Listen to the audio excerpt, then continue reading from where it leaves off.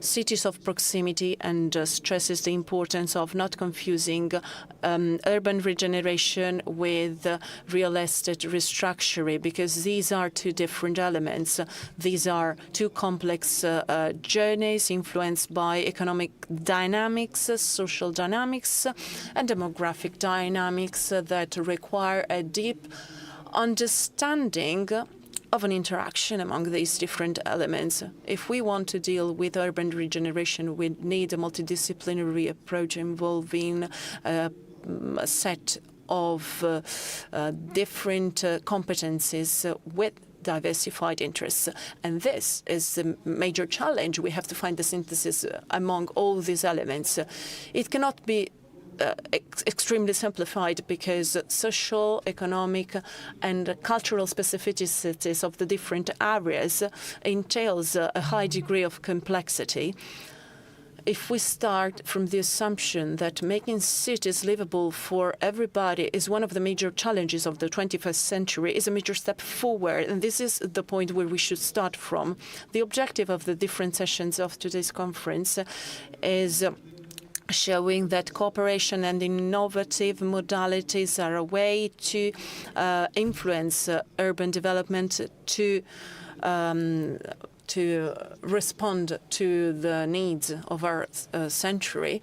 We should also talk about social housing. This is one of the most important topics. And last week I came back from Barcelona, where, thanks to a member of the scientific committee, I had the possibility to meet important architects from Barcelona who are carrying out extremely important interventions. So we visited different social housings. We met the president of the IPSOL, and we saw how the metropolitan area of Barcelona has been reorganized. And they do these interventions throughout public tenders. Said public tenders are very well organized. Indeed, a call for tender works if it's well organized and if it aims at quality, not only at saving.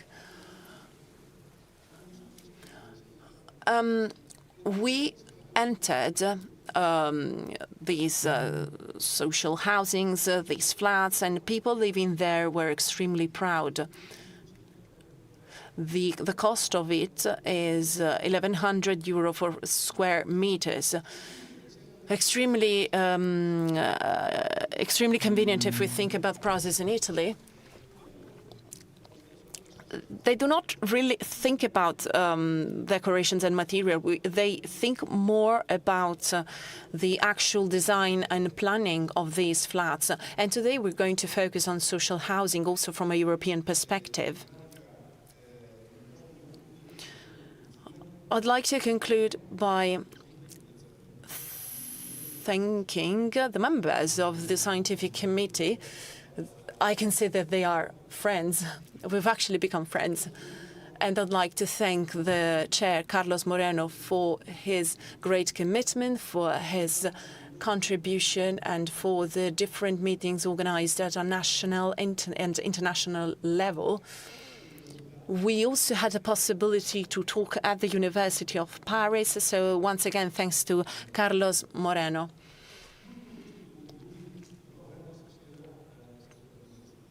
This afternoon, the Scientific Committee will issue a manifesto summing up these past 3 years, focusing on the fact that the effectiveness of the city is not reflected only by its economic performances, but also by its social dimension from different points of view.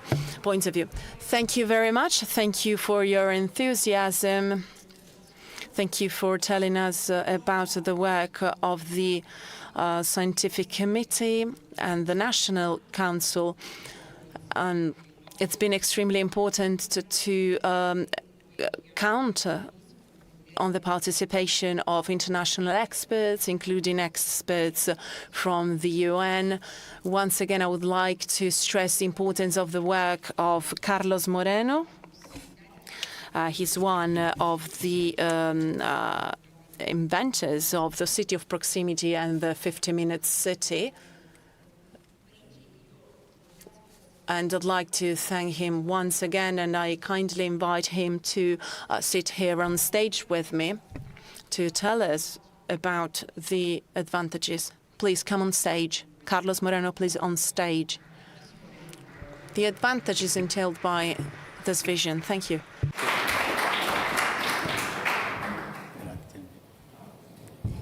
You can speak there? Yeah. Here. Okay. It's okay for... Grazie mille, caro amici.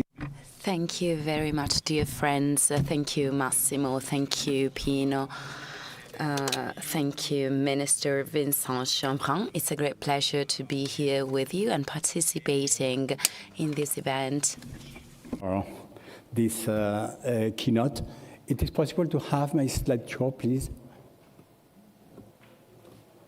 Just 1 second. La sua presentazione, se è possibile riprodurla. Ah, it's here. Okay, thank you. Thank you so much. Okay. It's a great pleasure for me to deliver this keynote this morning for introducing this conference on the new paradigms for proximity, well-being, cities in territories. The question is, why we need these new urban paradigms? We have developed for 3 years with my colleagues of the scientific committee, the International Scientific Committee, a hard work for evoking how proximity may be one of the most powerful leverages for improving our quality of life.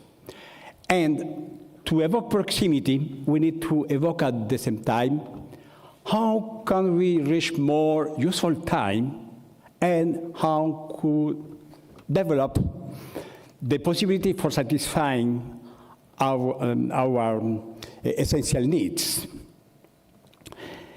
The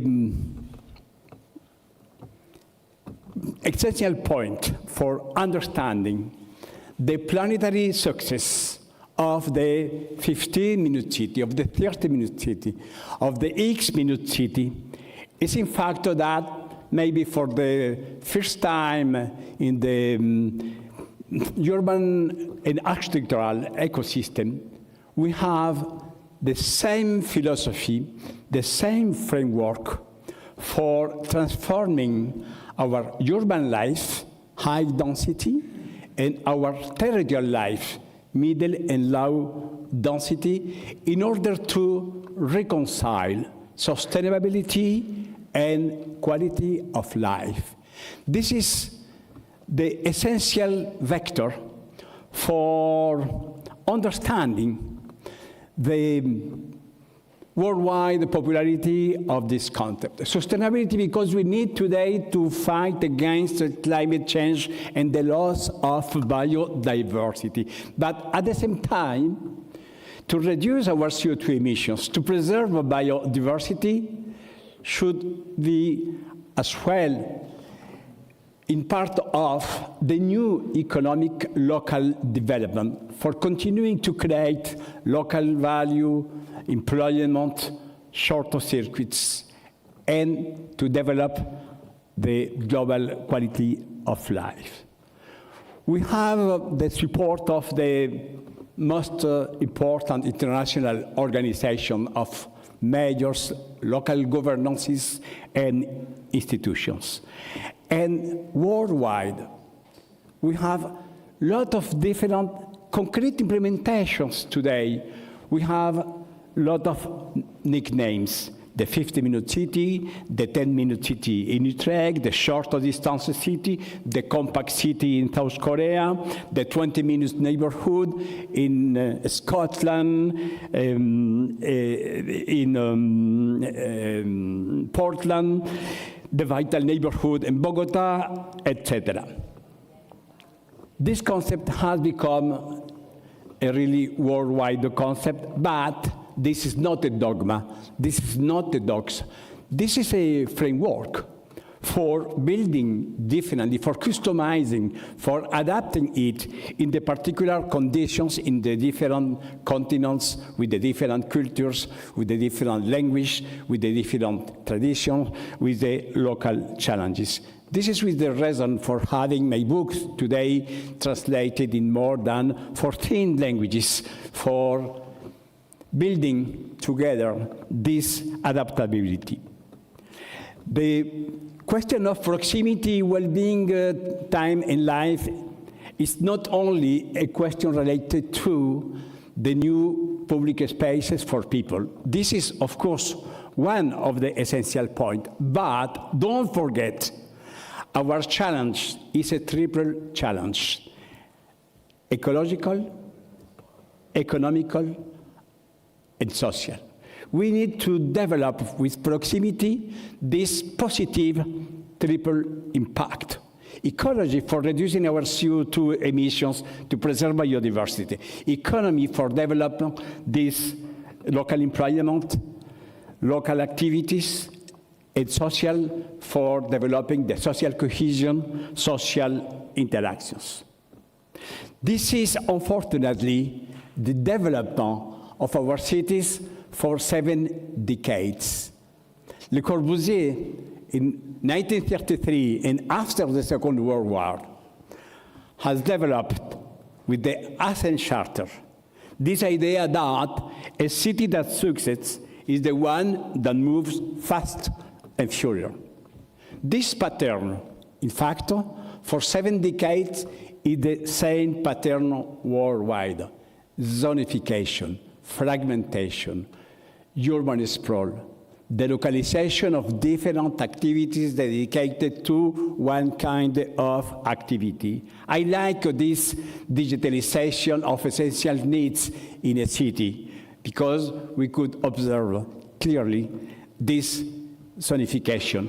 If we're going from the one color to another color, we need a mobility, and unfortunately, for a long time, this was synonymous of individual transportation, individual cars, diesel cars, traffic jams, pollution, etc., etc.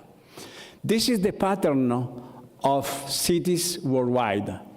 Paris with La Défense, the biggest corporate district in Europe, 1962, Santiago de Chile, Providencia, with the highest corporate tower in South America, Buenos Aires with the CENTRO, totally fall after the COVID-19, and the last one, Ulaanbaatar, the capital of Mongolia, the lowest density in the world, one of the most polluted cities in the world for more than 20 years, because Ulaanbaatar has embraced the same pattern for this development.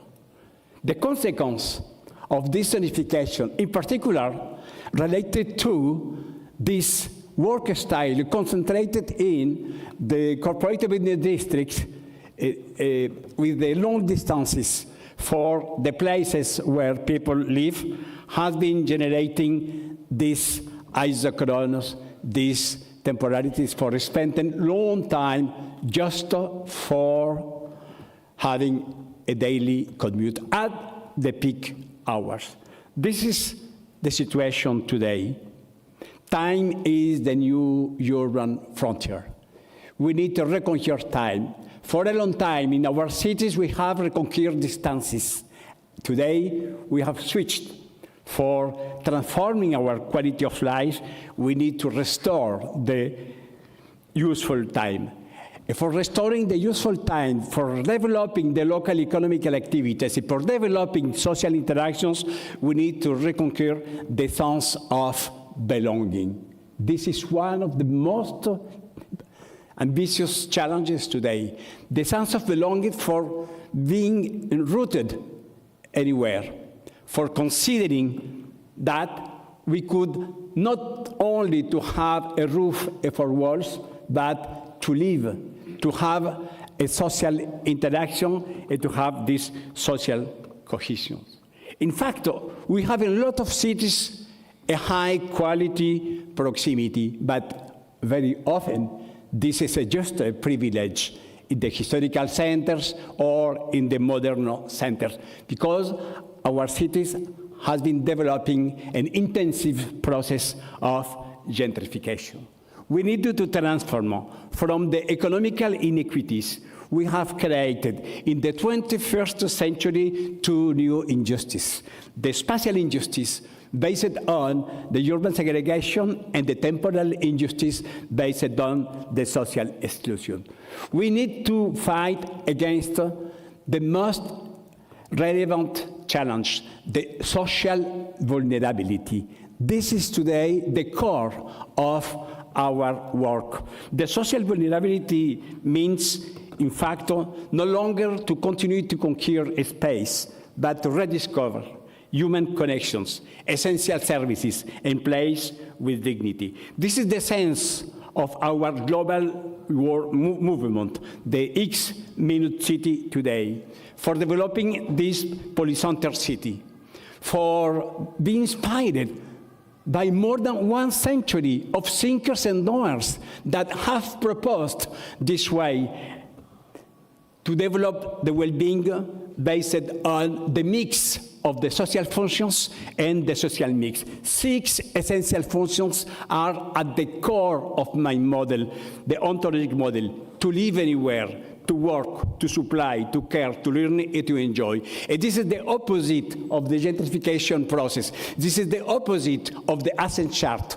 For the Ascent Chart, we have developed this amazing separation of colors. We need to mix these colors. The nickname with this mix of colors, the rainbow of the well-being. We have developed the new indicators, the indicator of the high-quality societal life with the 3 new well-being: my personal and familial well-being, my social well-being, my neighbors and my work colleagues, and my sustainable well-being. We need to transform with the proximity to develop more diversity in my city, to develop a human density, and to take benefit of the process of digitalization. We need to consider 3 levels of proximity: the daily local proximity, the intermediate proximity, the services that we need sometimes, and the central services. This is the ring, the triple ring of this proximity, based on the 3 new behaviors. The behavior of time, chrono-urbanism, the behavior for using the multipurpose services, for optimizing our square meters, and the topophilia for developing the sense of belonging. The chrono-urbanism for reconquering our useful time, no longer spent time in long commutes, but to have in proximity a lot of places accessible by low carbon mobilities on foot, by bike, or public transportation. To adapt mobilities with the profile with each one of inhabitants. Proximity is not the same for a young professional, for kids, for retired, for people that need different kind of services. This is our duty, to imagine in proximity a lot of different services adapted to the different profiles of people. Topophilia is the sense of belonging, to offer this capability for being happy in our cities, for developing this economy. And the chronotopia, this is the new business model. The new business model for builders, for developers, for real estaters, for developing. I go to Busan in South Korea this afternoon. This is the new kind of business card of proximity for creating this new business model based on proximity, for revigorating our local shop, our local commerce, for developing this new economical geography of sustainable proximity. Just for finishing, we have created a new NGO, the Global Observatory of Sustainable Proximity, is composed of UN Habitat, UCLG, the oldest international organization of local governances, our team at Sorbonne University, and we have launched this global and integrated urban and territorial planning methodology for local governances, the sustainable proximities for the high quality of societal life methodology, for using science, geodatabases, algorithms, for developing the scientific calculations, and at the same time for listen to people, for listen to actors, for transforming our cities with the workshops. This is today our roadmap to develop the urban and territorial regeneration for transforming our cities and our territories, the regions, metropolises, cities, big cities, middle cities, small cities, even ruralities, to adopting this multi-scalar approach for transforming with proximity. The European Union has proposed this cluster driving urban transitions. One of the 3 items is the 15-minute city transition pathway. We have today more than 120 projects in Europe. Every year we have a call for proposals. Please join us. Join the Global Observatory of Sustainable Proximity and take part in this powerful movement for transforming our cities with useful time, well-being, and quality of life. Thank you so much.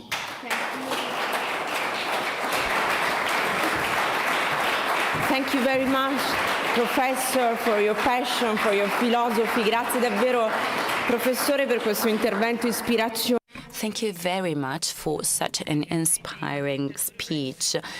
Designers have many challenges ahead, and it will be extremely interesting to see how the different speakers of today will address this same topic. And now, without further ado, we will start our first session. Therefore, I call here on stage the moderators for the first session, Catherine Gall and Nuno Valentim.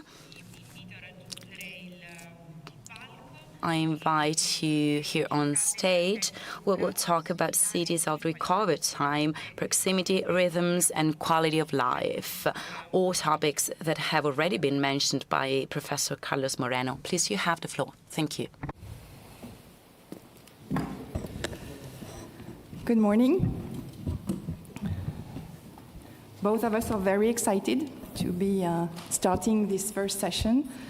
It's been an amazing time to be working alongside the scientific committee on Italy and public policy and also design concepts. And so we are going to look at what actually can it look like, a city that has decided through a strong mayor leadership and also very complex system of urban policies and transformation to target proximity, to have this as an intention and a very strong objective. So we are very pleased to start this great day of experience sharing with the idea of looking into how cities deal with quality of life and also the cycle of times. And for that, we have assembled a great panel. I'm going to call Jean-Michel Perret from Saint-Hilaire de Bretmas, who worked 12 years to really transform the course of a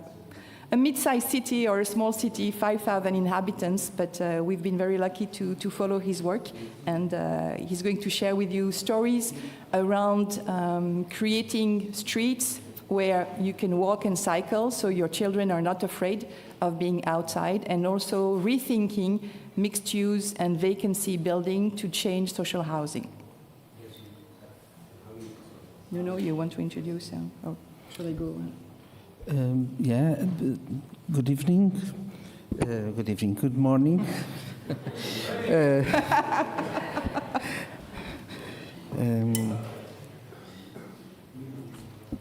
Sì, io ho il piacere di presentare. It is a pleasure for me to introduce Joaquín Moreda. He is an architect and he's also the councillor of Pontevedra municipality in Spain. As we all know, Pontevedra is now an international reference because everybody talks about Pontevedra.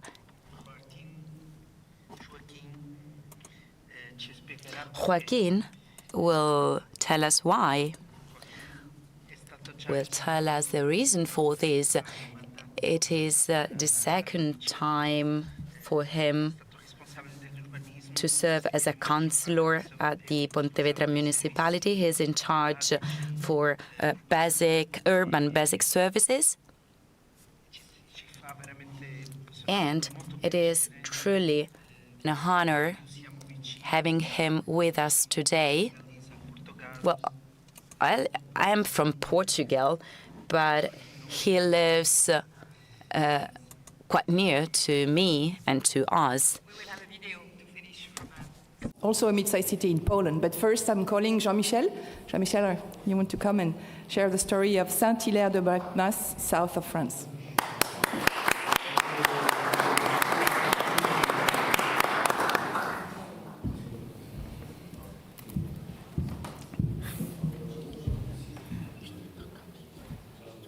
Good morning, everybody. So I'm the mayor of small towns, small cities, south of France. And I don't know for it, I prepare some... Do we have the slides?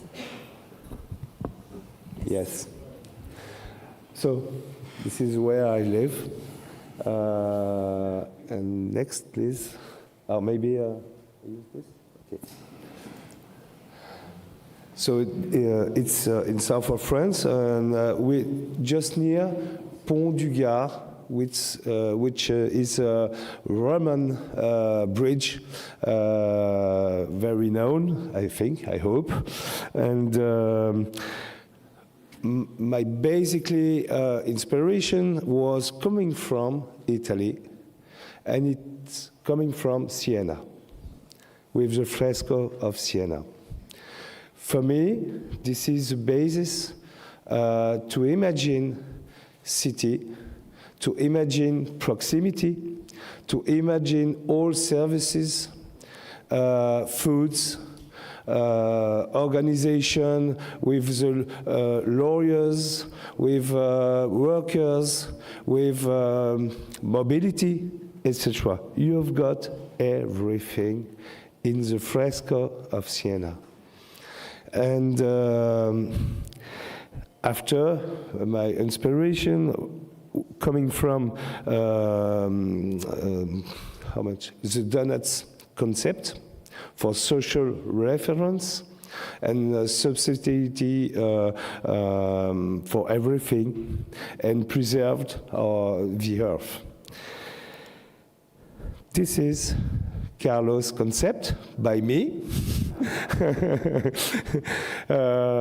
So you've got in the middle the family, and you've got all the services that we need to be alive.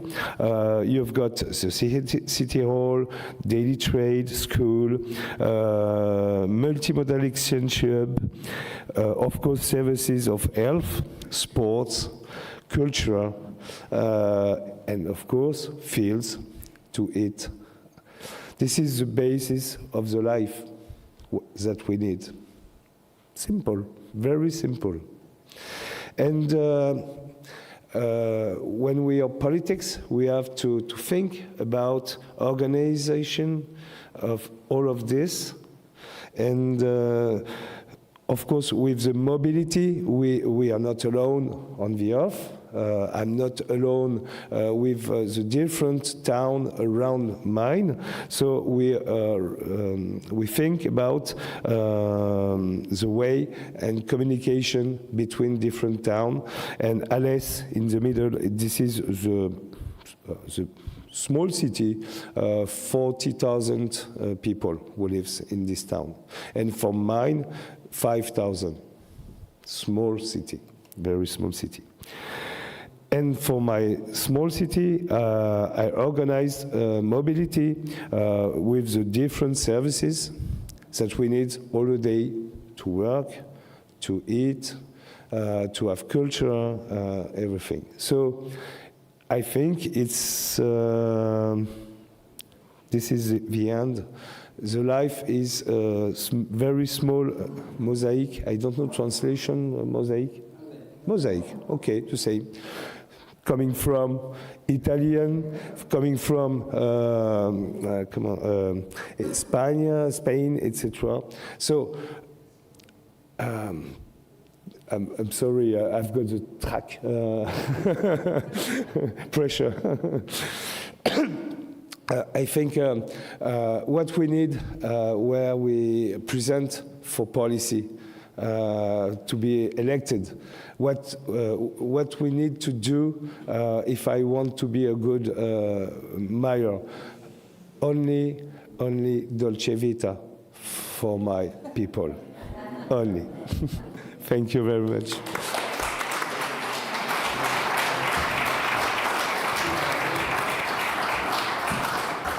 Thank you, Jean-Michel. I hope you find this inspiring. You'll see more if you go on the website of Saint-Hilaire de Bretmas. Jean-Michel is very humble.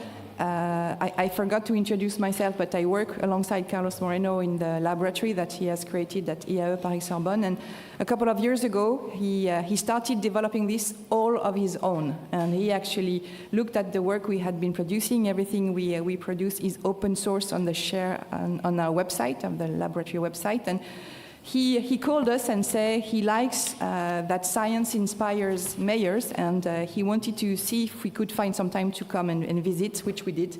And his small city is also part of a French network called the Small Cities of Tomorrow, which is a very great network to help mobilize and activate synergies and storytelling between small cities who usually don't have the resources, don't have the tools, and not very often have access to scientific work. So that's how we decided that change can start at a small scale, and certainly with a mayor that has a vision, it's worth investing and supporting that. So this is where we are today, and this story is inspiring Korean cities.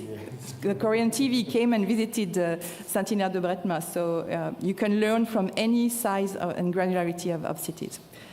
Let's now go to another place in Europe. It's the point of this session to look at stories and examples from other cities, and let's go to Spain. Joaquín.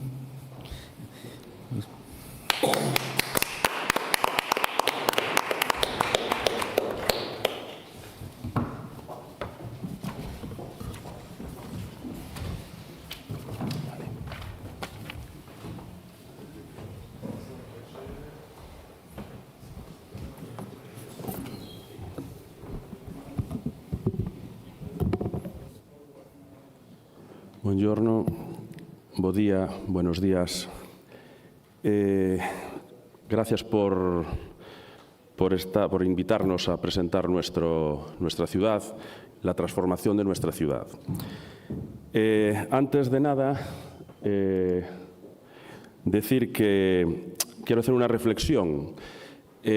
Nosotros llevamos 27 años gobernando, pero llevábamos 12 años en la oposición.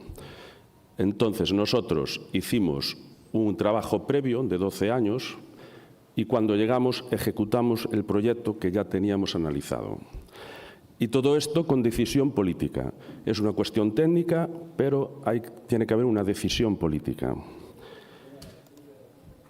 Pontevedra, para contextualizar, Pontevedra es una ciudad europea situada en el noroeste de la península ibérica.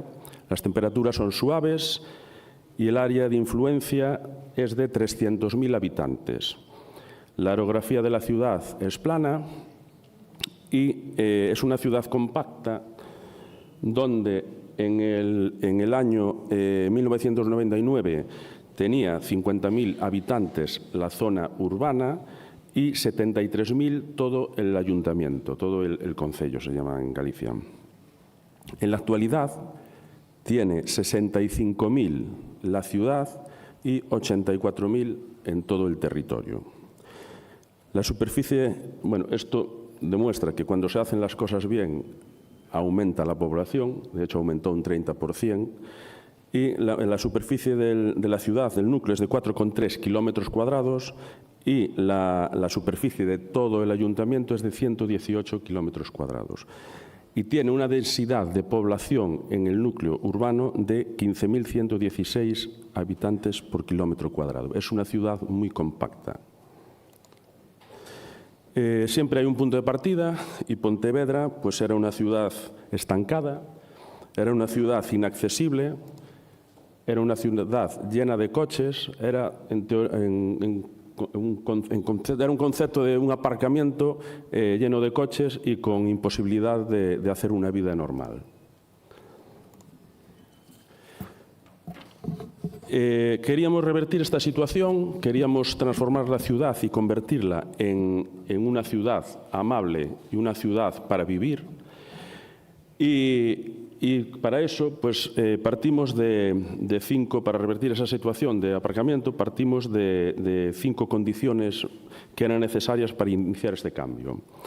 El primero es pensar la ciudad que queremos y para eso es necesario reflexionar sobre la ciudad que queremos y tener conocimiento y diálogo necesarios, ¿no? Porque las grandes transformaciones no salen espontáneamente, sino que es algo que está pensado y está muy madurado.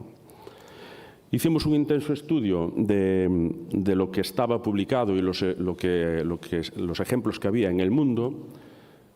Cogimos leímos lo que había sobre movilidad, sobre ciudad, sobre urbanismo, incluso sobre pedagogía de niños, como también tuvimos en cuenta a Francesco Tonucci con su libro La ciudad de los niños.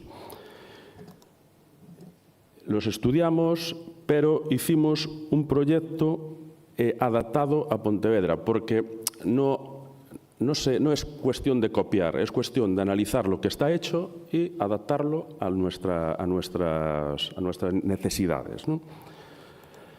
Se elaboró un proyecto propio, un proyecto que adaptado a las características de Pontevedra y una vez refrendado en las elecciones de 1999, que fue las primeras elecciones que ganó el actual alcalde de Pontevedra, pues se ejecutó con coraje político y se ejecutó con mucha negociación porque hay factores que hay que negociar con ellos, hay asociaciones, hay tejido asociativo que hay que negociar con ellos. Y la máxima participación posible. Es una cuestión de objetivo político, pero también negociando y hablando con los ciudadanos, que son los que saben también de cómo es la ciudad. A partir de aquí empezamos la transformación de Pontevedra. Y teniendo claro el objetivo que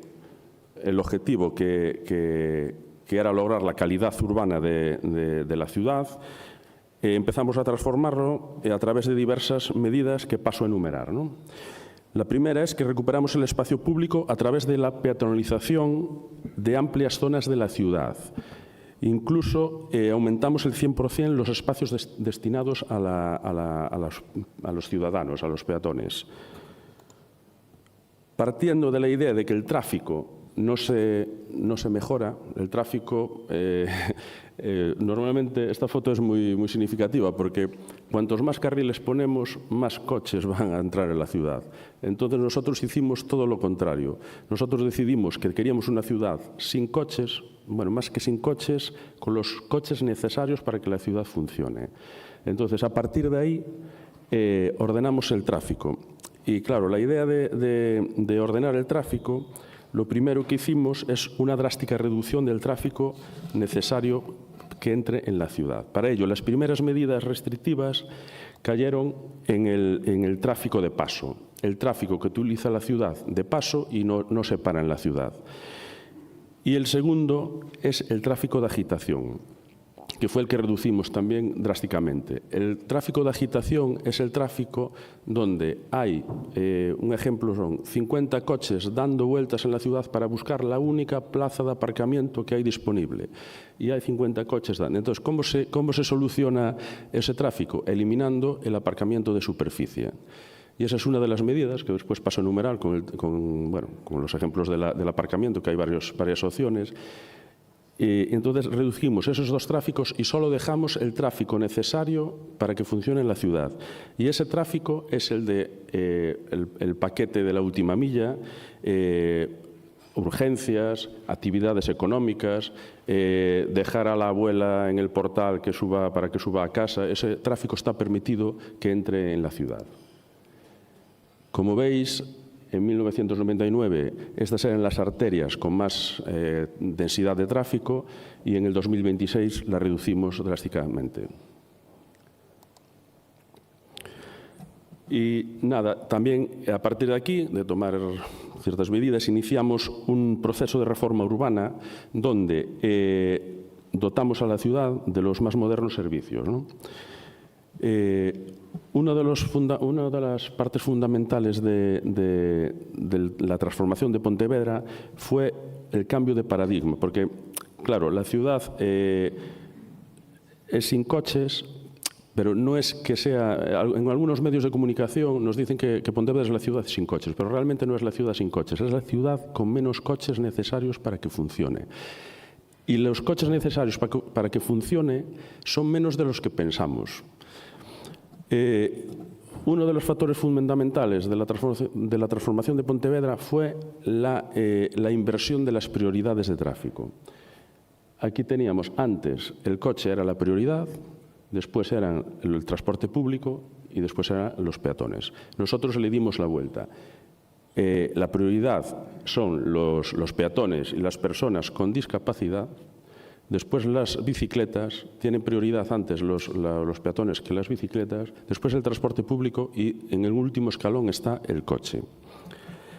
Invertimos estas prioridades de movilidad y iniciamos así un cambio de paradigma, porque nosotros no subordinamos la ciudad a la movilidad, sino que subordinamos la movilidad a la ciudad.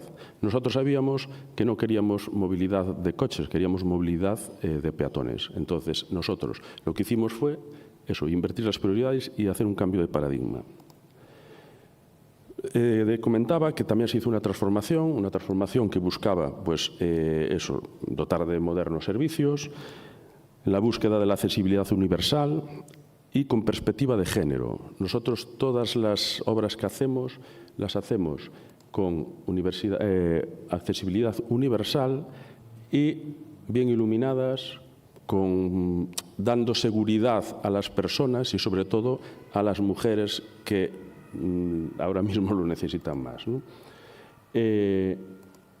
También plantamos más árboles, quisimos hacer una ciudad más verde y en las calles donde era posible plantar árboles, pues se plantaron. Por otro lado, en el 2010, también decir que adaptamos las calles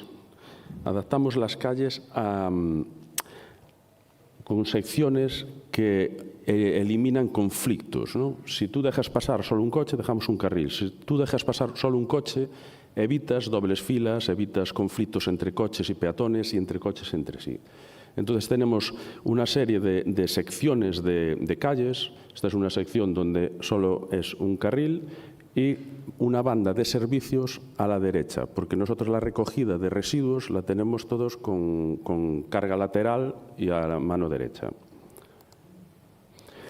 Y después, por otro lado, en el 2010, con el objetivo de seguir calmando el tráfico vial, se decretó que la velocidad máxima era de 30 km por hora. Y es más, en el 2019 se redució esta velocidad en zonas de plataformas únicas, zonas de tráfico de convivencia, le llamamos, a 10 km hora.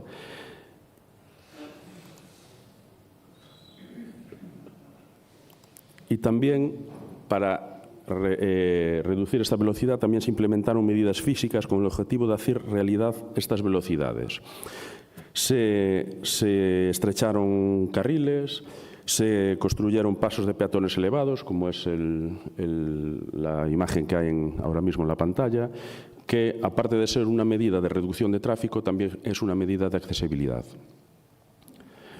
Y las bicicletas se integraron en la calzada de forma natural, conviviendo con el tráfico motorizado.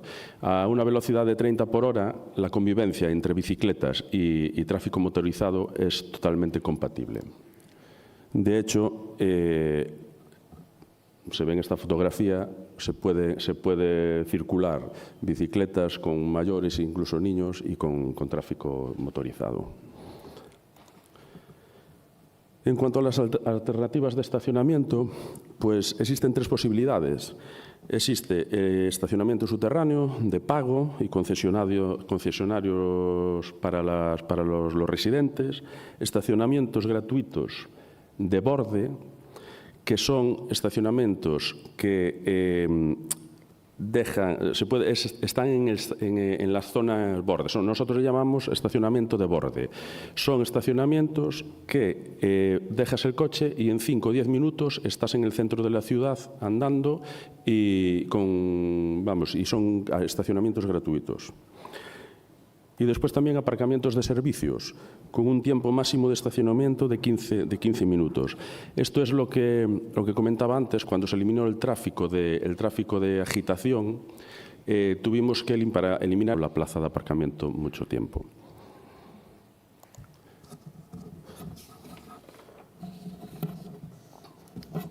El objetivo siempre fue mantener la ciudad compacta. Hablábamos que tenemos unos 15.000 habitantes por kilómetro cuadrado, es una ciudad compacta, y ese siempre fue el objetivo, ¿no? Evitando la especialización, nosotros queremos que toda la ciudad tenga todos los servicios posibles, y suprimiendo la instalación de grandes supermercados. Eso sí que es algo que siempre fue una decisión política. De grandes áreas comerciales dentro de la ciudad nosotros no las queremos. Nosotros promovemos el pequeño comercio y nosotros consideramos que la ciudad es un centro comercial, toda la ciudad. En este sentido, pues se llevó a cabo también una dinamización cultural, porque esto no es un proyecto vertical, es transversal. Aparte de tener los servicios de urbanismo, mantenimiento, mirando el modelo, también hay los servicios culturales y de fiestas, también tienen que organizar actividades para que el espacio no se caiga, ¿no? En este sentido, pues la ciudad, como tiene muy pocos coches, tiene la posibilidad de organizar eventos deportivos en el centro de la ciudad, porque podemos cortar el tráfico y no causar mayores problemas. Encaja muy bien las perturbaciones, tanto con eventos deportivos como con temporales o que pueda haber un accidente. Entonces, eso en otras ciudades no es posible.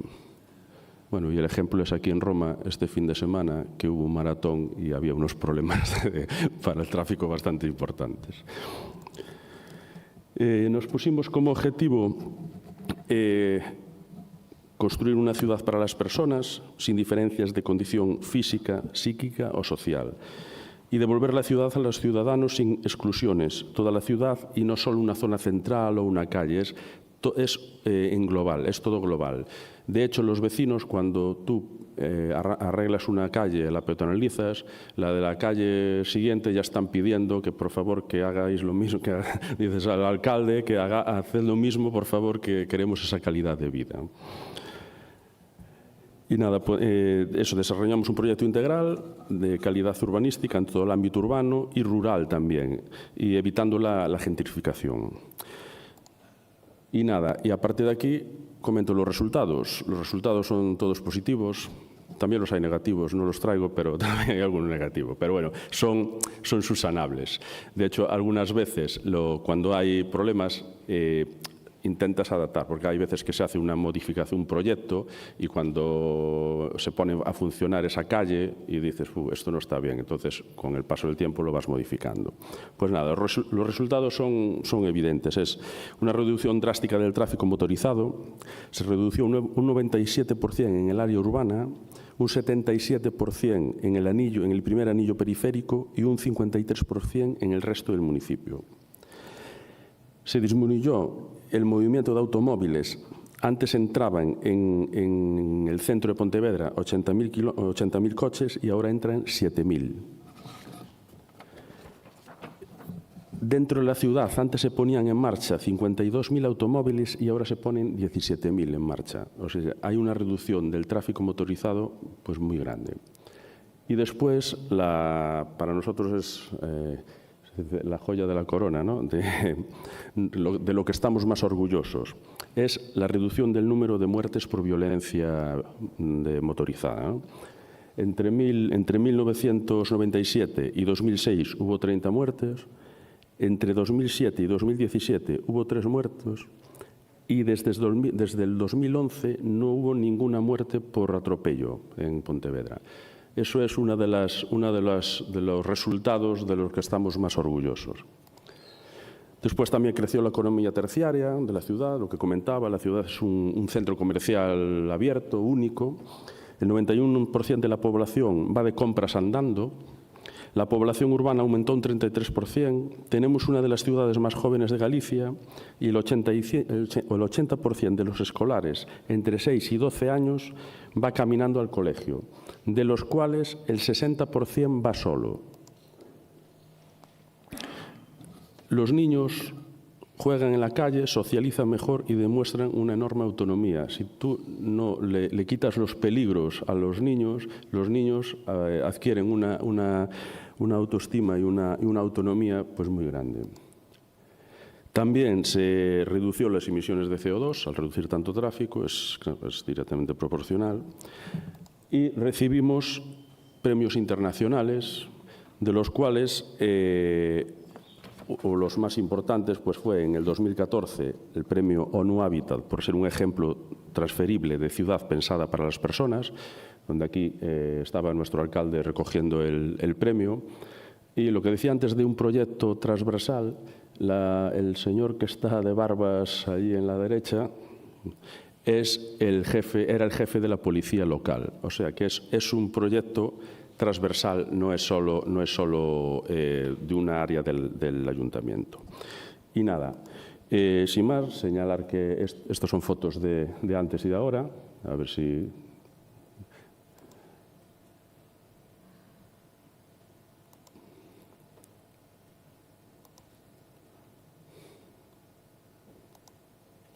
Y nada, decir que esto funciona, que hay que tener coraje político y que no es más caro, porque lo que vas a invertir en otra cosa lo puedes invertir, pero hay que tenerlo planificado y bien organizado.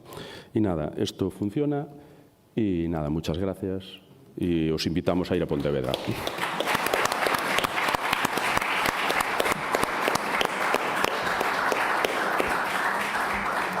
Thank you very much. Very complete story of the transformation of Pontevedra. And to finish this session, we go to another city, a city in Poland. I believe we have a video. Mayor Arkadiusz Tak is the mayor of this city. He's also an academic. He is at the Academy of Science in Poland. And he also led quite an amazing transformation, 17,000 inhabitants in the city of Pleszew, which is south of Poznan.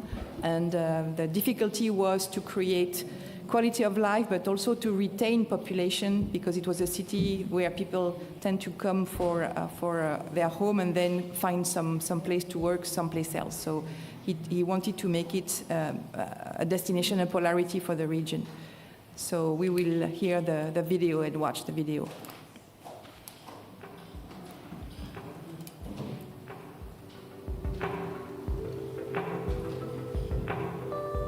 Good morning.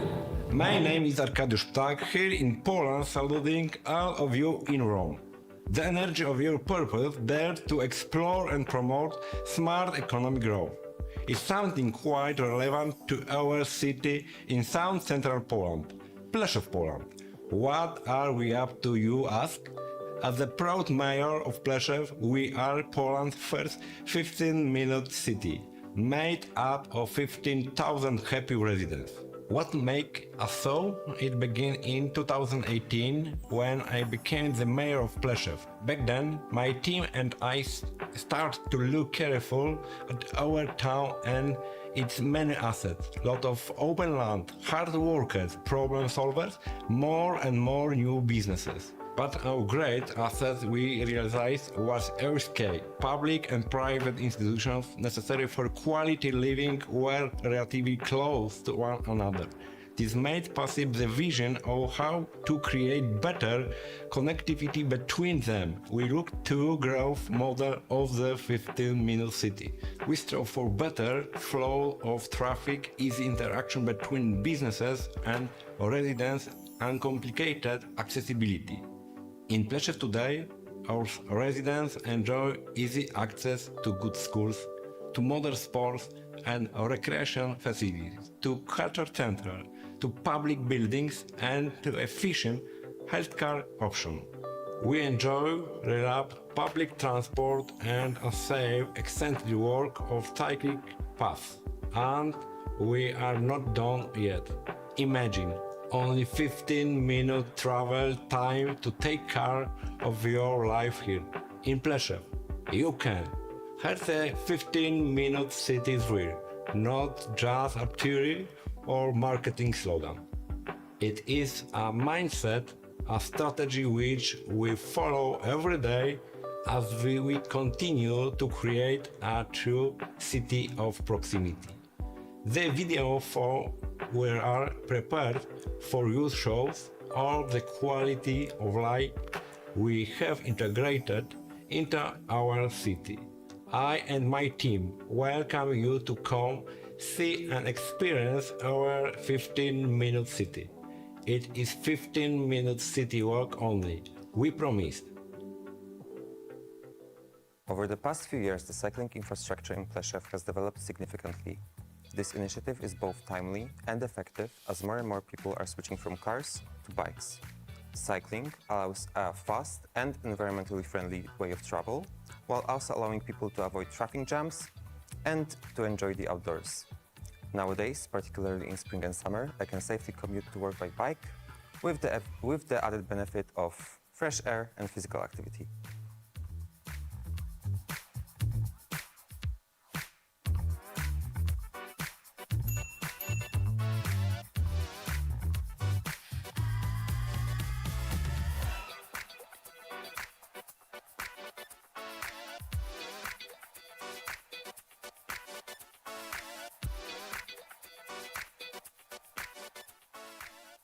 Generally, I usually walk along the city because it's very close to each place, but I appreciate that there's a good road infrastructure. The city is getting better and better for cyclists and pedestrians, but also for drivers. The drivers are having a good time because there are no traffic jams, but there are also a lot of parking places. There's a park and ride parking place which you can use for free, and you can transport there or just walk from this place to the city center. So I think it's quite good place to live. And also in the rural areas, the roads are either being built or they are repaired, and the roadsides are greener and greener. I'm living here all my life, and I think it's a nice place to live, and I'm loving it.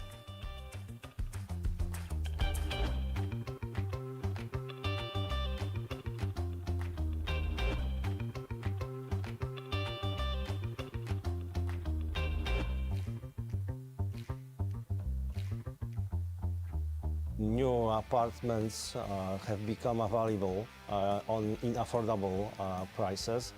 The apartments were provided in various forms, starting from rentals, municipal housing, and even rent-to-own options. This has drawn new people to Pleszew. I live in an apartment building constructed by a municipal company, and it was a very good option for me and also for other young people because I didn't have to take a mortgage to live there.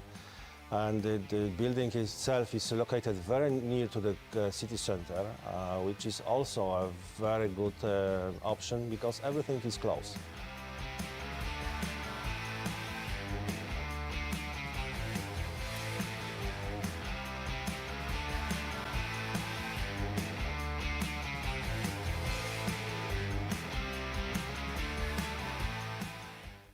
I'm in 8th grade of primary school, and I really enjoy my school. We have a lot of sports facilities. We have a gym. We have a great sports field. We also have an outdoor classroom when we can learn new things on fresh air. Our school uses a lot of teachers' aids, so we can develop our skills in easier ways. I really like my school.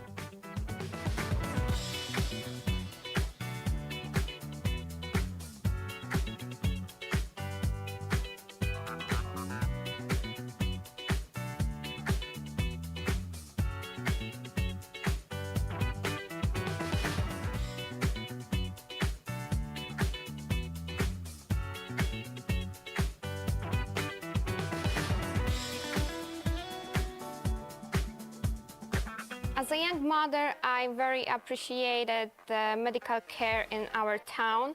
Our hospital is modern and still improving with very excellent diagnostic units, skilled specialists, advanced equipment and welcoming interiors.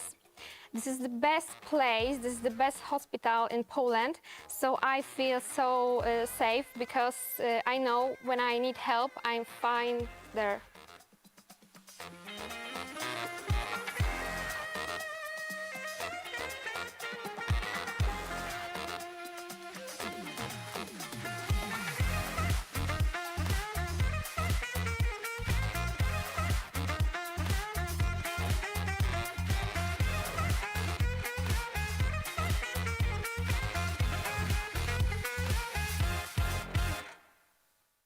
Pleszew is a small town, but so many beautiful things happen here.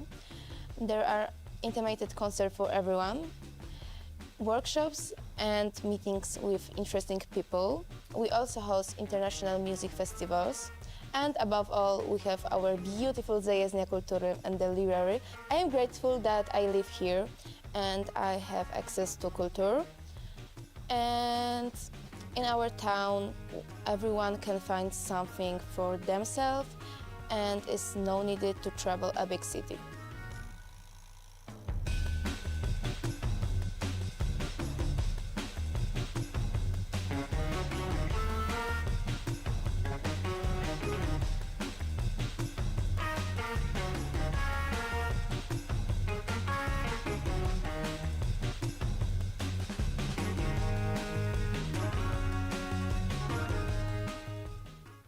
I love sport and I'm an active person. I go run, swim, and in the winter I go ice skating. I try to make sure that my daughter stays active too. We have all the sports facilities right at our fingertips in our town. That I really appreciate that. After work, I can quickly go to the aqua park or head to the stadium to play volleyball. All our sports facilities are modern and well maintained, so I really appreciate that. And there is something new to do all the time.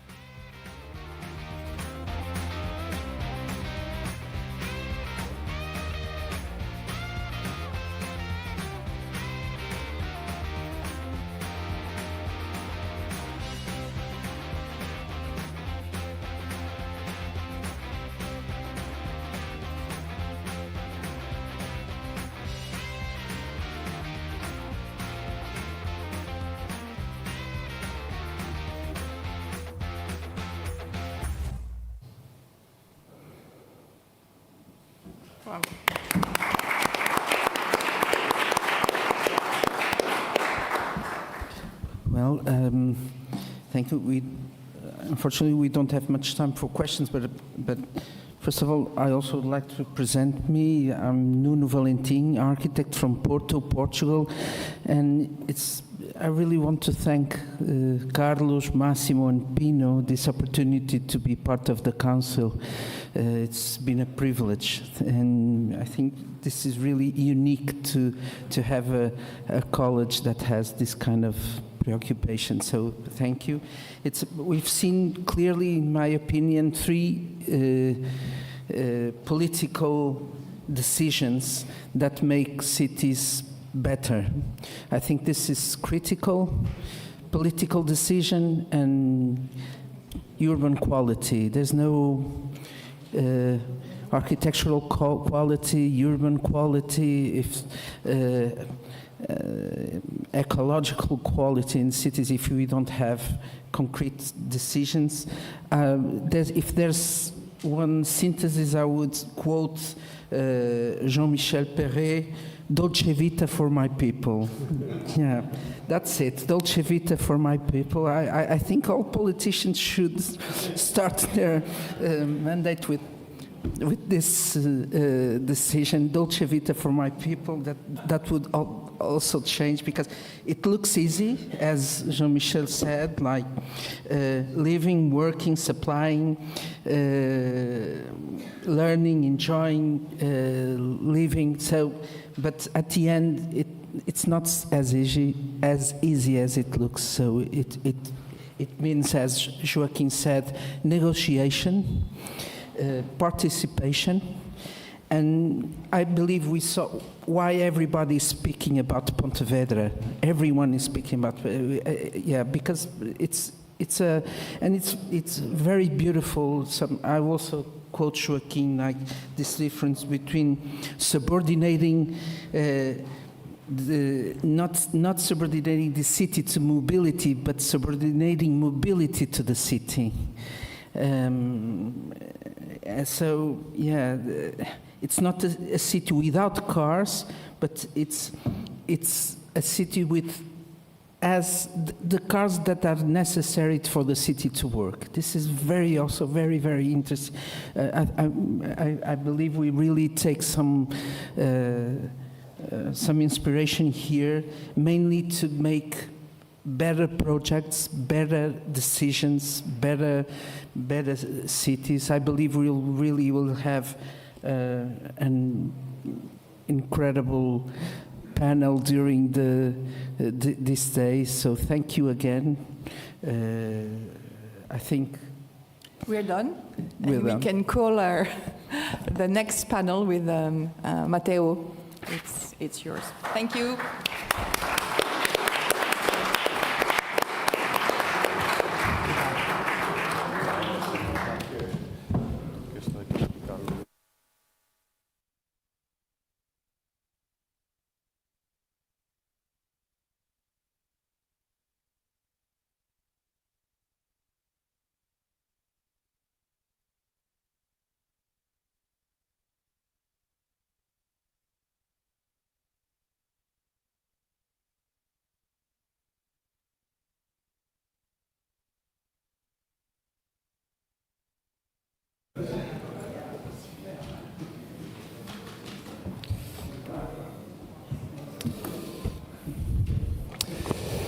Good morning, everyone. I'm Dr. Leoni from the Scientific Committee of the Order, and welcome and as well from my side.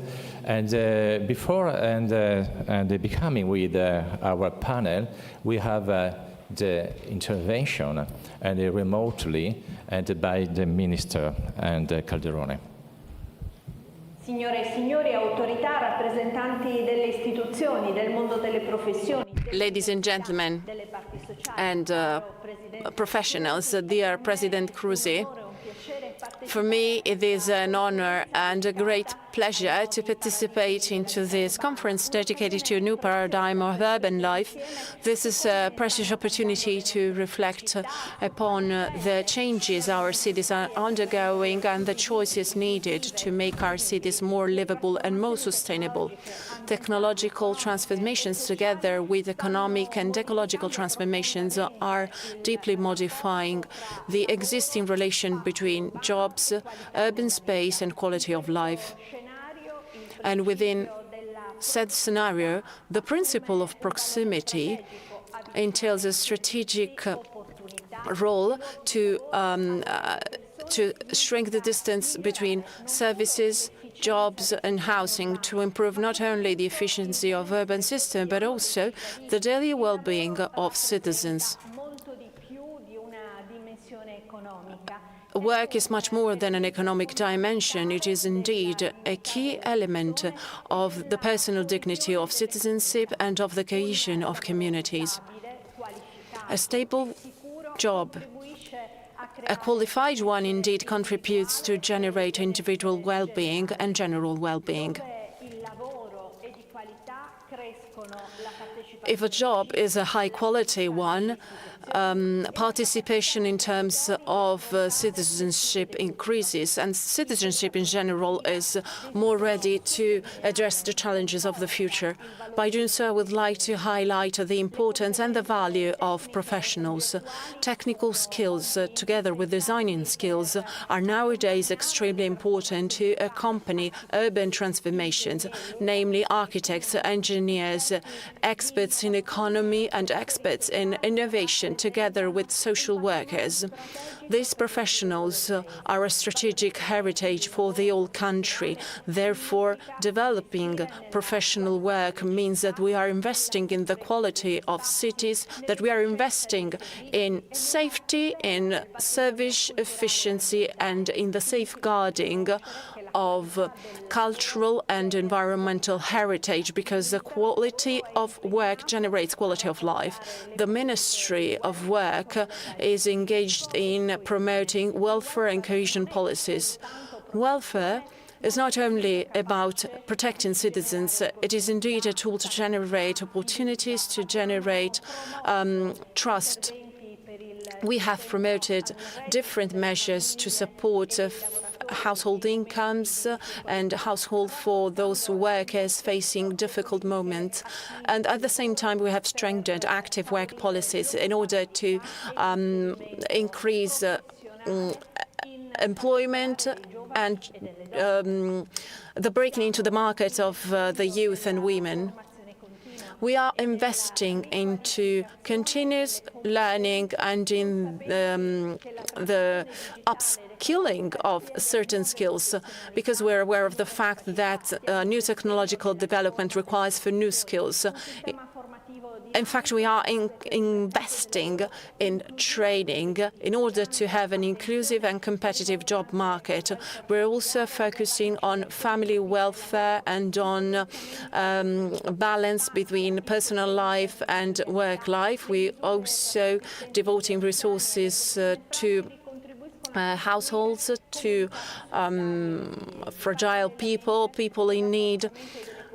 By doing so, we're also strengthening policies for work safety. This is a major priority for us, and you are extremely important for us, because there is no well-being in cities if there is no protection of workers. So every investment in training is an investment in our future. Well-being in the job market improves the quality of urban life. It supports local development as well as innovation.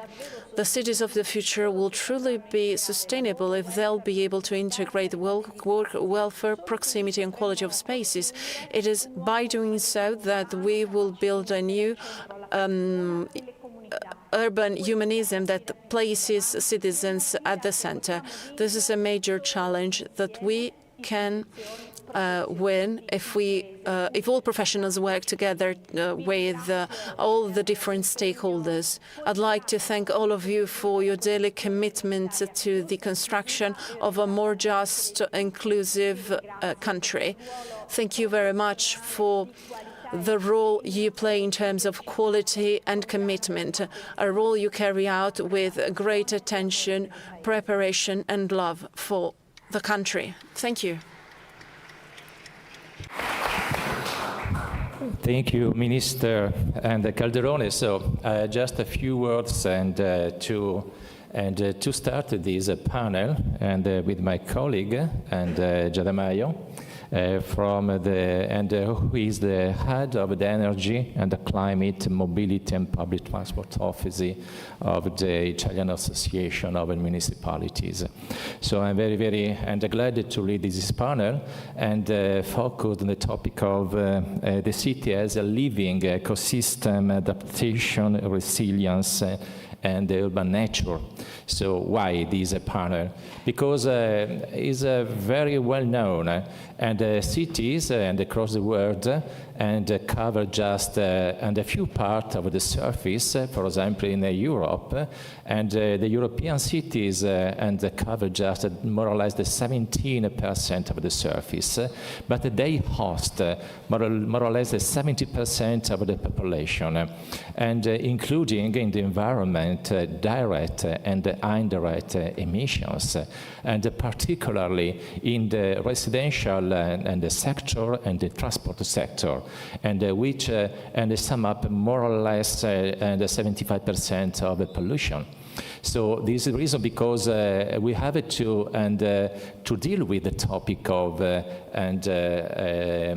ecological transition in contemporary cities, where the quality of life, the quality of the urban living, and refer not just to the possibility to access opportunities, facilities, but at the same time to have to live in a good climate context and without emission, and with the effort to go and in the direction of ecological transition.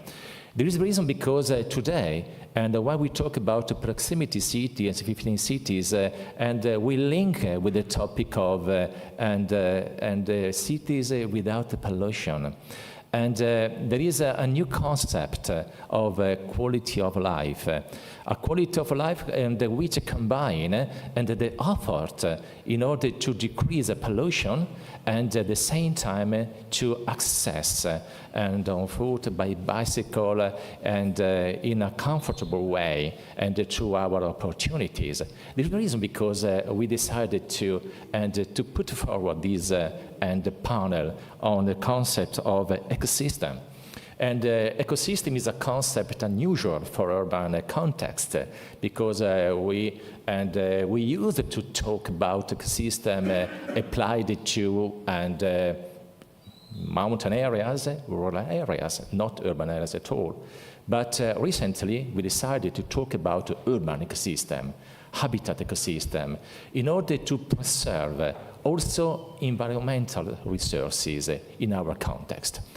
And we will talk about this topic in our panel, and with the co-leader of this panel, and Gianna Maio, and then introducing a panel of guests and experts coming from different universities, associations, and first of all, the councillor of the municipality of Rome. But I leave a room to my colleague Gianna Maio. Thank you. Thank you, Matteo. Io mi sono preparata una breve. Well, I have prepared a brief speech in Italian. It's a great honor for me to be here with you in such an astonishing place.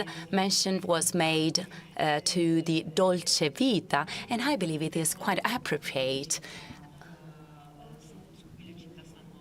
Nowadays, cities are specifically facing this topic, the idea of reaching this Dolce Vita style.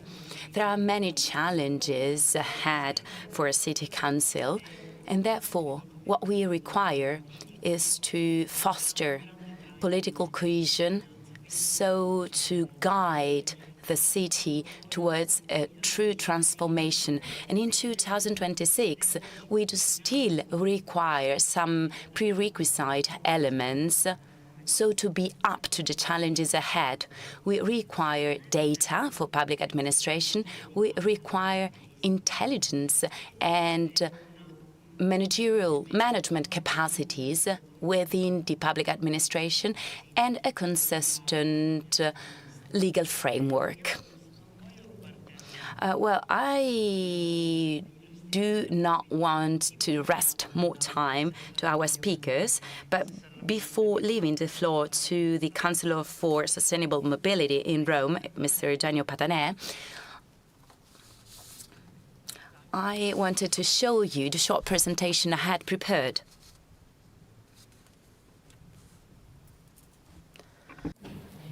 Non vi tedio con I dati che conoscete.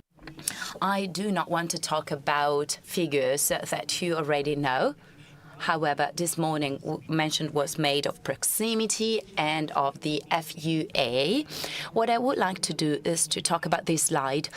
Rome is among the new cities facing the challenge of the 100 cities with zero climate impact.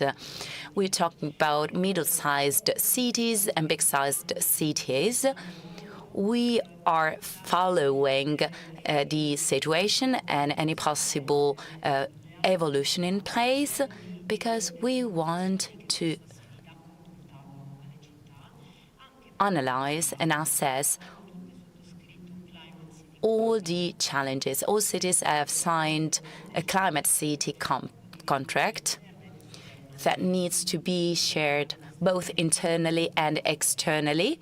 All supply chains are involved in this process.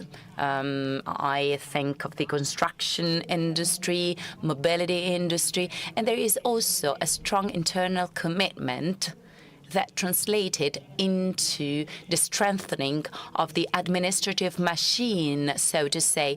There is a climate office, for example, that has been established, and thanks to it, a stronger dialogue between different sectors has been promoted.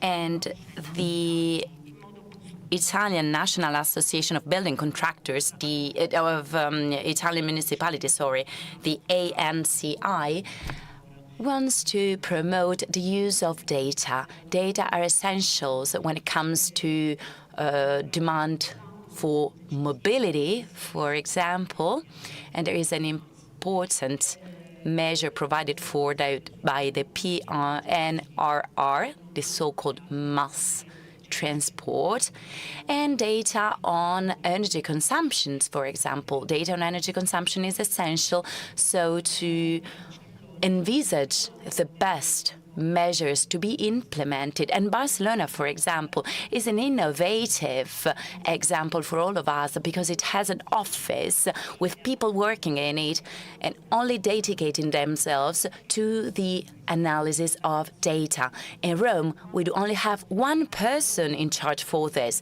So it is all the more necessary to create cross-cutting competencies. Mobility and energy managers are not enough. And the national policy and strengthening national policy from a legal viewpoint and also from a financing viewpoint is essential. Nowadays, little attention is placed on linear infrastructures that really change the cities because they shrink the distance between the city center and the suburbs, and they allow for the implementation of slowing down policies. And we lack adequate funding when it comes to mass rapid transport systems. As for the measures implemented through the PNRR, you already know them. But as for data from 2017, there was an increase by investments, by municipalities, and the PNRR gave a strong contribution to this. The PNRR was a very important initiative. But we are dealing with further problems when it comes to maintenance, for example, of the infrastructure. Mention was also made of the housing industry. It is all the more essential for us to have people working together, focusing on innovative mobility, changing our mindset, for example, and mixing mobility with housing industry. energy efficiency of buildings is important, of course, and we receive funding through national policies, but we should also work at a neighborhood scale by implementing green interventions, green actions that do not receive proper fundings. Therefore, national and European policies are not aligned. Climate adaptation of our cities require different tools from the one we now have available.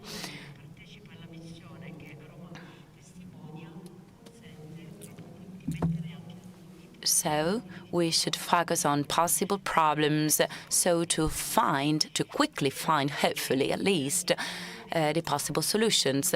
As for the transport industry, this is a very complex industry, but also an interesting one. And one last thing on an issue you will probably address in the afternoon, and it has to do with energy poverty and transport poverty. We should think of future policies to be implemented in the cities in the framework of the social climate plan. We're talking about 9 billion euros in this case.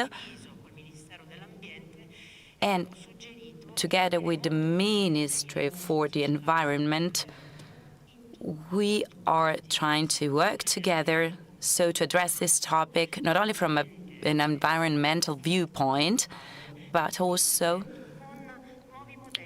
trying to implement new mobility models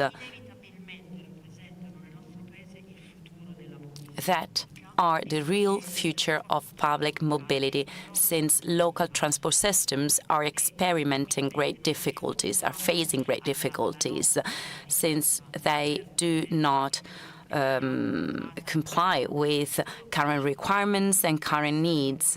And before leaving the floor to our speakers, what I wanted to say is that there is not conflicts when it comes to mobility offer.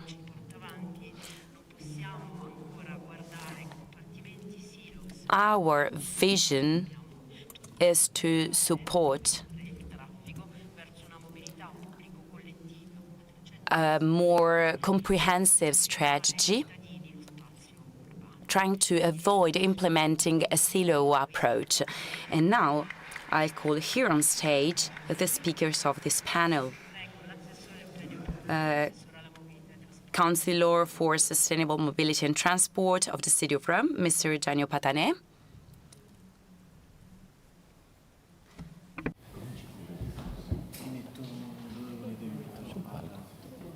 I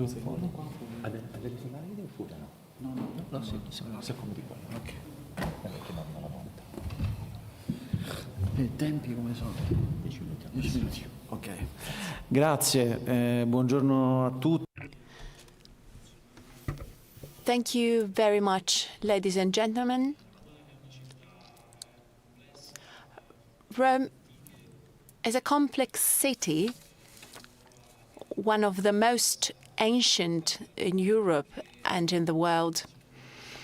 It is a complex city because of its characteristics, and only its surface is 1,300 square meters. In Europe, it could be compared only to London and Berlin perhaps. And only 37% is built on.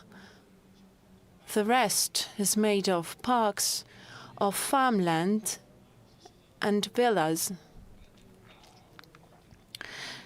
This is a great advantage for all of us. However, the distribution of services has negative impacts. And I'm saying so because highly populated cities connecting the outskirts with the center in an efficient way are the ones that work best, while in Rome we have to face major challenges when thinking about heavy goods transport from the outskirts to the center. Rome is a city that needs everything. Rome needs an extensive subway network. It needs to properly connect the outskirts of the city with the center. There are also towns around Rome with a population of 10,000 or 20,000 people. So building railway networks to connect those small villages to the city center is not that convenient in terms of cost. There are cities like Prague that has bet on an underground network, a more extensive one. Rome needs everything. Rome needs a more extensive underground network, a more extensive railway network, more roads. So the situation in Rome is extremely peculiar.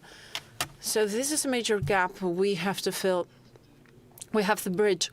Well, if we want to achieve the objective Giada mentioned before, first of all, we have to implement the number of kilometers for mass transport. Indeed, after many talks, Rome has started to build new underground stations. We are strengthening the sea line of Rome's underground, and indeed the 6 stations are being worked on in order for the sea line to reach other areas in Rome. So it will connect the southeast of the city to the northwest of the city. And the results we have achieved are impressive. Indeed, last month, we opened up these new stations, Porta Metronia and the Colosseum. And by doing so, we have implemented the connection between the B line and the C line, changing radically mobility within the city center of Rome. Before this connection, we only had one point of connection between the line A and the line B. Now the B line and the C line are connected as well. We have also started new working sites for tram lines. The last tram line was developed in 1997 and was opened in 1998. So this administration is proud of inaugurating 3 working sites on tram lines. The first one is the Palmiro Tagliati. Then we have Verano Tiburtino, and thirdly, we have Gianicolense Tor Vergata. A new one is coming. And as Giada said, we put forward to the ministry in notice number 3 different projects for new tram lines. And we've done so because we think that Rome, over the past few years, has lacked the construction of new tram lines or new network lines, and this has generated a strong social fraction. Rome has a huge surface, and if you are a youngster living in the outskirts, you don't have the same. This youngster doesn't have the same possibility of youngsters living in the city center or in areas that are well serviced by rapid transport. This gap has generated dramatic situations. Indeed, there's also a difference in terms of life expectancy if we consider what happens in the outskirts of Rome and what happens downtown Rome. So there's a gap in life expectancy of 2 years between people living in the outskirts of Rome and people living in central Rome.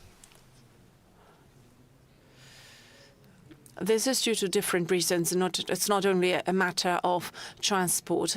However, transport is one issue.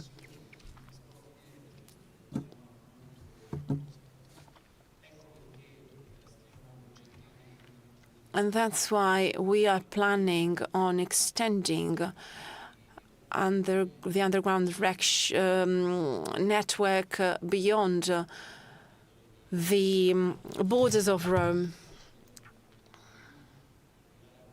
We would like the B line to get as far as Guidonia, which is the third most populated city in the Lazio region, and just after Guidonia, we have Tivoli with 60,000 inhabitants. By doing so, we would reach an area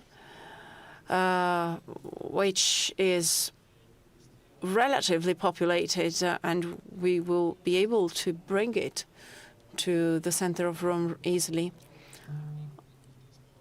On top of tram lines, we have also made another addition. Giada mentioned it before. I'm talking about the buses that you can call. It could be a great solution for those neighborhoods that are called prison neighborhoods, because if you want to get out of there, you can just use your car.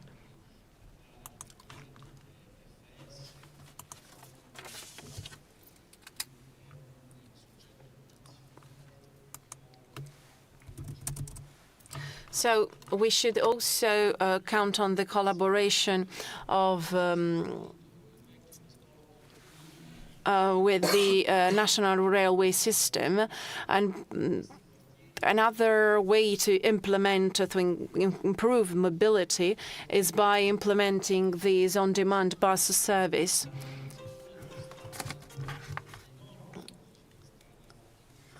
Another problem in these peripheral areas is that there's no space for public transport to drive around or to run in certain areas. So buses that are 12 meters long cannot drive into certain roads of certain peripheral areas. That's why we have decided to shift to on-demand bus services, which uses buses where 9 people can be transported. So people can call these buses, and said buses bring people to a major hub. And by saying major hubs, I mean, for example, Tiburtina railway station. And by doing so, we have implemented a win-win solution, because we are fetching people home, and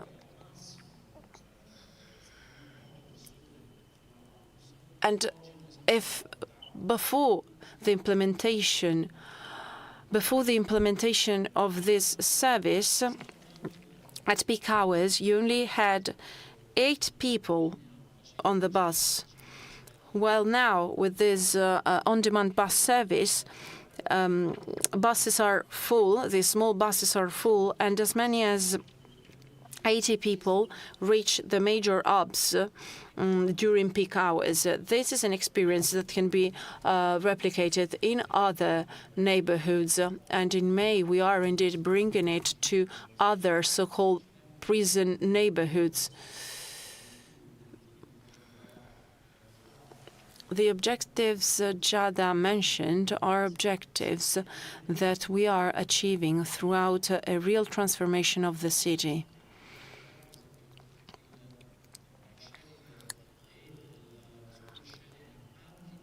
An example of it is the fact that bike sharing is now implemented also in the outskirts. The number of people who have subscribed a yearly bus pass has increased. So all these data show that things are changing. before said integration scooters were used only at weekends in the city center, while nowadays they are mainly used on Wednesdays and Thursdays. And they are used for the first and the last mile of mass transport. We have also tried, well, after the pandemic, a dramatic moment for local public transport, we decreased the price of a yearly bus pass. So we moved from 24,000 to 100,000 people under 19 years of age to subscribe said bus pass. So a family that before would spend 500 euros for two yearly bus pass now pays only 100 euros. The Rome yearly bus pass is not only a card to use the public transport, it's also been transformed into a card to use other services such as certain parking, such as bike at certain stations, bike sharing and scooter sharing. So we can see that that card is key to access different services, which is extremely important to achieve the objectives Giada mentioned before. Grazie Assessore. Possiamo proseguire? Thank you very much. Our panel, Garcia Resta.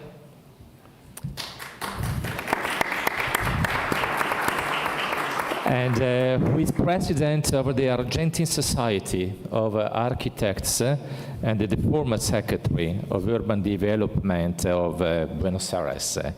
And welcome, architect. And I leave the floor for your presentation for 10 minutes, if possible. Yeah.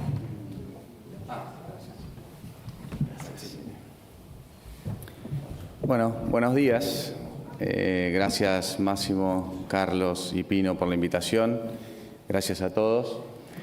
Yo preparé, en vez de una presentación, una invitación, que es algo muy sutil, pero es la invitación a pensar juntos a medida que voy tratando de contar, no tanto qué hicimos en la Ciudad de Buenos Aires, sino cómo lo hicimos. Y tampoco voy a contar todo, sino que me voy a focalizar en repensar infraestructuras obsoletas. Todos estos cambios que las ciudades han traído en el último tiempo han dejado muchísimas infraestructuras ya construidas en la ciudad con un uso que no necesariamente es el mejor que le podrían dar a la ciudad.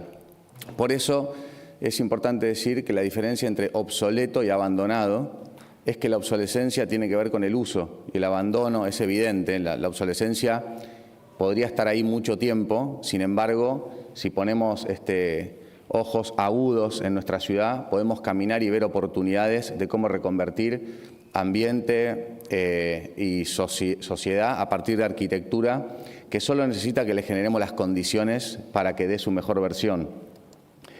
Entonces, voy a dejar por un lado, de lado el proyecto de arquitectura para hablar de la arquitectura del proyecto. Es esto de cómo generarle condiciones a la arquitectura para que florezca. Y este ecosistema que yo le llamo las 10P tiene como principal punto de vista las personas, ¿no? Que es la perspectiva, el lugar desde el cual uno construye una visión, que para nosotros son las personas, pero que por supuesto para que eso suceda tiene que tener procesos, proyectos, programas, planes, políticas públicas y hacerlo el sector público en conjunto con el sector privado. Y por supuesto que tenga un propósito, si no creo que las transformaciones finalmente nunca llegarán a buen puerto. Traje dos casos, los voy a contar muy rápido en función del tiempo. Uno se llama Manzana 66, es el número del catastro de esta parcela. Era una parcela privada. En Buenos Aires, creo que como en todas las ciudades, necesitamos tener mejor espacio público y más espacio público. Mejor espacio público lo vemos muy seguido refuncionalizaciones de aquello que ya era espacio público en una mejor versión, pero generar más espacio público es un desafío que requiere mucha innovación, sobre todo porque en las ciudades no hay tierra que no es de nadie, ¿no? O es privada o es pública. Y este es un caso de cómo transformar una parcela privada en pública utilizando la innovación. Había un reclamo de los vecinos del lugar de tener más espacio público y verde y pensamos cómo poder hacerlo con nuevas herramientas. Esta nueva herramienta fue la idea de una permuta, de que la ciudad de Buenos Aires le cambie al sector privado una parcela que tenía en un lugar con mejores indicadores verde a una parcela donde era realmente necesario tener más espacio público y verde.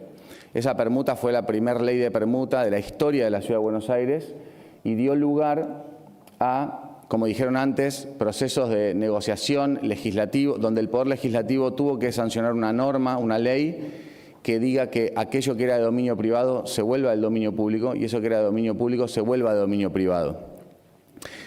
Ahí estoy yo más joven. Y lo interesante de estas cuestiones es que en el fondo lo que se pretende permutar es el activo, ¿no? Es el valor económico de esa parcela. Probablemente al dueño de la parcela privada no le interese tanto dónde o qué van a hacer con eso, lo que le interesa sea conservar su activo, y al sector público, por el contrario, solo le va a interesar tener espacio verde donde no lo tiene. Firmamos finalmente la permuta y con procesos de participación logramos generar en ese lugar un proyecto que tenga los usos que la gente pretendía, la gente del lugar, ¿no? Con procesos de co-creación, donde las áreas verdes, el descanso, caminar, hacer espacio, ejercicio físico eran las principales cuestiones, y cómo pasar de esa parcela privada y gris a un espacio público y verde, con una escuela también, un espacio verde de mucha recreación y un patio de juegos para los niños. Este es el estado actual de esa parcela, es una plaza en el medio de la ciudad de Buenos Aires donde más espacio verde se necesita y, por supuesto, regeneró tanto el ambiente como el clima social. El segundo caso le llamamos elefante blanco, es algo así como white elephant, y es una expresión que usamos para las viejas infraestructuras que quedaron detenidas en un lugar. Este fue un edificio, un hospital que nunca se llegó a terminar, que era un hospital que iba a combatir la tuberculosis, ¿no? De posguerra, probablemente haya generado tuberculosis porque era el lugar con mayor ratas que había en la ciudad, contaminación. Alrededor de ese edificio se generó un barrio muy pobre que se llama Ciudad Oculta, es algo así como Hidden City, y se llama Ciudad Oculta porque estaba oculta atrás de esa infraestructura. Y durante años esa infraestructura no se modificó. Esto está en el sur de la ciudad de Buenos Aires, es el área más pobre de la ciudad. Y lo que intentamos fue que esa reconversión de la infraestructura obsoleta genere externalidades ambientales, sociales y económicas positivas. Para eso hicimos un trabajo junto con la comunidad de entender cuáles eran las opciones para ese edificio. En ese trabajo salieron muchísimas opciones. Terminar el hospital que nunca se había construido, hacer vivienda, que era una falta en ese lugar, tener oficinas de servicio de la ciudad también, pero nunca entre la gente apareció la idea de que eso no esté más ahí.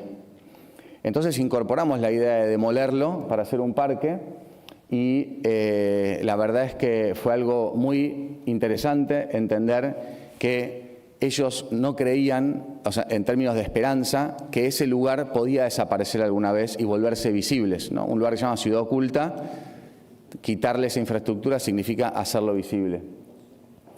Hicimos un proyecto junto con ellos para diseñar un parque que pueda contener las actividades que los niños y niñas del lugar necesitaban, también sus madres y padres, y pasamos de tener una ciudad oculta a una ciudad visible con un parque público en el centro de ese lugar.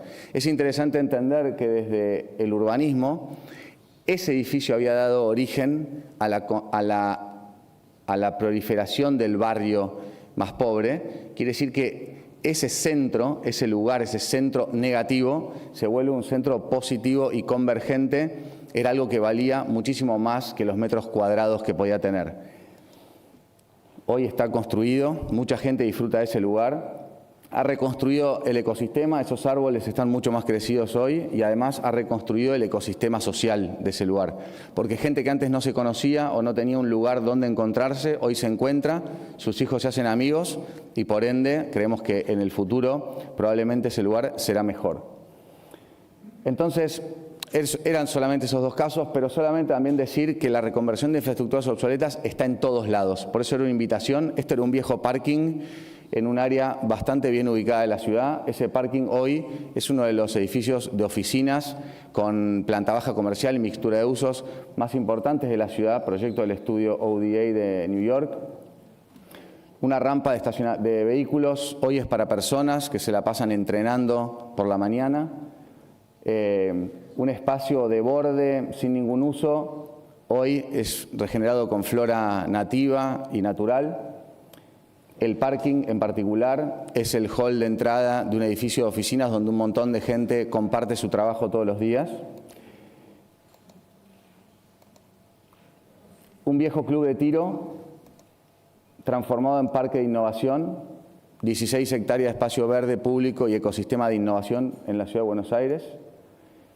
Un terreno ferroviario transformado en el Parque de la Estación, un lugar donde mucha gente pasa a compartir, tiene una biblioteca infantil, tiempo entre sí. Un bulevar transformado en plaza pública y las vías del tren elevadas para conformar un espacio convergente y no divergente como suelen ser estos límites del transporte metropolitano. El predio privado más grande de la ciudad de Buenos Aires, 50% espacio público y verde frente al Río de la Plata. Así es que acá termina la invitación, que cuando salgamos de aquí podamos mirar infraestructuras obsoletas e imaginarnos su mejor versión para mejorar la vida de la gente. Muchas gracias.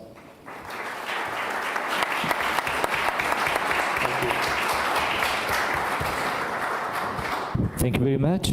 Okay, so I invite on the stage Nicholas Boy-Smith, and who is the founder and the chairman of Create Streets. So he was also chair of the advisory board of the government office for Pleszew as an academician of the Academy of Urbanism. Thank you very much. And Boy-Smith, 10 minutes. Thank you. Grazie Matteo e Giada. Grazie. Signore e signori, mi scusi se parlo in inglese. Il mio italiano è pessimo. Pessimo, pessimo. Ladies and gentlemen, sorry, I'm going to speak English today because my Italian is rather poor. I'd love to speak your language, but I can't.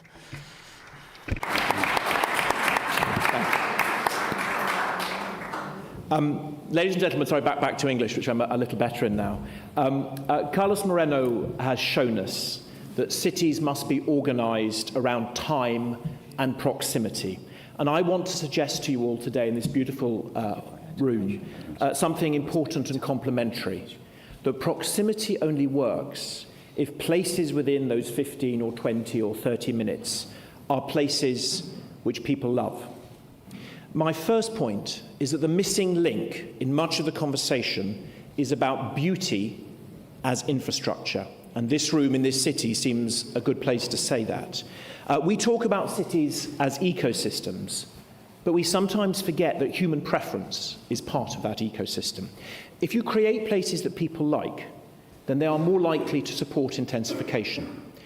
This is from a visual preference survey that Create Streets did. I should say that Create Streets, we're quite unique in that we're both a think tank, a specialist urban think tank, but we do real work. We work for designers and with designers, we do design, we work for landowners, mainly in the UK, but also in America, in the Bahamas, in the Middle East, and France and Finland. This is a visual preference survey we did, where nearly 80% of people preferred the intensification that makes proximity possible.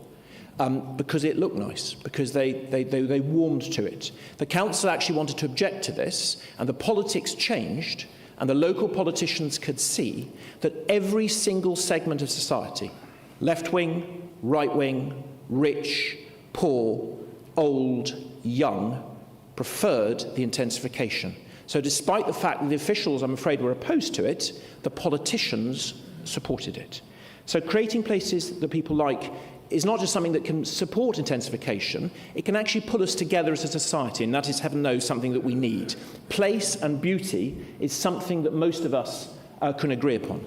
And there are multiple examples we found here. This is from an urban design, or a design that we did in Devon, in rural England, where we were able to double the density from the houses on the left to the village green on the right by creating it in a visual aesthetic that matched what people liked in Devon.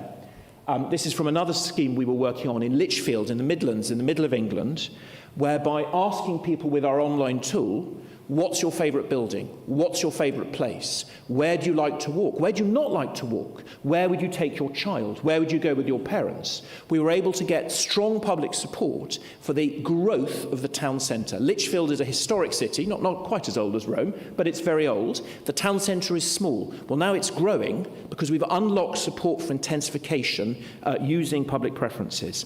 And it's also worth adding, if I might, but it's incredibly easy to predict what people will like. This is from a paper I co-wrote with a mathematician, Nikos Salangaros, last year, where we used large language models to back-test a series of visual preference surveys that we had run in the UK. The large language models predicted with near 100% accuracy what it was that people would like. Because we see, and we're seeing this now from the work on neuroscience that people like Cleo Valentine and Colin Ellam are doing, we see the patterns that consistently people prefer. Variety in a pattern, coherent complexity, a little bit of colours, a little bit of symmetry. People aren't saying, they're really not saying that new buildings must look exactly like the past, but they are asking for buildings that rhyme with the past and which have some sense of place, that are somewhere, not anywhere. And creating places that people like, creating buildings that people like, is also to be deeply, deeply green. As I'm sure you all know, the carbon consequence of a building is typically up to about half a function of building it, not of heating or cooling it. So if we can make a building that people love, then when its first use ends, as it will end one day, we will find new uses for it, and its carbon consequence will collapse during the centuries as we repurpose it time after time after time. This is a tithe barn that was built in the 12th century near where I live in the English countryside, which now acts as an art gallery. I think we can guarantee that the monks, in fact the nuns who had it built in the 12th century, could not have conceived that this building, 800 years, 700 years later, would be an art gallery, and yet here we are. Creating places that people like also encourages pro-social behaviour. Functional proximity is not the same as emotional proximity. This is from a study that Charles Montgomery did in America, where students pretended to be lost tourists in front of these two buildings. 5 times as many random passers-by spontaneously stopped to help the spuriously lost tourists in front of one of the buildings, and you can guess which one, versus the other. Now, I happen to know, because Charles Montgomery told me, that one of the students standing in front of one of these buildings ultimately married the member of the public who'd stopped to help her get the way to a local metro station, which breaks all rules of social science and should invalidate the whole experiment, but I don't think we'll let it stop us today. My second point, ladies and gentlemen, if my first point is the missing link of beauty as infrastructure, my second point is that gentle density is sustainable and livable density. The most sustainable city is not the tallest or the newest, but the most efficiently inhabited. And by gentle density, I mean terraces, mansion blocks, perimeter blocks, and we know that they increase livability, walkability, and reduce crime. This is one of the very first urban designs that Create Streets did now over a decade ago, which I'm sad to say was never built. So other ones now are being. We can see from the patterns in this urban form, those blocks with clear backs and fronts, they're associated in good British and Australian data with lower crime. That multiplicity of ways of getting from any A, crikey, what have I just done? From any A to any B is associated with people having more propensity to walk or to cycle and less need to jump into a car. So the form matters. What's this doing to me? Okay. The form matters as well. Medium rise is also more efficient to heat and cool and can be built with lower embodied carbon than high rise. Energy usage per metre cubed increases when buildings go beyond a certain point. So Carlos has shown the importance of time efficiency and compactness, but form determines the compactness, how the compactness works. It's no longer a question of towers versus sprawl, but of forms and patterns. My third point, and it sounds like I need to hurry up here, is that streets are the primary urban ecosystem. If you want a living city, ladies and gentlemen, start with the street, not the building. Streets are a perfect example of convergent evolution. We see them in every single isolated and separate urban history anywhere around the world that I've picked up to there. And what we're finding is increasingly that streets hang around, and that when they're gone, people actually are starting to want to put back again. This is actually from an urban design we're working on right now in the Middle East, though obviously delayed at the moment, where we're putting back the streets that were lost in the 1970s. Remarkably like we lost streets in France or in Britain or in America. Streets are, Carlos spoke about reducing travel distance. Streets can be the place where proximity actually happens. This is from that same city. This is the shopping centre that was built 50 years ago on the left. This photo was taken about 10 minutes afterwards in the last remaining bit of historic street pattern, and you can see what is happening. Around the world, people vote with their feet in where they want to be. And I've got 1 minute, so I better stop. So I'll jump over that. And all I say is this, that what makes streets work, we can code for. We can stick it into the DNA of places, and this is what we're doing increasingly around the country. So we're now writing in the UK codes for streets left and right, north and south. And my final point, and I will now be hurried up, the economic case is that beauty and nature pay. This is not just being nice. This is from a study that I did almost a decade ago into every single property transaction in London and in 5 other cities. And the evidence consistently showed that places with higher and older urban morphology, with high modal land values, were associated with high land values, higher occupancy, and lower vacancies. And so is greenery. Greenery is associated not just with higher value, it's also associated with better health and with less depression, higher cognitive development, reduced mortality, reduced crime, and a high house price. And what my economists did in this study, Greening Up in London, I'll say if you wanted a photo, you had to know how to hurry, was to actually manage to put a number on that, to turn around to councils and say, this is not just about being nice, this is creating value for people, for societies, and for places. That's all. Thank you very much indeed.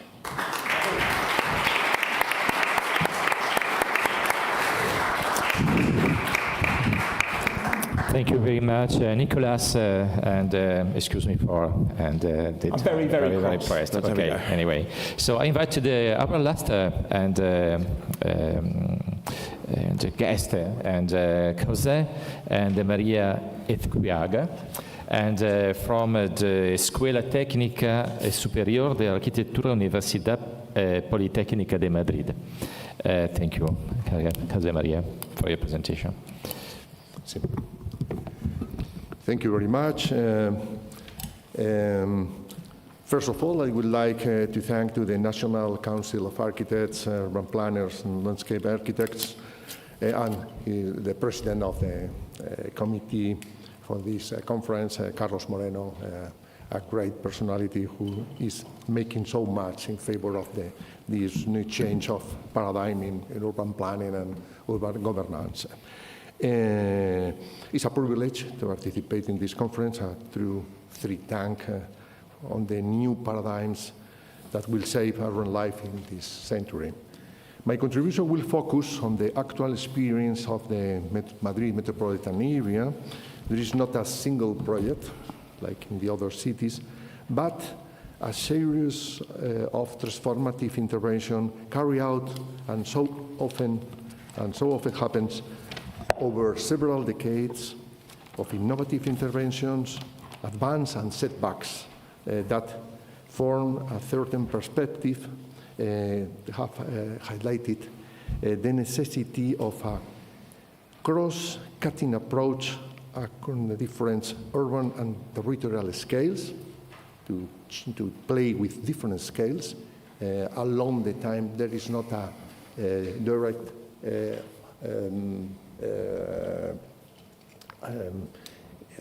structure, hierarchical structure of the scales, but overall a dialogue, a dialectic of these different scales, bottom up and just on the opposite, and also the hybridization of the interaction between the different approaches, strategic, and project-based approaches, global and local, and the close interaction between the sectorial spheres of preservation, management, and transformation of the territory. I have adopted the emerging concept of urban biodiversity as my central theme, one that addresses not only the environmental dimension of complexity, but also his social and architectural dimensions, with the aim of placing people at the heart of the urban planning. First of all, I will begin with a brief overview of the Madrid metropolitan area. The first point is consideration, the note that geography has shaped the historical development of the metropolis by dividing the territory in three very clear distinct ecosystems: mountains, plain, in which the metropolitan area was founded, and the fertile rural plains just in the south of the slide.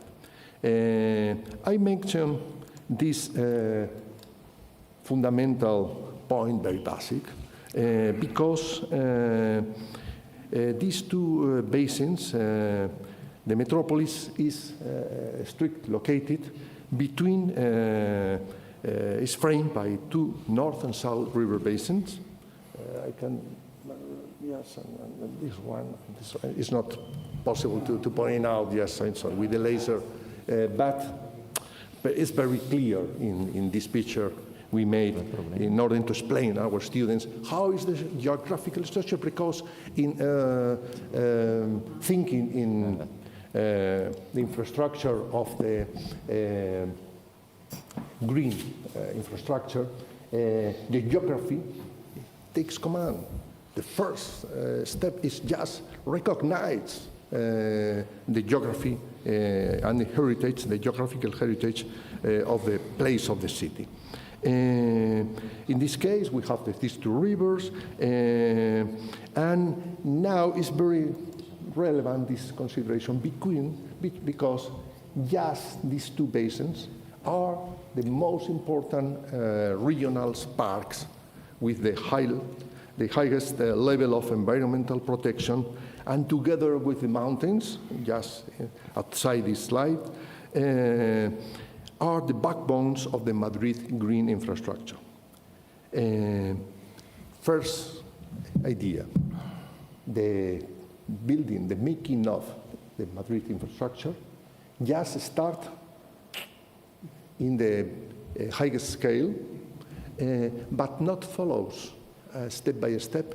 Just there is a gap from the highest scale just to the smallest scale, just inside the inner city, just the consolidated city.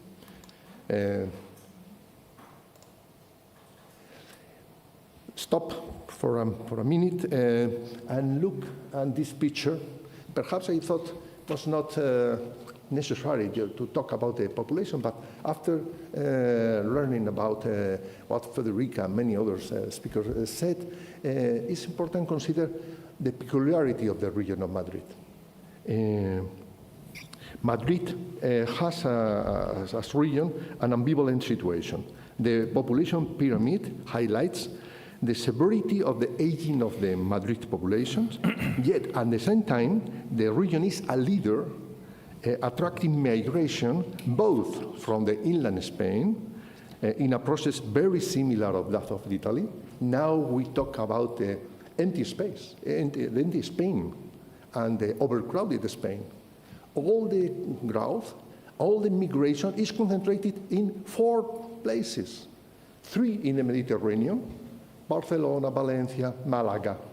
All were now names, trademarks of the tourism, and Madrid, overall Madrid.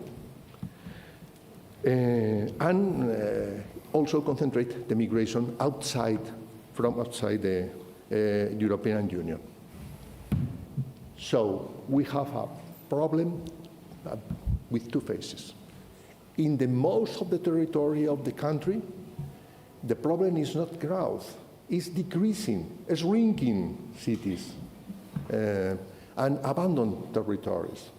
And just in these 4 points and the islands, the Canary Islands and Balear Islands, we have the process of overcrowding migration, over-tourism.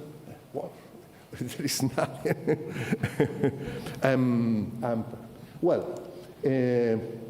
The structure of the form of the transport is just the form, the footprint of the growth.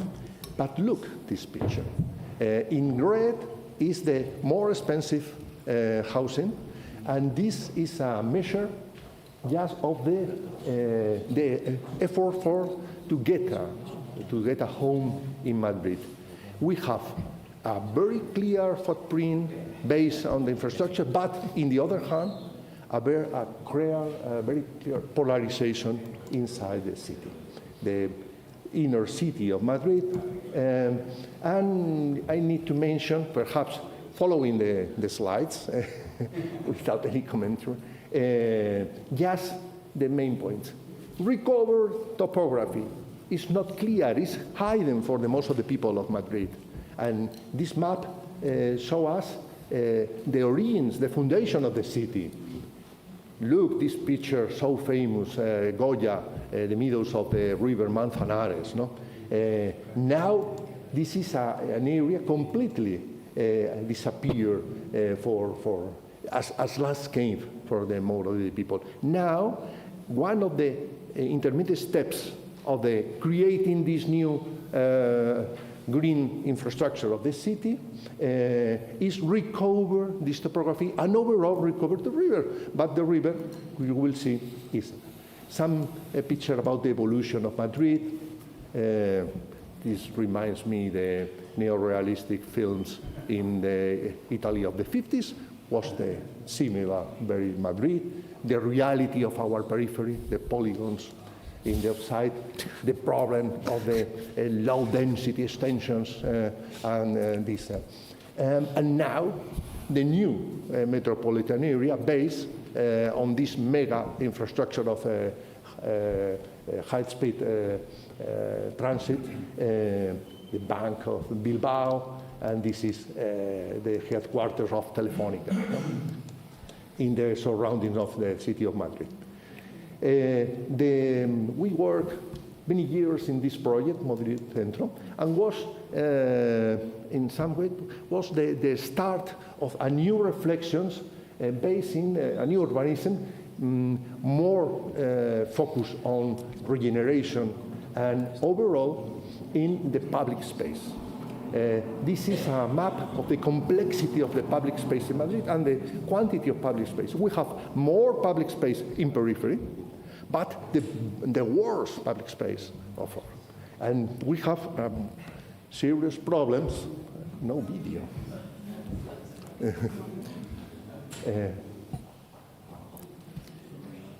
Okay, the last slide, is it possible? Just the last, the last one. Per cortesia, se riuscite a far ripartire la presentazione.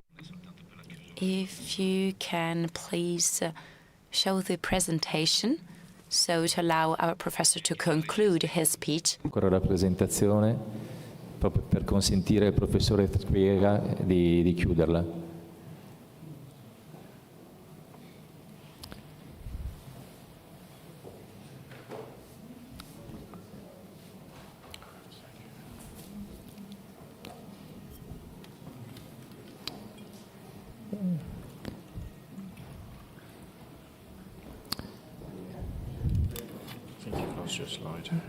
Riuscite per cortesia a far ripartire la presentazione? Can you please show the presentation again?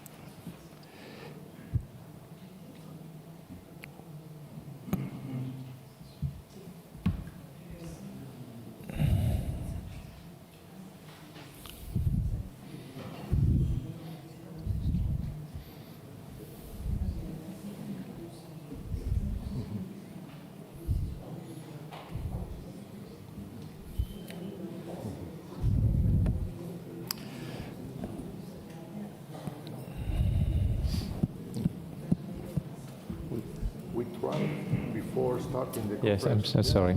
We tried to. I'm sorry.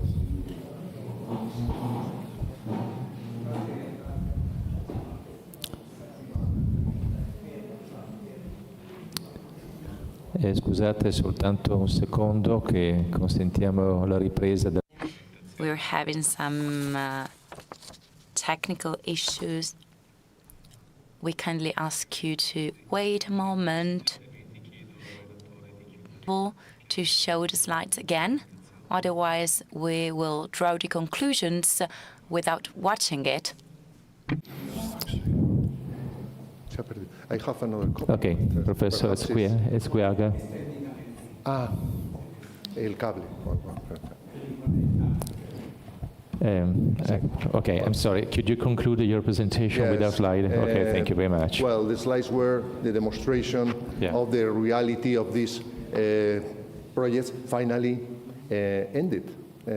Just the transformation of the riverside was a former motorway dividing the city into different parts, the north and the south, the rich and the poor, the center and the periphery, and how a very modest intervention in the surface of an underground motorway can transform not only the landscape, but overall the social relations inside the city. This was the demonstration. This was a very expensive project. So the surroundings of this area were about 1 billion, American billions. 1 billion. Well, stop. Yes. Next, we jump this part regarding the transformation of the traffic inside the city in the very same sense of Pontevedra and many other cities, not realized, but overall, this is the diagonal of this structure. Next.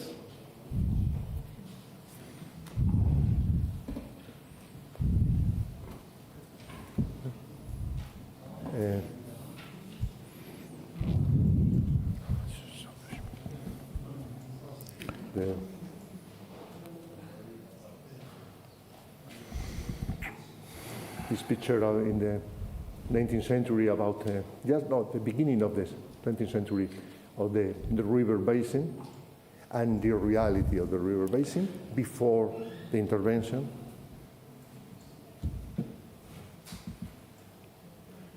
The project, the works, and the reality, the transformation.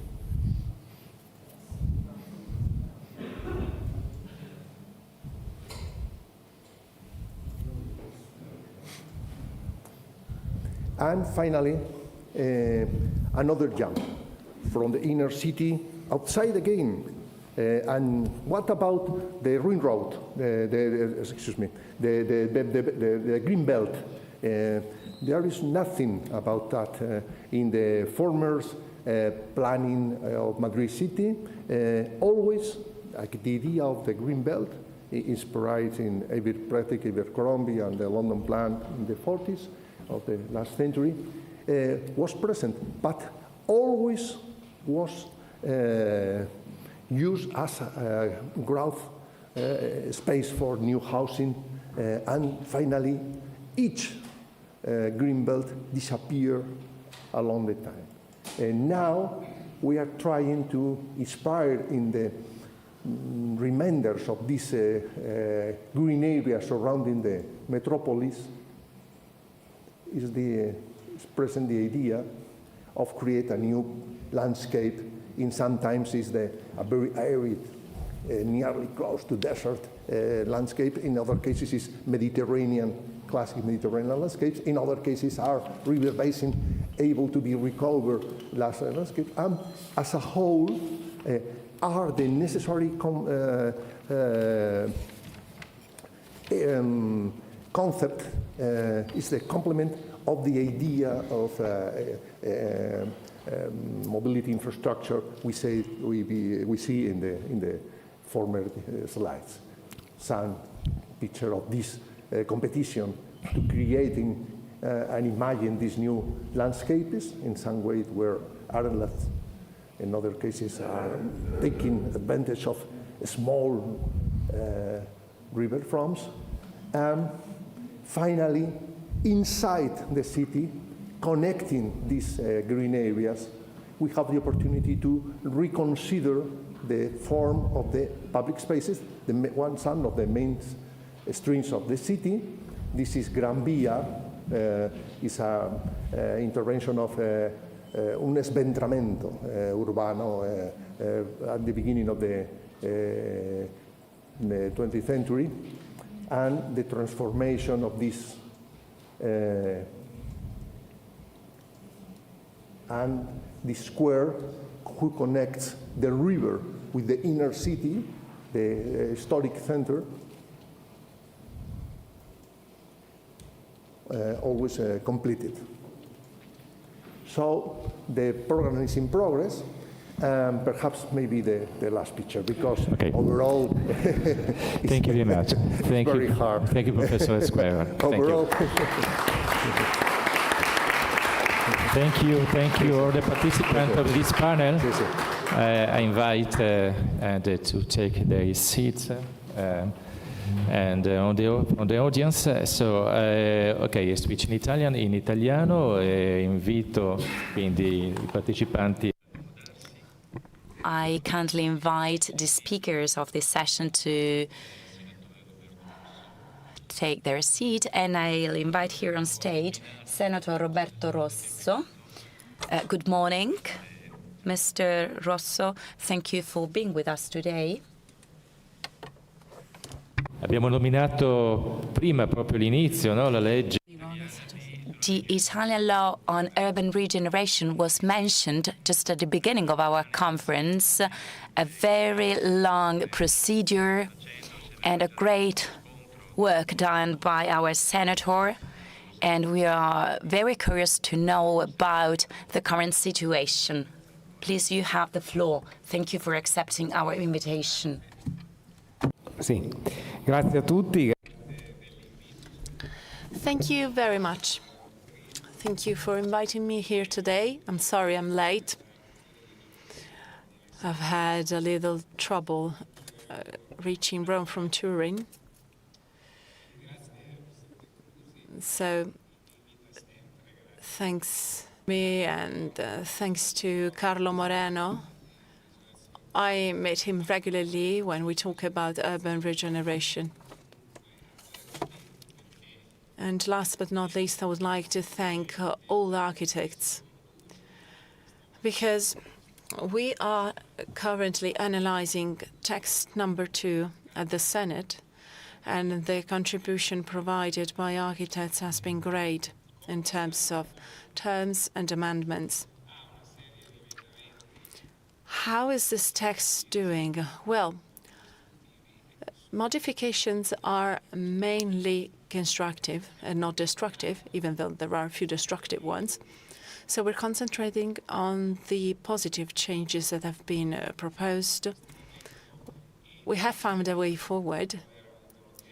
However, after we have received a green light from the Ministry of Transport, we are looking forward to the green light by the Ministry of Economy.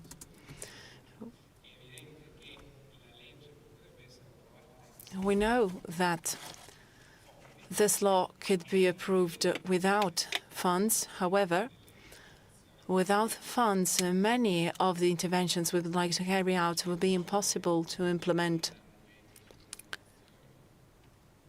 A few regions nowadays have laws about regeneration, including the one of the Lombardy region, which works quite well.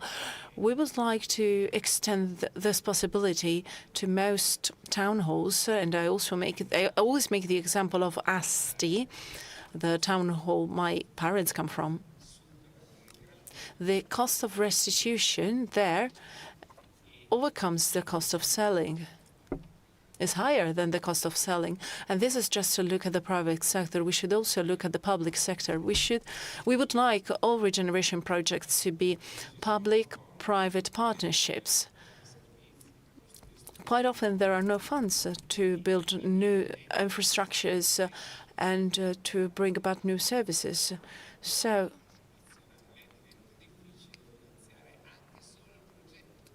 sometimes it is difficult to finance the project only.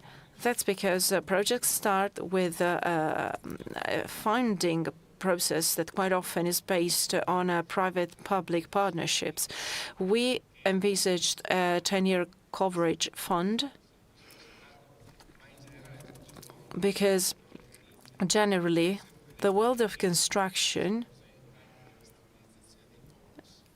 has always opted for a stabilization of bonuses.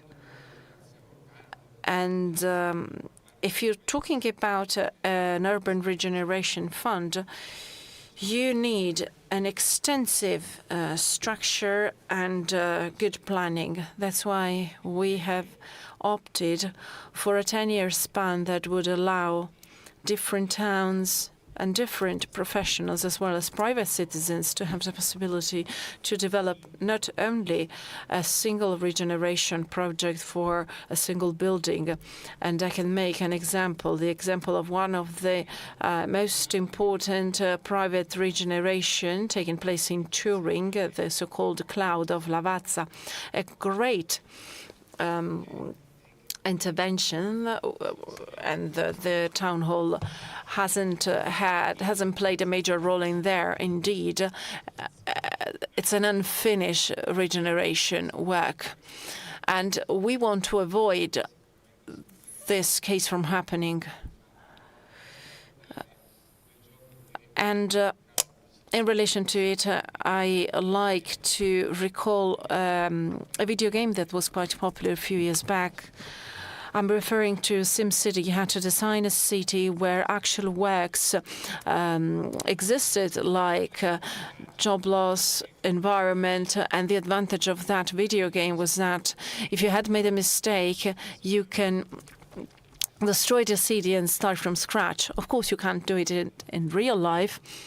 And together with friends, architects, we have suffered because in our city, we could not eliminate some parts of our city that had been constructed inefficiently. I believe that when building new infrastructures, we have to think about the happiness of citizens. When building a city, the objectives are not industrial objects. And getting back to my own city, Turin, once the main firms had been identified and once industrial neighborhood serving firms had been identified, because this is what it was all about in the 60s. Residential and commercial areas were built far away from the city center, and that's how you ended up with awful buildings that resembled council houses. So we haven't really liked how we built these dormitories. You may have had other cases. And I mean, when I go to Falquera, a neighborhood that is far away from downtown Turin, I mean, when you're in Rome and you have to go shopping, I mean, if you're in Turin, and you live in the outskirts, if you have to go buy something, if you have to go retail shopping, people say, oh, I have to go to Turin, even though they live in Turin. The fact is that physical distance is also psychological distance. So if you live in the outskirts of Turin, it's like if you were not living in Turin. People living there don't really feel like they are inhabitants of Turin. What had been done is dead. Cities must transform according to the transformations of economy. We do not have to invent anything. In Turin nowadays, there is no industrial part. There are services. There's an excellent part that is devoted to airspace, but cannot absorb the strength of automotive industry. Therefore, in Turin, we have to invent a new city. The project we are carrying out, well, is actually still a framework law. A framework law is a stage where you decide who does what. And it is also a matter of funds. So first, you carry out feasibility studies, and then you establish and allocate the funds that are necessary for a certain project. That's from the public point of view. Well, from a private point of view, you should think about tax breaks that should transform a non-productive operation into a productive one. So if this law if this law passes, there's going to be a win-win situation, both for citizens and for private stakeholders. It is also an advantage for the public sector, of course. Therefore, we are at a phase where we are negotiating with the Ministry of Finance.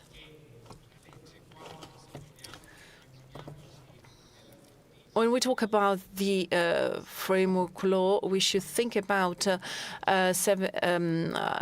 19th century frame where you have to place a beautiful paint. And this beautiful paint is the new text about housing, which includes several simplification measures that are linked to regeneration. So different operations are going to be simplified, and there will be more tax breaks and more advantages if you carry out urban regeneration plans. But that's not all, because regenerating cities is not only about reconstructing, it is also about being aware of the fact that our country lacks from 200,000 to 400,000 social housing units. Therefore, we look with particular interest to a plan that has just been launched. It's called House Plan. And we believe that this plan should not aim at constructing new ghettos. So we have to learn from the mistakes of our past. We have to do something new that adapts to the way we live and think. So we're not going to build the 10 high-rise to host people who can't make ends meet. We have to change. We need funds that are linked to that type of sector, and that could be streamlined and work for the private and the public sector in order to integrate this new house plan into different neighborhoods. And you're much better than I am at saying so, of course. However, putting myself into your shoes, I think that it is beautiful if you are given the possibility to stop refurbishing a roof and start building something that lasts. Therefore, I believe that you are as enthusiastic as I am, because I think that, as me, you are concrete dreamers. Thank you. Thank you very much, Mr. Rosso. I'm going to use a word from your speech that introduces the next panel, inventing the city. A city can be invented with a digital support, and that's what the next session is all about. Digital cities, the human digital city, technology at the service of well-being and everyday life. Bye, Peter Nichtkamp and Karima Kurtit, and who invite on the stage. Thank you.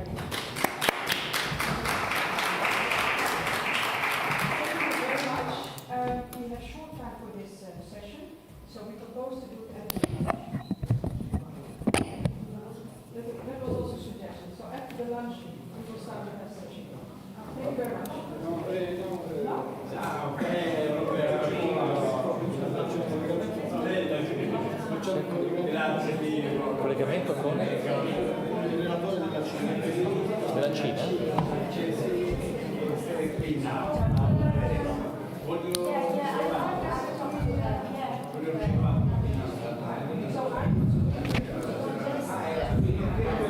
No, scusatemi, è arrivata adesso la comunicazione dal Presidente. Apologies, we've just been told that before the break we're going to listen to a speaker who is connected remotely, who's in China. Therefore, we have to leave the floor to this speaker from China.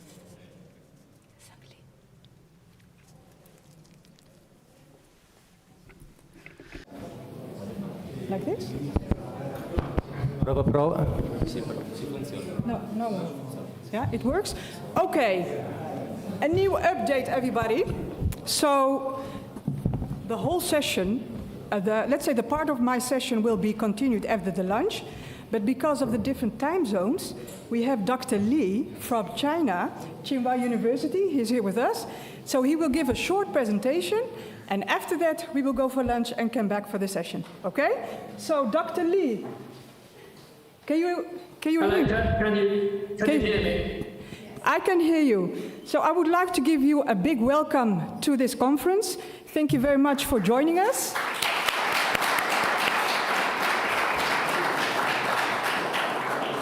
So the title of this session is The Human Digital City. There's a lot of things to say, to mention and to refer to in this session. So the focus is more on technology, digital transformation, but also data. We will come later on back to this. So Dr. Li, he's the Dean of the Architects of the Tsinghua University in Beijing. So welcome. You have 5 minutes, and after 5 minutes we have to continue. Is that okay for you? Well, I can try to do that. That is one of the house rules. So after 4 minutes, I will give you a sign, okay? Okay. So my presentation is on urban ergonomics. Is basically focusing on this issue. Is that traditionally the quality of the city, we base our evaluation based on our experience as the architect. But today there are, as you put it, digital technologies and data science that can enable us to actually measure things that couldn't be measured before. Therefore, give much stronger support to design decision making. And this is by no means to replace design, being an architect myself. And I have to say, the architect's creativeness is still the key to the success of our building interventions in the city. And this is basically to try to get our ideas bridged better onto the citizen. I'm hearing what I'm speaking the echo from the conference room. Can we do something about that? Okay, 1 second, please.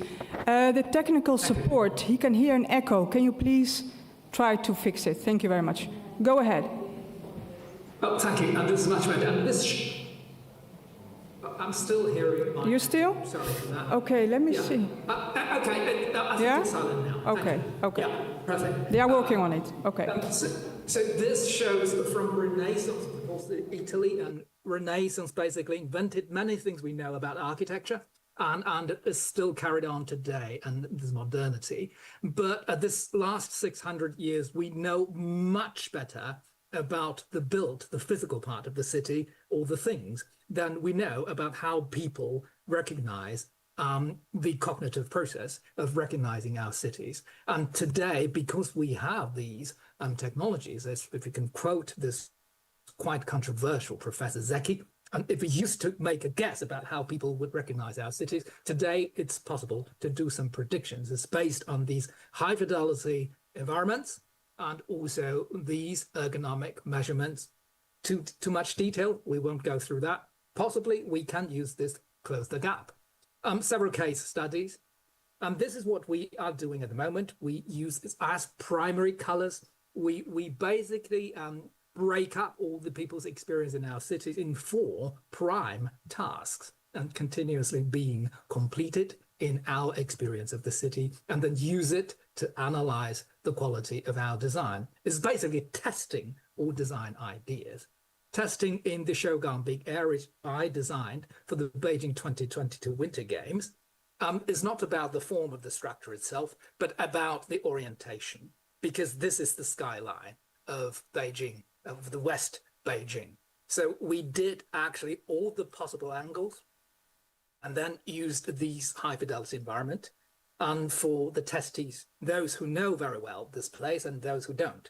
And we test the skin current, we test their eye focus, and then we decided not too much about the details of maths, but anyway, the mark, the highlighted option actually was the best. And this is typically different from what traditionally we would achieve. So it's built, and then in the real games, we use the broadcasted video to analyze the athlete's attention when he or she is standing at the starting point. Compared with Pyeongchang, which have the similar sports, you do see that actually, because of the high contrast between the traditional factory, the industrial heritage, and the city in the background, you do see a huge contrast between what the athletes used to see, which is evenly distributed in the pitch level. And then in Beijing, it's focused either on the slope or in the front. And similarly, for the broadcasting effect, 400mm lens, how to make the, when the athlete jumps highest, have a background of the cooling tower. And this is what he achieved in the TV broadcasting.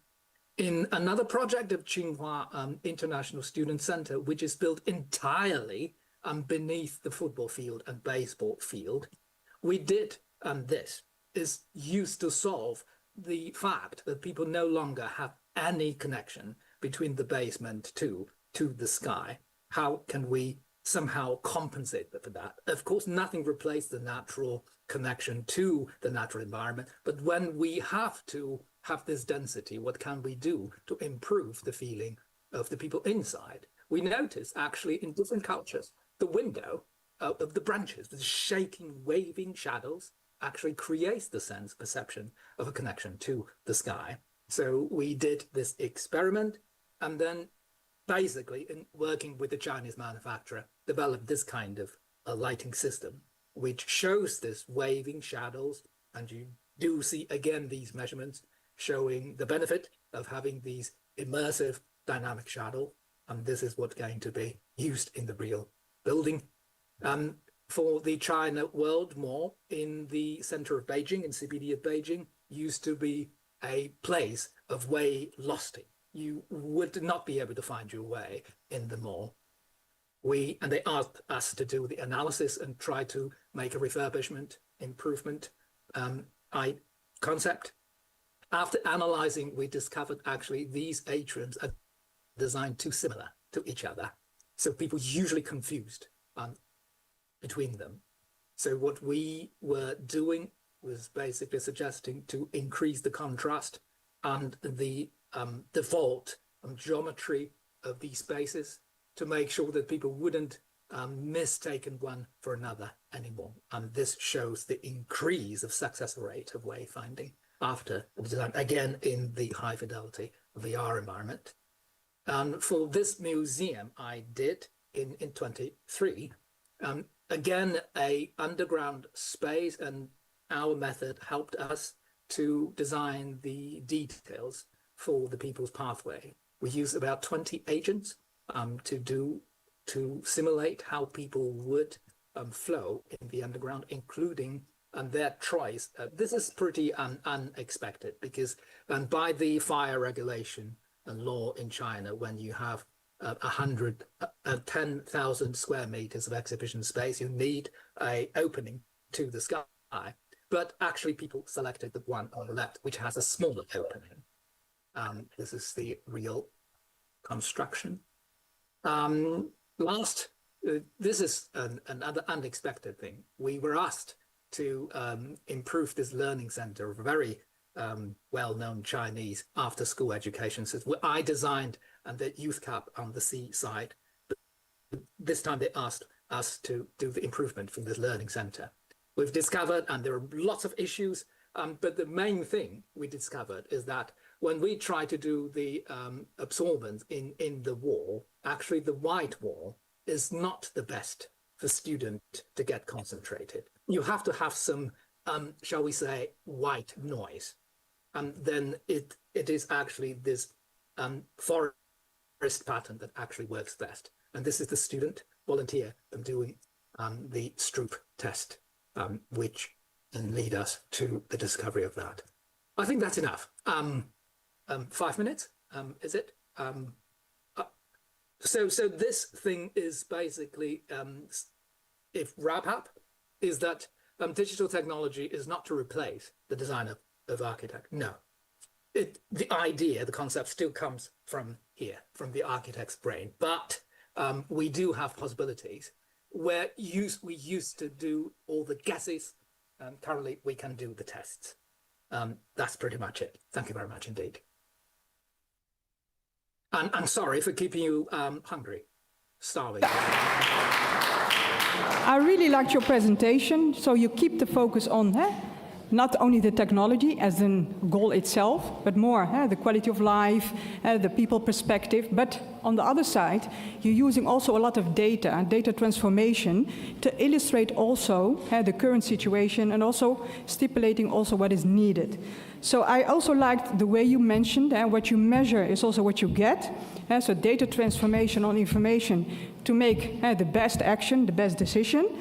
And of course, I think also in the next, if we continue after the lunch, it's also important to look into the data and transformation into that kind of information for buildings. And you illustrated also ideas, experiments of the BIM model. We have also a lot of experience with digital twin, illustrating, not only predicting, but illustrating the problems, the challenges, but also things that are doing very well, but also the gaps to be focused on. So Zhang Li, thank you very much. I hope to see you soon in Beijing, in Tsinghua. So I'm also working together with your colleagues. So again, thank you so much. If you have time later on, please join us, okay? Thank you. Sorry for delaying. Okay. Thank you very much. Thank you. Time for lunch, I think? Yeah, okay.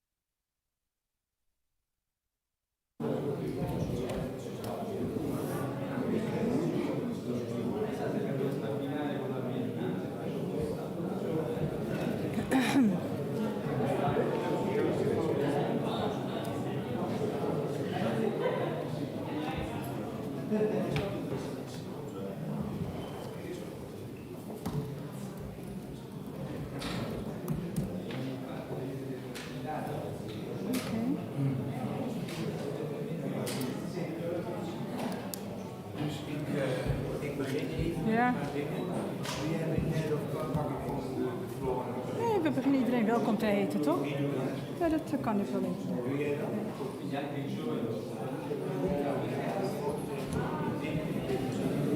Hij werkte niet hier, maar goed. Zo, ja. Zo, ja? Zo. Oké. Ja, let op de tijd, hè?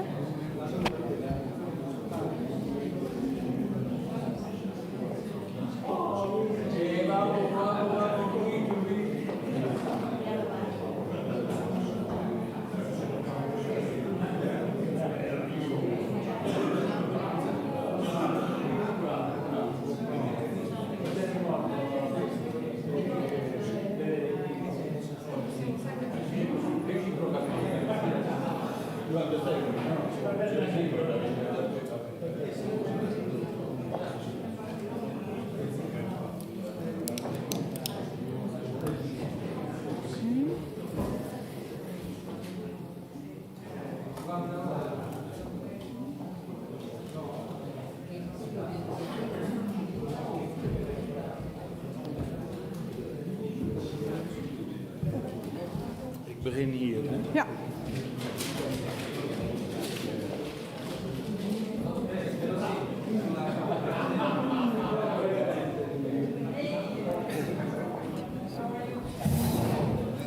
Oké. Ja?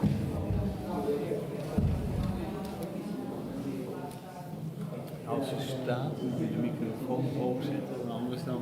Oh, dan zet ik hem toch zo? Ja, Hoppa. precies. Oké.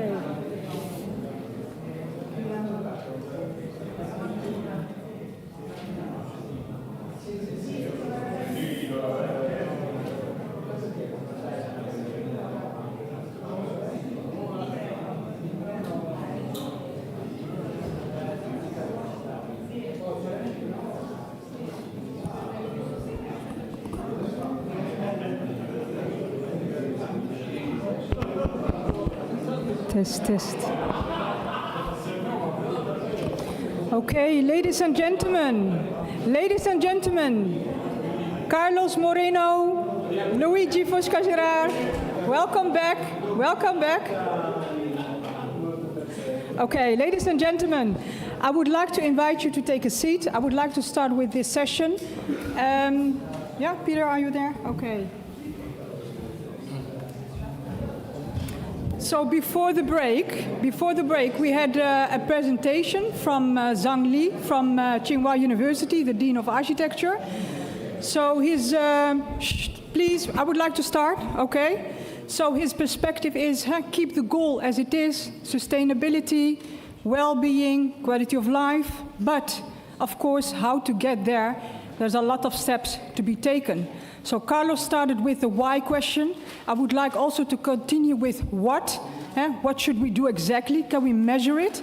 And finally, if we understand what to do, and the question is, can we produce it? And how? If we produce it, quality of life, well-being, you name it, and we need also very good, transparent, real-time information. So today we have speakers. So we had already Zhang Li, who also illustrated from the digital transformation. We have Chiara Martinzuni from Paris Sorbonne, Salvatore Moni from Rome Trade University, Benjamin Butner from Munich. I'm moderating this session with Peter Nijkamp. So Peter will provide us a very short introduction about the aim and scope in the context of this session. And then after Peter, we'll start with the first speaker. The house rule is each speaker has 5 minutes. So I will guide you also during the 5 minutes.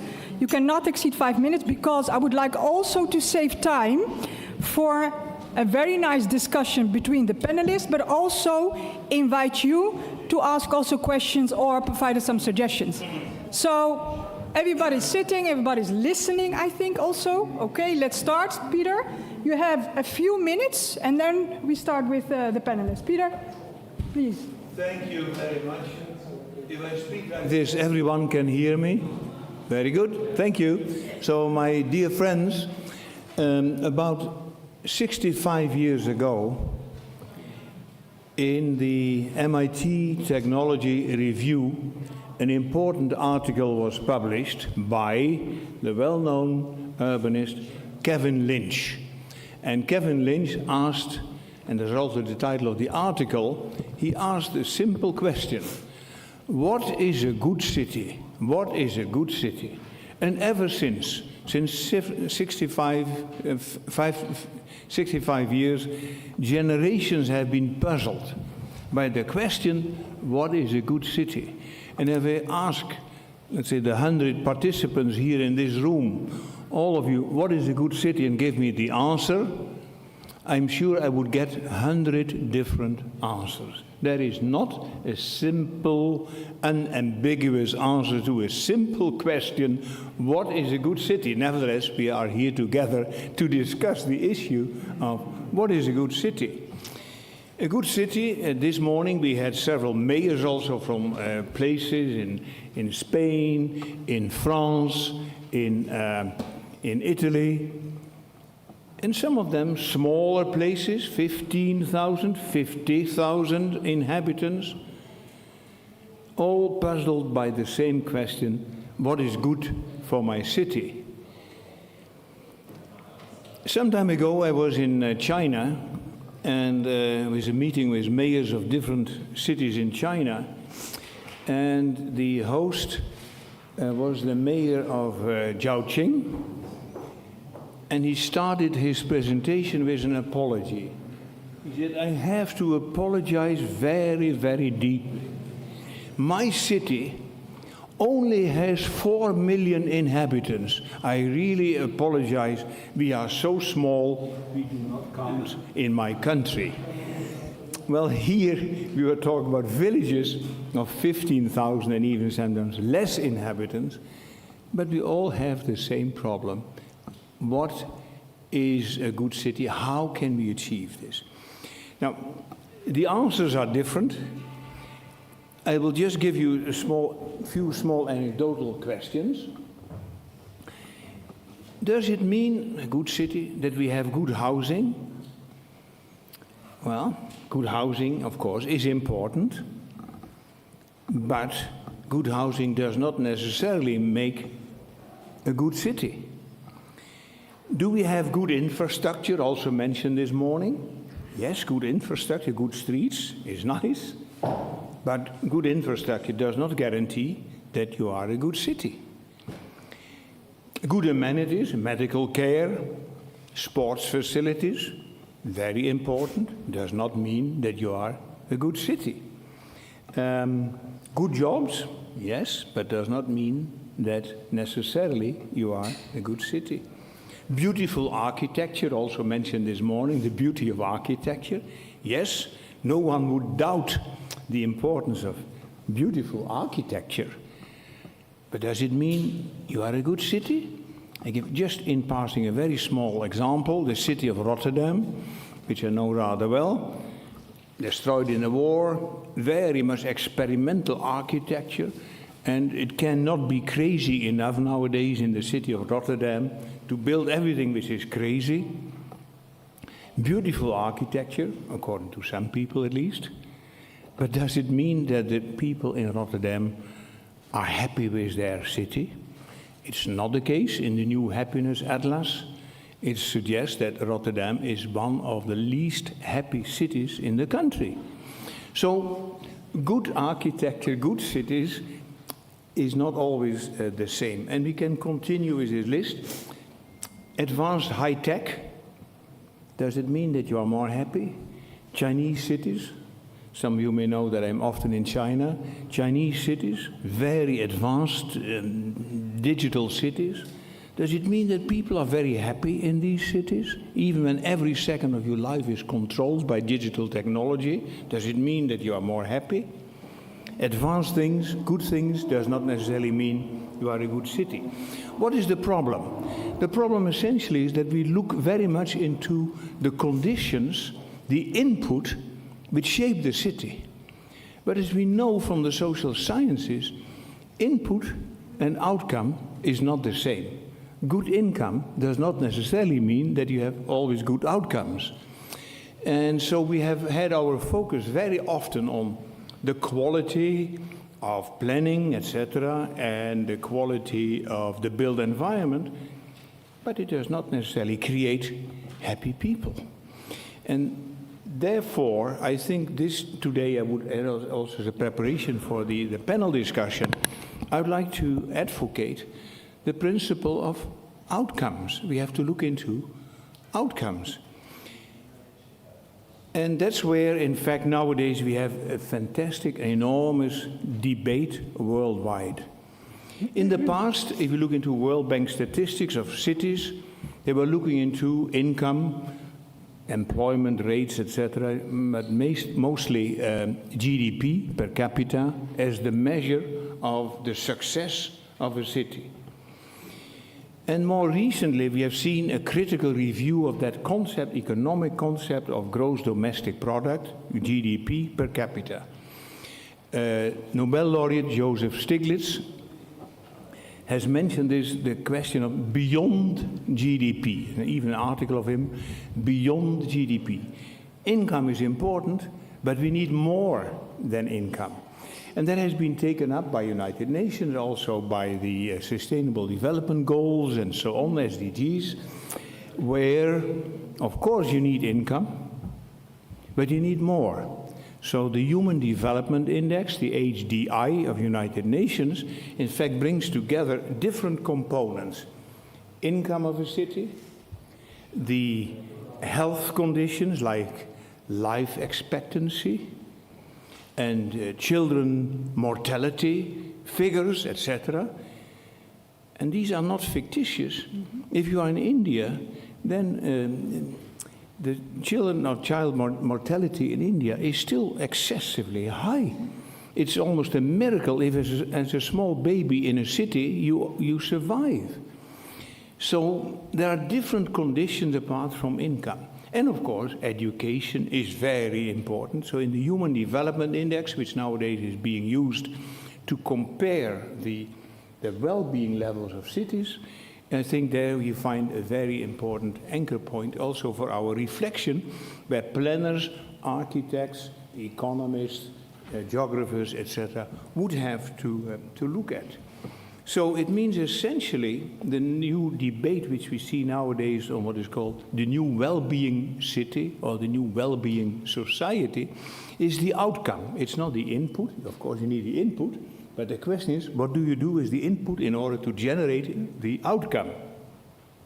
If the outcome is higher levels of well-being, it's great. Because at the end of the day, and then I go back to one of the old British moral philosophers, Jeremy Bentham, who mentioned the final goal of our society is to create the maximum of happiness for the maximum number of people.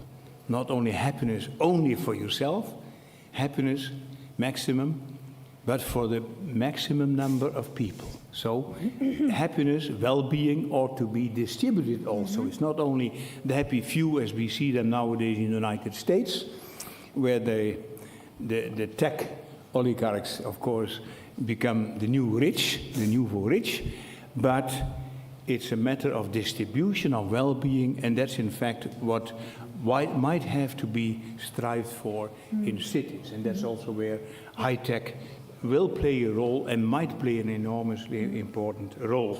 So the city, and that's my final statement, ought to be a well-being home for all, not only for one person, the rich person, for all. And I think planning, architecture, urban economics, etc., they all would have to be guided by this more central objective for the new well-being society. I stop. Okay. Thank you.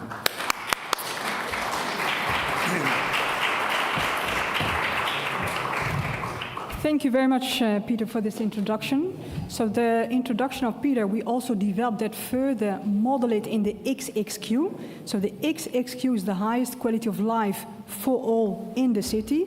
And the question is, how can we measure this XXQ? supported by the digital technology and big data. So I would like to invite the first panelist, Chiara Martinuzzi from the Sorbonne University. Please have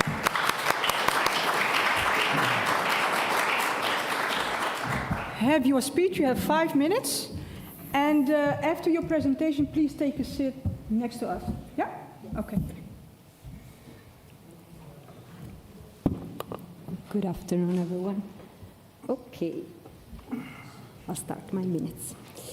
So I think Carlos this morning mentioned about the sustainable proximity for high quality of societal life methodology of the Observatory of Sustainable Proximities. So I wanted to dive a bit deeper into it. The Global Observatory of Sustainable Proximity is a joint initiative between UN Habitat, UCLG, and ShareTI that intends to promote globally urban proximity. We have compiled a series of building blocks that would allow the local governments to really integrate urban proximity in urban projects. And one of the last elements that we have created is indeed this methodology. It's technical it defines the technical protocols basically that integrate the scientific approach in urban planning and design.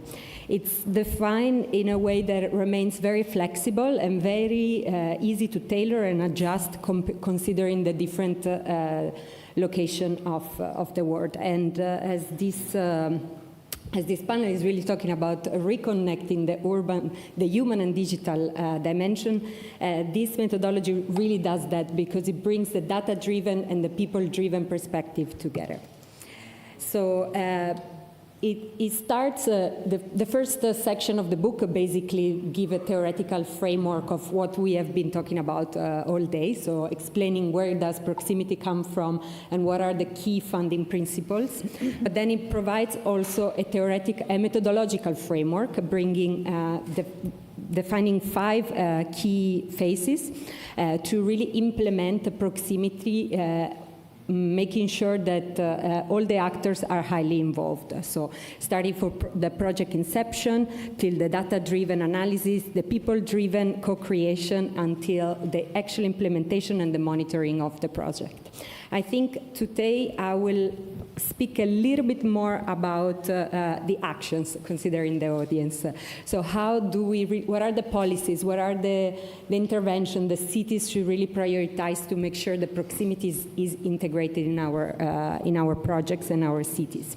And very often the concept of proximity is immediately referred to mobility. And while we highly agree with that, we also want to bring back the attention to what are the needs.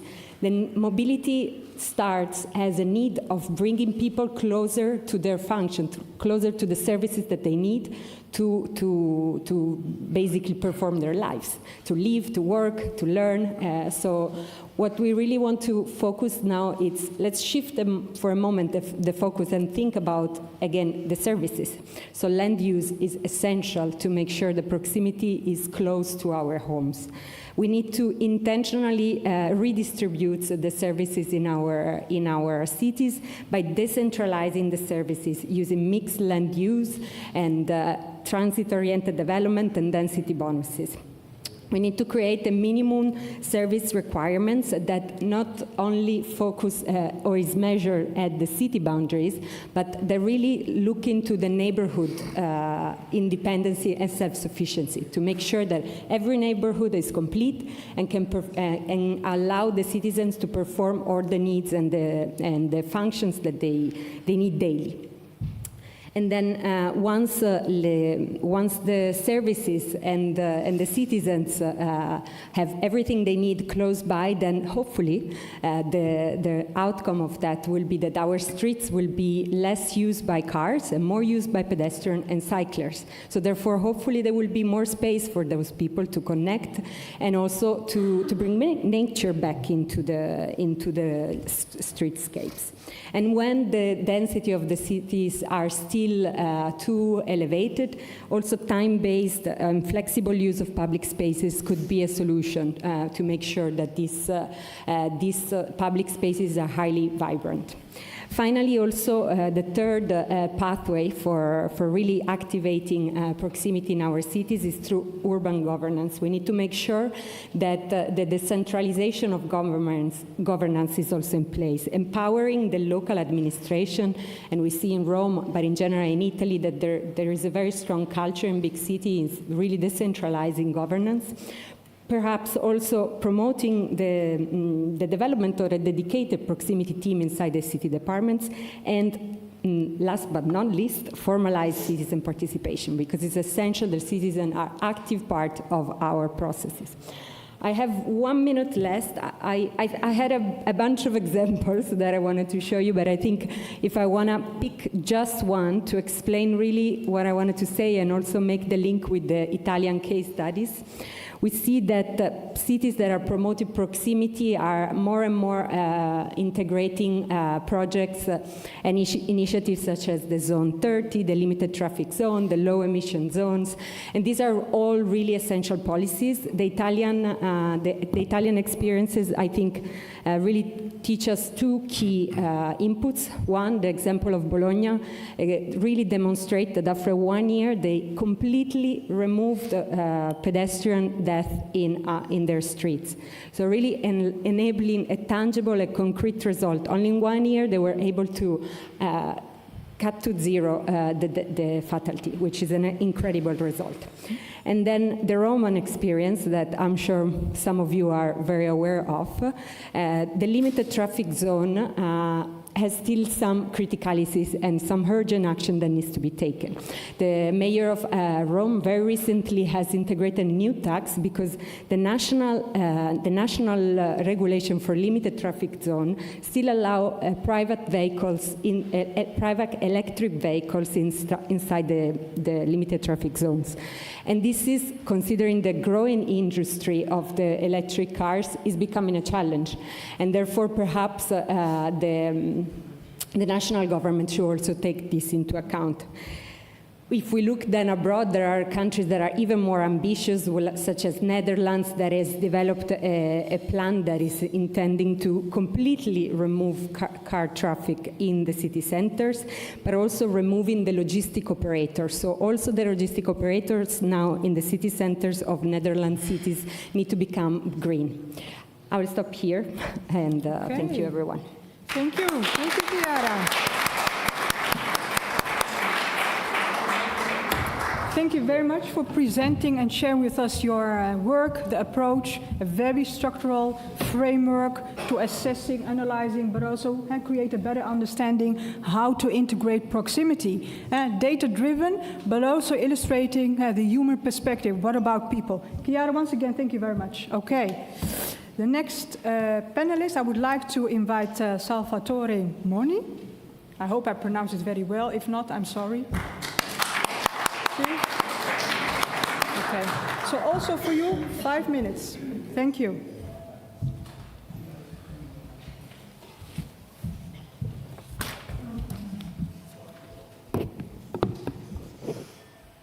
Buon pomeriggio a tutti. Desidero innanzitutto. Good afternoon, ladies and gentlemen. I would like to start by thanking the Association of Architects. Thank you, Carlos, for your invitation. Ringraziarvi, insomma, tra l'altro. I would also like to thank you for choosing me. I am an expert in economy. I am a development economist working here in Rome, and quite often I've had to deal with Roman policymakers, so a tough job, I would say. I haven't prepared a presentation for today, therefore I can start my speech with the words of other speakers from today. Carlos said that proximity is a privilege, and this is true in Rome. Rome is a city where if you're born in a neighborhood, it means you have more opportunities than if you are born in another neighborhood. It means that you can have a higher level of education. There are certain areas of the city where you can have a high level of education, especially in neighborhoods where high class live. Instead, the level of education you have in other neighborhood, in a poor neighborhood, is extremely lower. And those neighborhoods where the level of education is lower, you also have a very low level of employment. Poor neighborhoods have a very high density. These inequalities are also related to possibilities to access opportunities. When it comes to opportunities, we are referring to the possibility to access good schools and hospitals. Just think about how convenient it is to have a nursery next door. Rome is a city whose population has been the same for 40 years, almost 3 million people. However, inhabitants have moved from the city center to the outskirts of Rome. The city center is mainly made of offices and tourists. So where do Romans live? Romans live in the outskirts of Rome, outside the ring that surrounds Rome, meaning that a Roman out of 3 lives out of the ring. And if you live outside the Roman ring, you don't have a hospital nearby, you don't have schools nearby, you don't have nurseries nearby. It means that people who had to move to the far ends of Rome are young couples. These young couples think that if they move outside the city, they improve their way of living. Instead, they actually worsen their quality of life. And quite often, one of the 2 members of the couple, when they have a child, they have to give up on their job. And quite often, it's the woman who gives up to her employment. This situation generates a gender inequality. In Rome, we have more graduated women than graduated men, and this is indeed true, especially in the outskirts of Rome. Indeed, indeed, there are more graduated women than men in the outskirts. The difference is about 6–7%.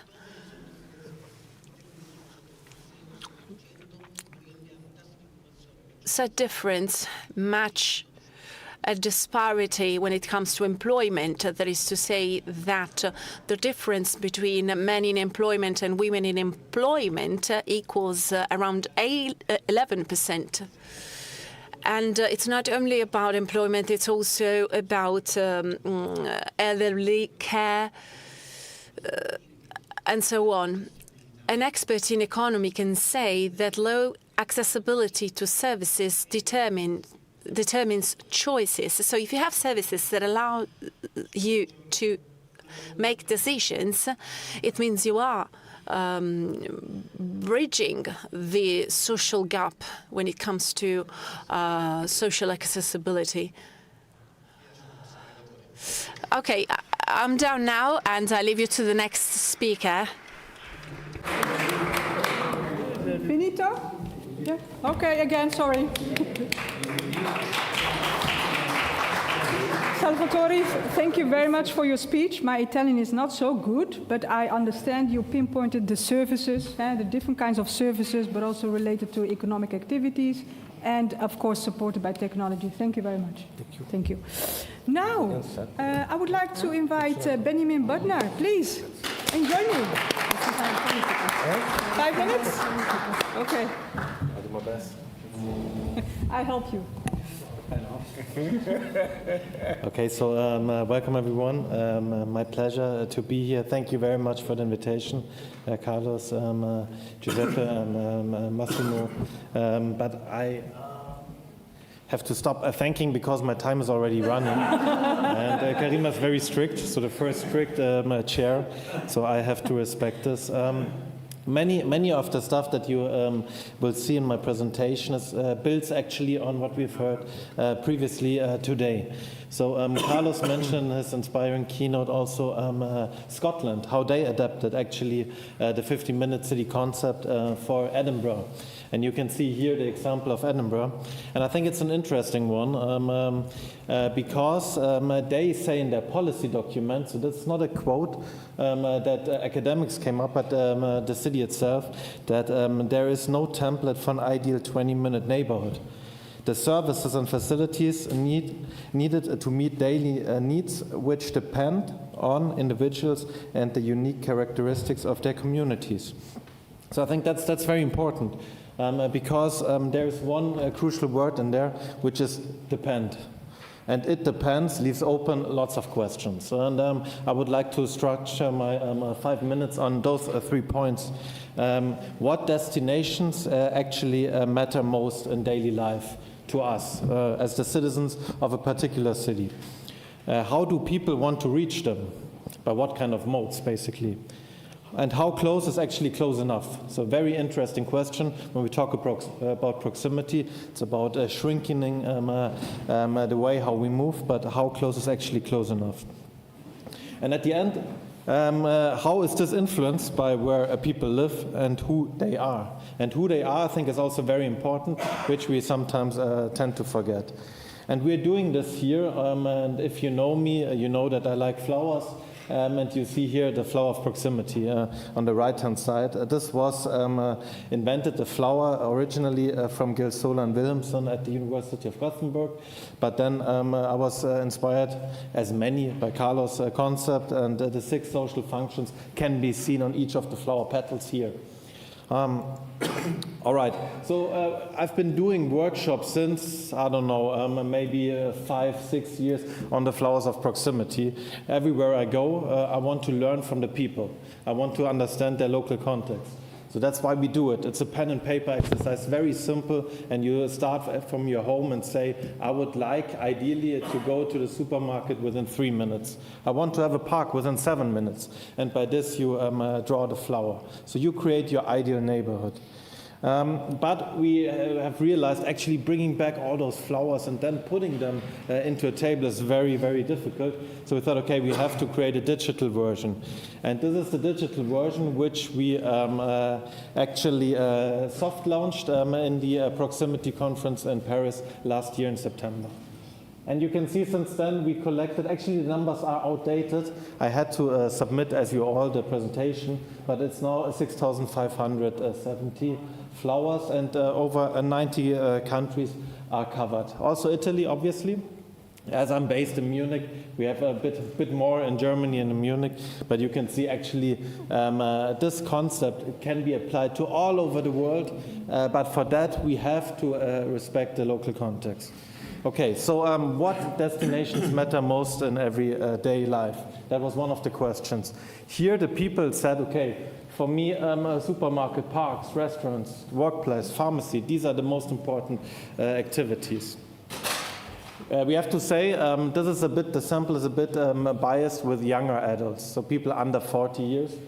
They were also asked in the questionnaire, and I would welcome you to also fill it out, which kind of modes would you like to exclude? So this actually tells us I would rather not use the car or public transport to go to the next playground, to the next bakery, to the next convenience stop, to the next pharmacy. So here we get an idea actually which should be the places that we want to have close by. And you can see if we bring that together, the basic essentials that people want to have and what they would like to exclude, we have we shift from proximity to mobility and from specialized to universal. Universal means these are the things that we really should focus on. pharmacies, supermarkets, bakeries. So every new neighborhood should include this. But then there are a couple of things, cultural venues, workplace. People are okay using public transport. They are fine going there, sometimes by car if needed. And you can do this now for Germany. You can do this for Italy. You can do this for older people. You can do this for younger people. You can do it for North American cities. And just for fun, I added this, and you can see here, proximity-wise, in North America, there's not much to be found except a convenience store. So they are okay, or they accepted the reality that they are moving by public transport or by cars dominated. And then you can see here at the end, this is actually the left-hand side, how people are moving at the moment. So we have those figures. But now we can also show how they would like to move.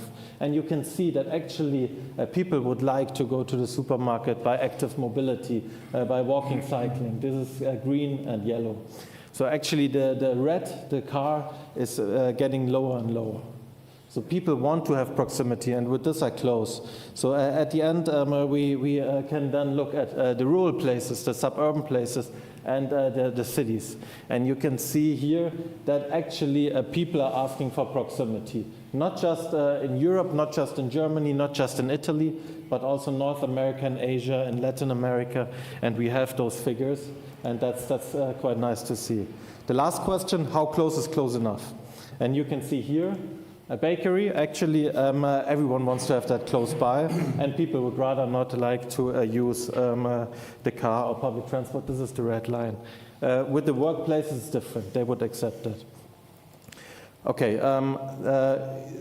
Karima already told us, and also Chiara later on, we have to bring together the data-driven and the human perspective. And you can see here, these are the X-minute maps that we do, but now we can actually change them to the actual needs of the local citizens. So we have to bring together our data-driven approach together with the co-creation with our citizens. And for that, we have to develop a mixed methods approach. Thank you very much. And if you would like to join, please scan this QR code. And you can also have one of the postcards if you like. You can scan it. If you do it, then you can put it in the soil, water it, and then flowers might come out.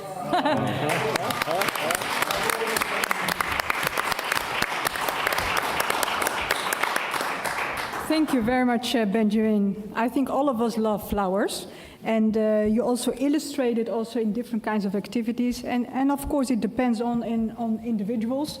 I would like to refer to the Maslow model, for instance, very simple. What are the basics? Do we really need them? Within 5 meters, within 2 meters, etc. So thank you very much.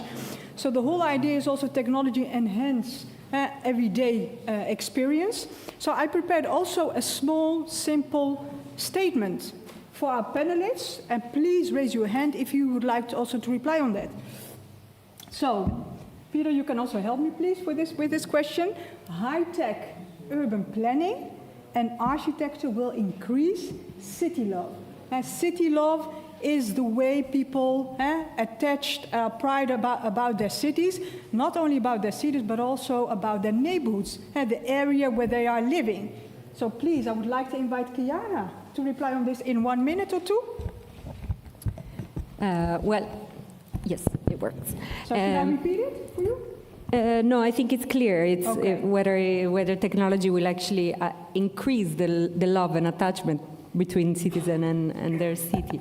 And you make me think of using AI for visioning workshops. We've been starting to testing these kind of tools, and we think that actually this has a huge potential, because very often the vision that architects have in mind, it's very difficult to transfer with the citizens, and by using perhaps digital technology in this way would really allow us to bridge that gap, but also perhaps then they are able to communicate their needs also in a different way, like they would be able to see the end results, and therefore they will be able to tell you, no, I don't like it like that, I prefer it in a different way. So I think that would be definitely a mean to really bridge that connection.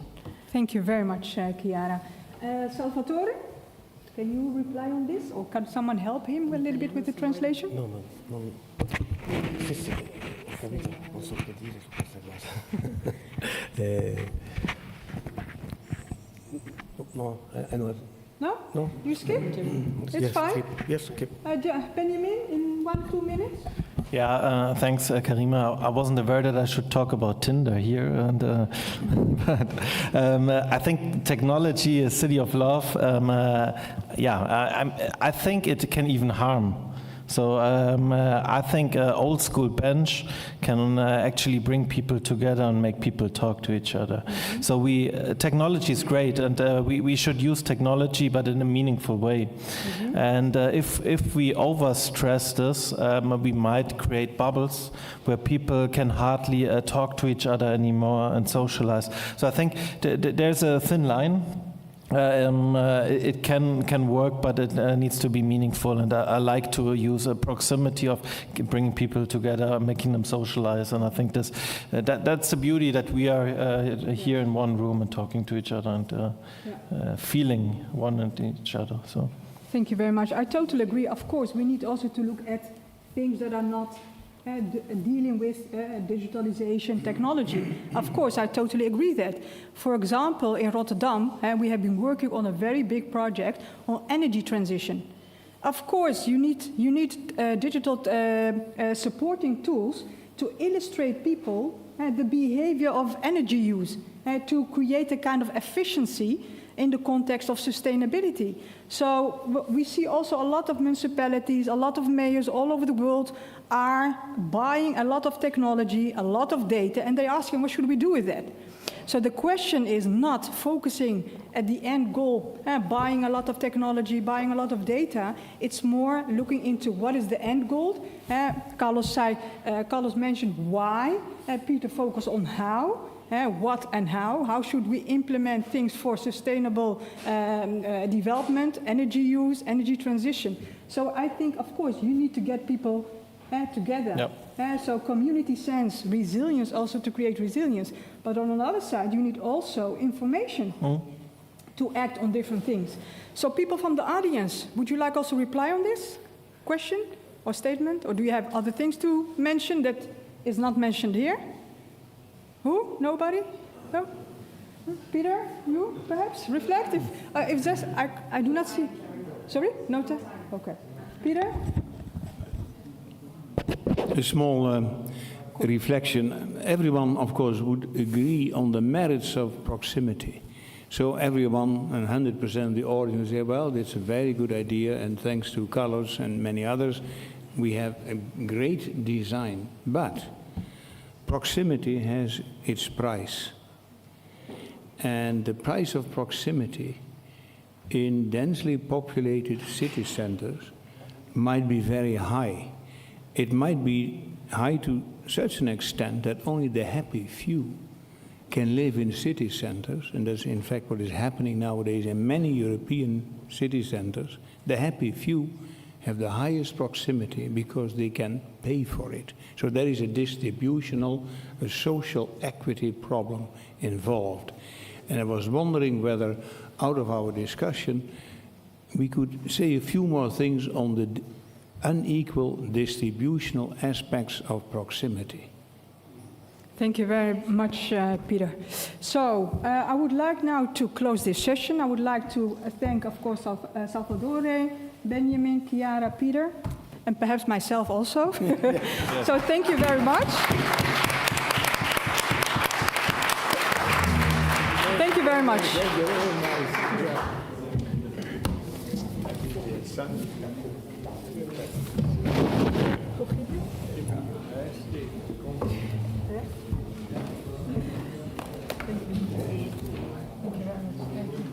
Great job. Sorry for the extra help. No, it's fine.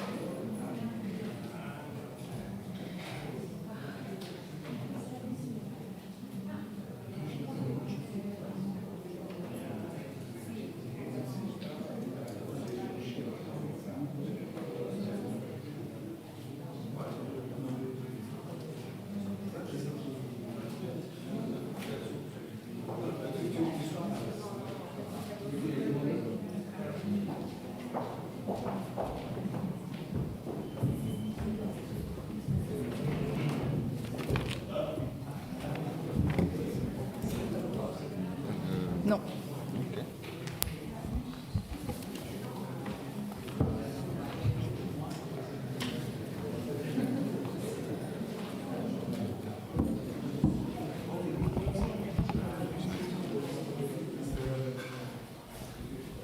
Hello, good afternoon to everyone.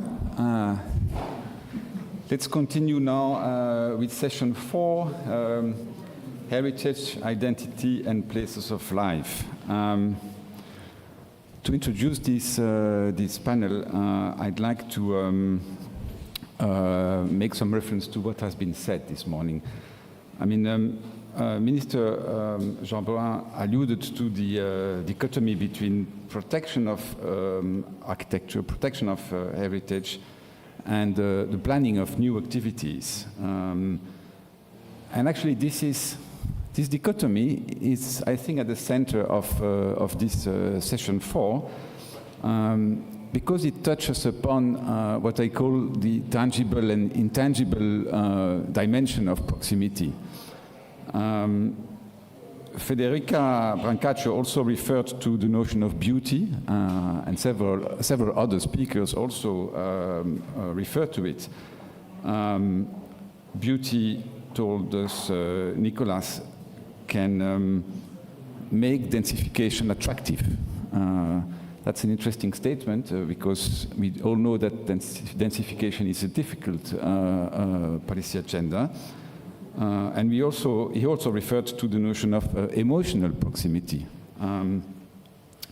So emotional proximity, intangible proximity, sense of belonging, as Carlos mentioned in the introduction, sense of place, identity, all these are notions that are clearly less technical than distribution of function, efficiency of the mobility system, and so on. And so with this session, we'd actually like to transition a bit from this more technical agenda to a more sensible agenda.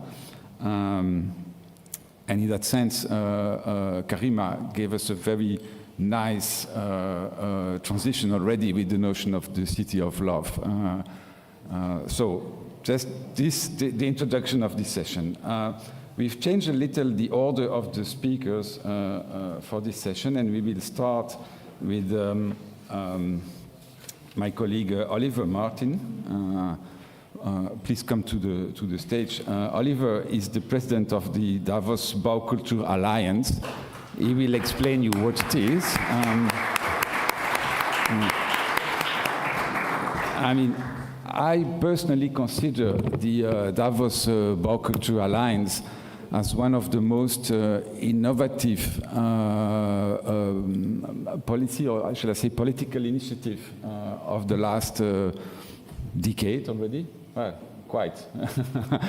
And so this is an approach that that works on the notion of the quality of the built environment, trying to define this notion of quality and trying to measure it. But Oliver will explain that much better than I can do, so please. Thank you, Frederick. Good afternoon, and thank you for inviting me.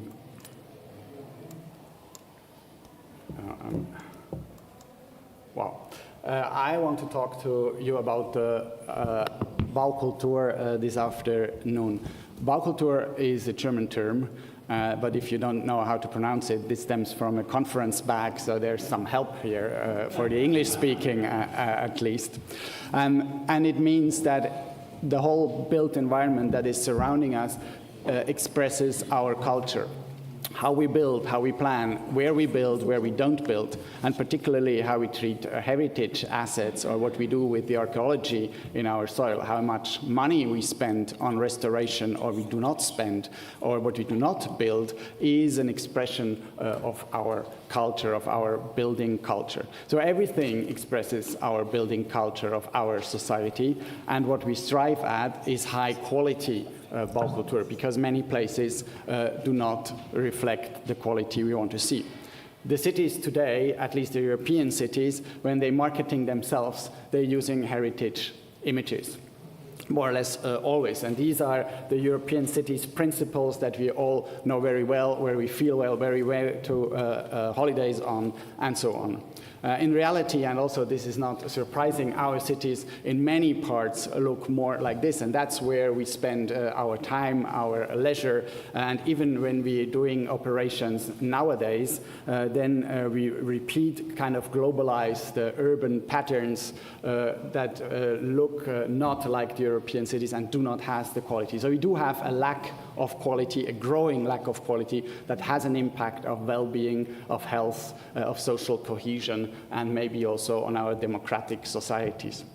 And that's why Switzerland launched in 2018 a political declaration with the Conference of Ministers. They adopted the Davos Declaration on High-Quality Baukultur. And why Davos? Because this conference was organized at the edge of the World Economic Forum's annual meeting to underline that this is not something nice-to-have cultural thing, but that it is of equal importance, like the big economic and social questions that are discussed in Davos.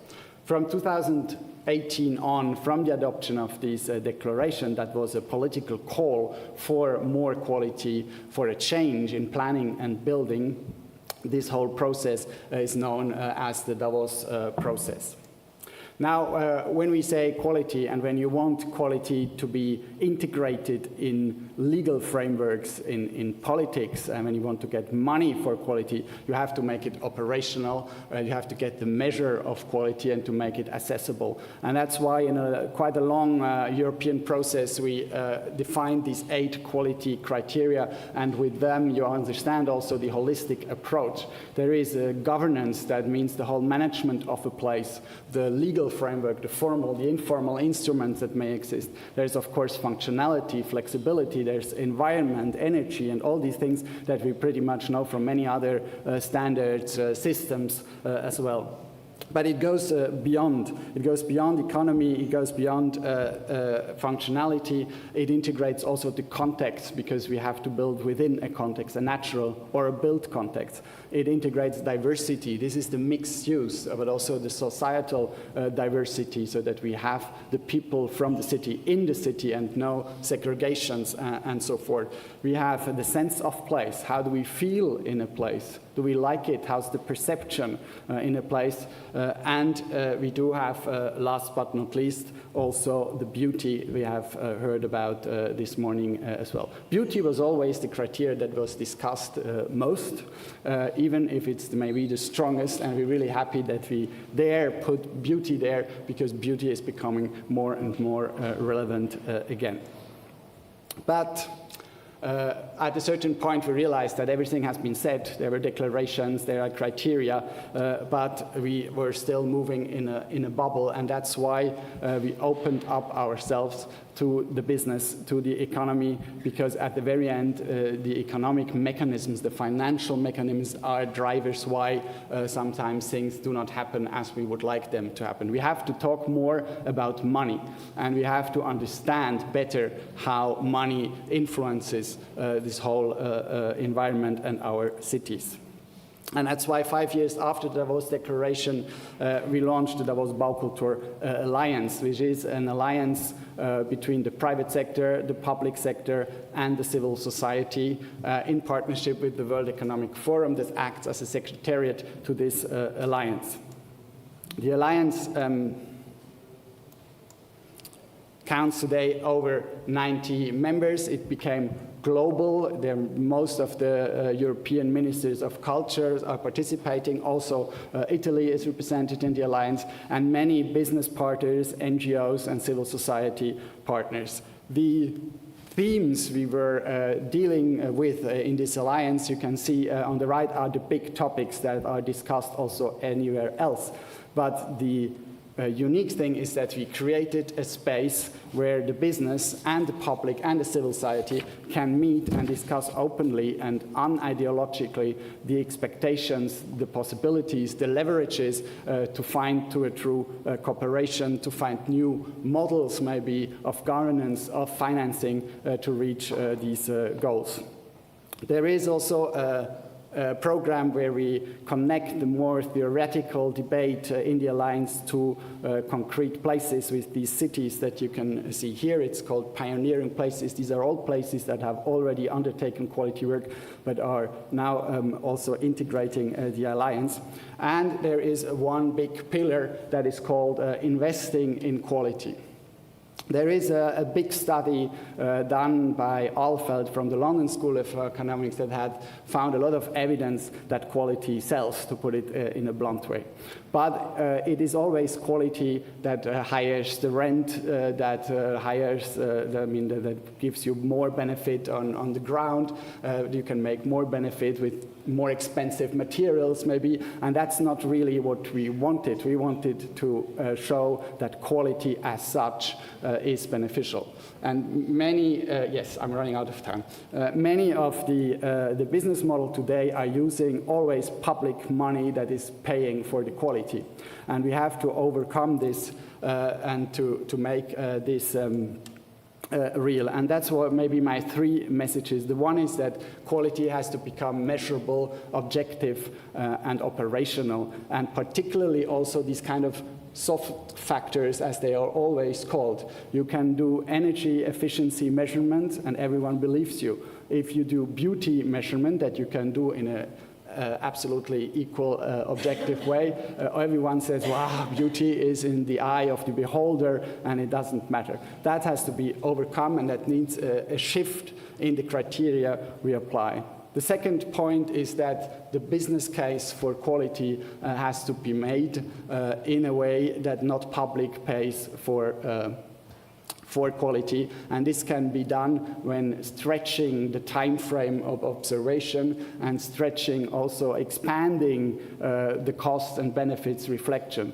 You can have lower risk with higher quality in your business plan, and this is how it pays back. You can have benefits for the public because you have fewer costs for health issue for your society, for example, in a high-quality built environment, and this money can be used to sustain quality work in private-public partnerships. These are models that have to definitely be developed more together in this sector. And the third point, which is important to me, at a certain point, to move really forward, you need the political support. And it cannot be a political support from the right or from the left wing, because we need continuity in this world, and you cannot always change the matter. And to get broad political support, we have to move away from this kind of system of competition between the business, the public, the population, and we have to find to a true cooperation that really works together in an unideological way, integrating in a relaxed way also all the financial questions. Thank you very much.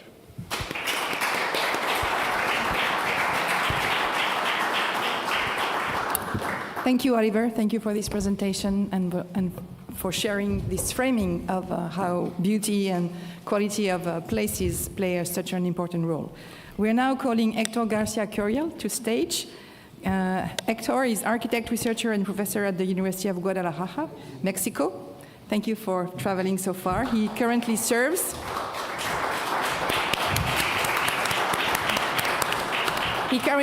as coordinator of the General Heritage Office of the university, and he has played a key role in initiatives such as the International Habitat Summit for Latin America and the Caribbean. Thank you so much, Héctor.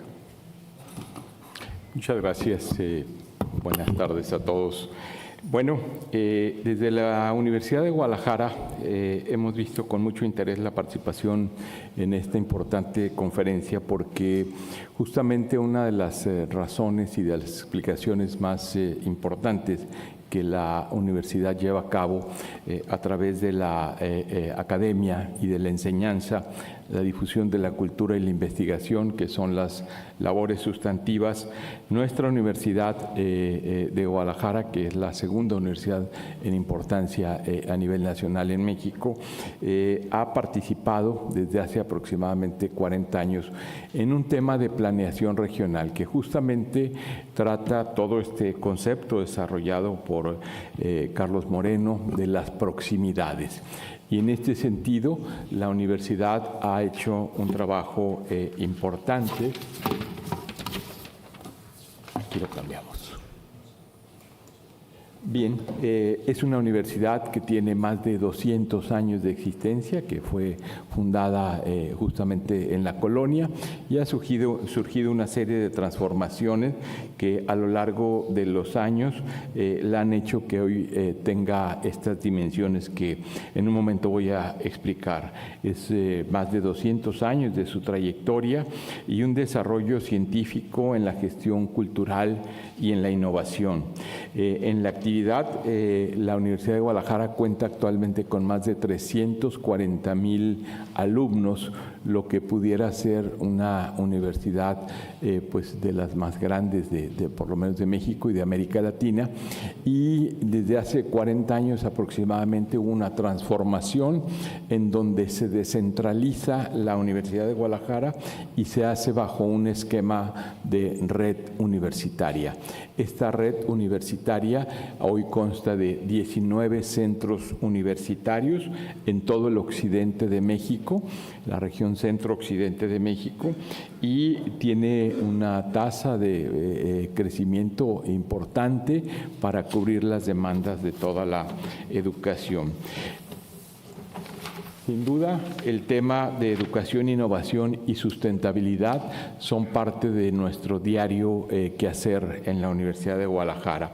El proyecto educativo trasciende más allá de la formación académica para configurar ese tejido urbano de proximidades que haga que los alumnos que no tenían acceso a la educación hace más de 40 años, solo se podía estudiar en la capital de Jalisco. Hoy, todos esos alumnos tienen proximidad en sus centros universitarios y justamente están a minutos de los procesos de enseñanza educativa. Esta red con la que cuenta la universidad pues fomenta el bienestar territorial mediante la creación de redes científicas y culturales. En este plano de la docencia, la universidad ha transversalizado la sostenibilidad como parte de sus materias y de sus programas educativos. Somos la tercera universidad, de acuerdo a los rankings de calificación de América Latina, y la que cumplimos con el máximo puntaje de los 17 Objetivos de Desarrollo Sostenible de ONU Habitat. En 15 estamos de la media hacia arriba.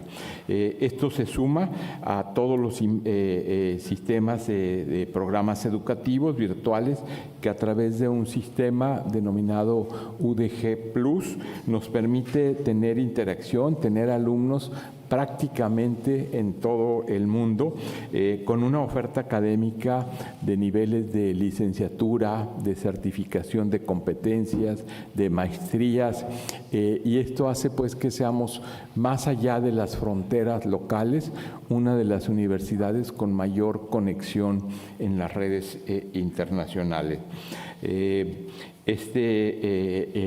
Conexión con todos los estudiantes nos da pues la posibilidad de escuchar y de ir ajustando nuestros programas de estudio. Hay que recordar que en México hay un efecto de migración importante hacia los Estados Unidos y que una gran parte de la población en algún momento dado de su historia ha tenido que emigrar por cuestiones de trabajo y de supervivencia a los Estados Unidos. La Universidad de Guadalajara ha implementado una fundación y una red en el sur de California, en los Estados Unidos, en donde atiende a más de 3 millones de habitantes y de familias que en su momento trascendieron las fronteras. Bueno, como patrimonio e identidad, también la universidad tiene un patrimonio cultural bastante fuerte, porque es uno de los acervos más vastos y significativos del occidente de México por el tema de la cultura.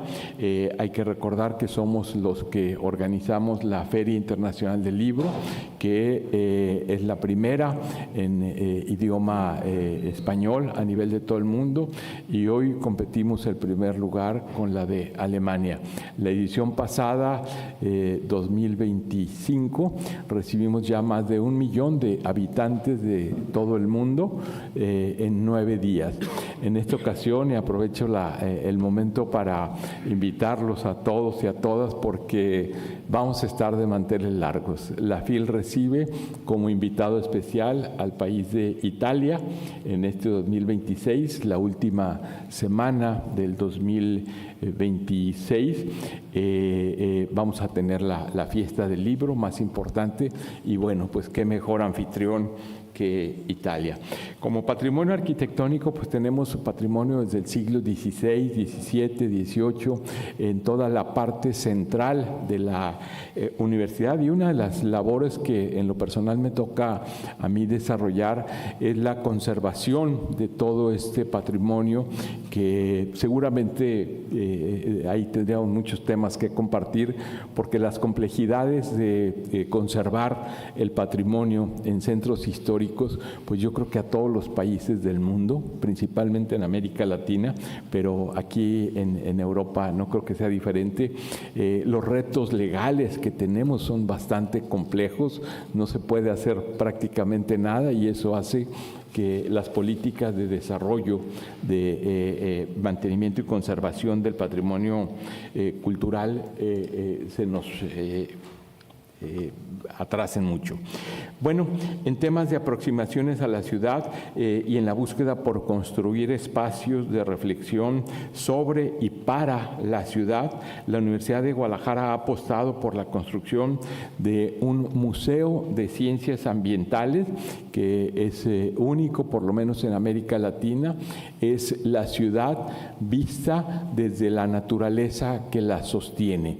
Y esto es un museo de lo vivo y del futuro, es un museo de la esperanza, es un museo en donde queremos sembrarles a las nuevas generaciones que es posible vivir en ciudades, sobre todo si sabemos conservar y equipar estas proximidades, pero también teniendo el respeto al medio ambiente y a la naturaleza que sustenta la ciudad.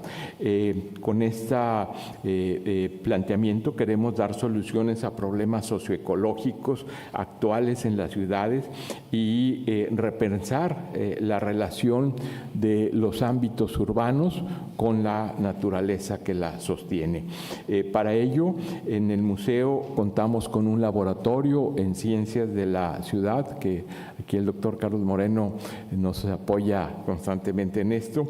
Contamos con más de 25 programas educativos especializados en pregrado y posgrado, así como también una reserva de la biosfera de más de 8,000 hectáreas, en donde hacemos estudios de conservación de la naturaleza, identificación, investigación de todo lo que, de ese hábitat que tenemos en el occidente de México.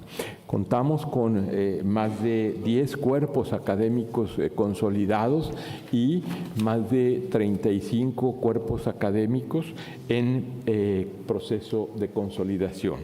Bueno, la Universidad de Guadalajara, a través de este modelo de red que se conforman por 19 campus universitarios, esto quiere decir que cada uno de ellos por sí solo podría ser una universidad en cualquier parte del mundo. Estamos hablando que los que menos alumnos tienen son entre 20 y 30,000 cada uno, y eso hace pues que lleguemos a los lugares más lejanos del occidente de México para otorgar este servicio de la educación, la cultura y la investigación.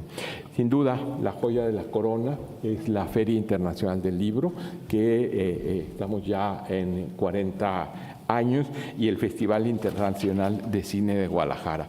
Pues muchas gracias a todos y invitados a la próxima fila. Gracias.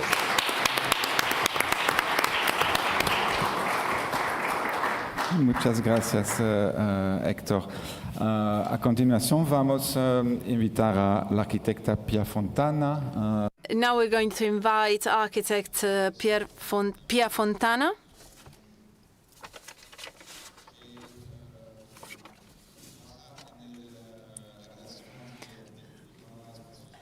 Y la identidad cultural.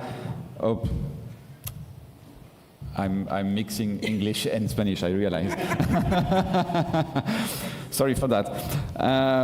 So with projects ranging from urban regeneration to small-scale architectural intervention. She's also a member of the scientific committee of this conference, and the contribution of this session reflects on how architectural practice can reinforce the character of places and contribute to more human-centered vision of urban life. I hope that this is correct as an introduction, but okay. If not, you will correct me, I'm sure. No, it's okay, but Vincenzo Corbino too is with me, but we have a little time, so I talk alone. Ok. That's perfect. Parlerò in italiano comunque. Ok. Buonasera. Passa. Good evening, ladies and gentlemen. I would like to seize this opportunity because this is the last stage of our journey together. Well, I have only just arrived here, and I really hope that we'll keep working together. I live and I work in Barcelona.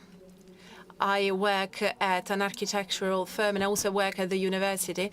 But I think that this event was a great opportunity to present a project we worked on with another architectural firm. We are pleased to show you a great project which is a benchmark to perform urban regeneration in cities. We're talking about the city of Livorno, a city in the Tuscany region. It is a medium to small-sized town which is mildly lively, so to say, and that's thanks to the policies implemented by the current municipalities, especially because they issued a call for tender. We're going to bid for. This is Livorno. That is the historic center. This is where we're based. And for those of you who do not know Livorno, this was the area the project was based on. We are in a section of identity, therefore we talk about urban regeneration throughout the recovery of existing buildings. This was the former headquarters of the previous transportation company. It's been divested, so we have to think about another way to use that area. Up there you can see Terrazza Mascagni, a strategic place and a central one for our city, where a project like this one can be an opportunity to transform a full area. That this pages us from a website that shows all the different stages of planning. And from here you can understand that participatory planning is a key element that should be envisaged as something you do before, but also after the actual presenting of the planning. So after you have drafted your plan, you get to a more practical phase, and to talk about this example, it was a project about art and creativity. So, on the basis of this plan, we drafted a program, and we decided to take part into the call for tender. The activities we proposed were authorized by citizenship, so to say, and we decided to start with a few important concepts that are based on proximity that envisage urban strategies as an eco-city. If we care about the city will look after us. We worked along biodiversity, proximity, centrality, and these ideas helped us to go beyond the project. One of the most important ideas of our project was that of underlining that we do not only have to think about a specific area, but also about the urban repercussions said project would have had in the surrounding area. This said repercussions are linked to the idea of eco-block. An eco-block is the idea of connecting different areas for attractions that had to be linked to certain main roads, such as the one you can see here, Via dei Cavalleggeri, that links two main hubs. The idea was also that of working on the edges, on the spaces that had to be connected with space. We should also take into account a series of reflections about biodiversity and what can be earned and lost. It is also important to highlight that we thought about building a parking that could, of course, serve as a parking, but could also serve as a building. The idea of landscape architecture, the idea of section of road, this is a tender we won. And now I'm going to show you a few slides about this project. This is a project that we presented. These are existing buildings. These are existing buildings, while the red and the magenta one are new buildings. Time's almost up, I'm sorry. These are the 4 buildings we envisaged, and we added an info point that would serve as a point of connection where citizenship could go to have information about the project while the project was being constructed. Here you can see the project, the image, the refurbishing phase, the internal distribution, the adapting of an existing building. In this case, too, we reused an existing building. There's also a new building that was that served as student accommodation that could serve as also as accommodation for artists.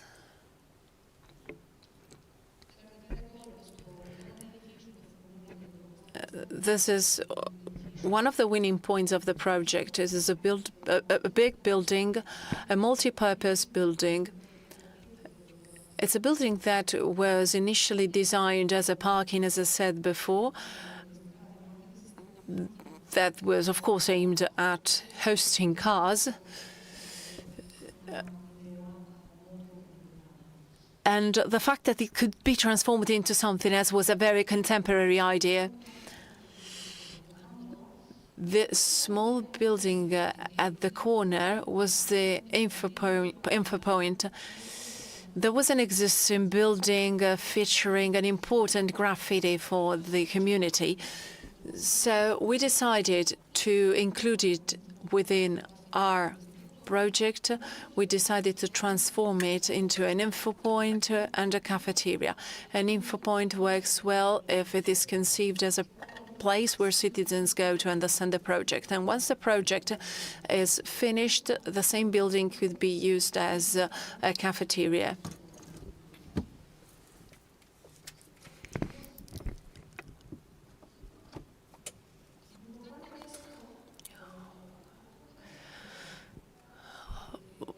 What matters now is that the project has started a new phase, and we are in the transitory use phase. It means that we can use buildings while we are refurbishing them in order to keep this link with the citizenship.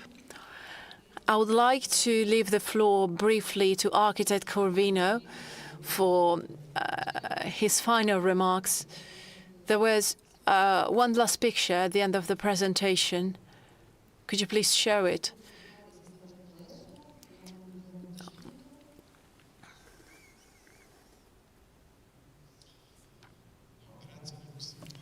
Well, thank you very much for this invitation. I'm glad I can conclude this presentation with a picture by Mimmo Jodice. This is a black and white picture, apparently. And I'm saying apparently because it is made of many nuances, meaning that a city is a cluster of layers that lives on the synergy among different spaces, private spaces and public spaces. Hence, cities must be conceived as places where participation is fostered. I would like to thank the National Council of Architects, Carlos Moreno, and the Scientific Committee. I am glad you invited me here today. Thank you.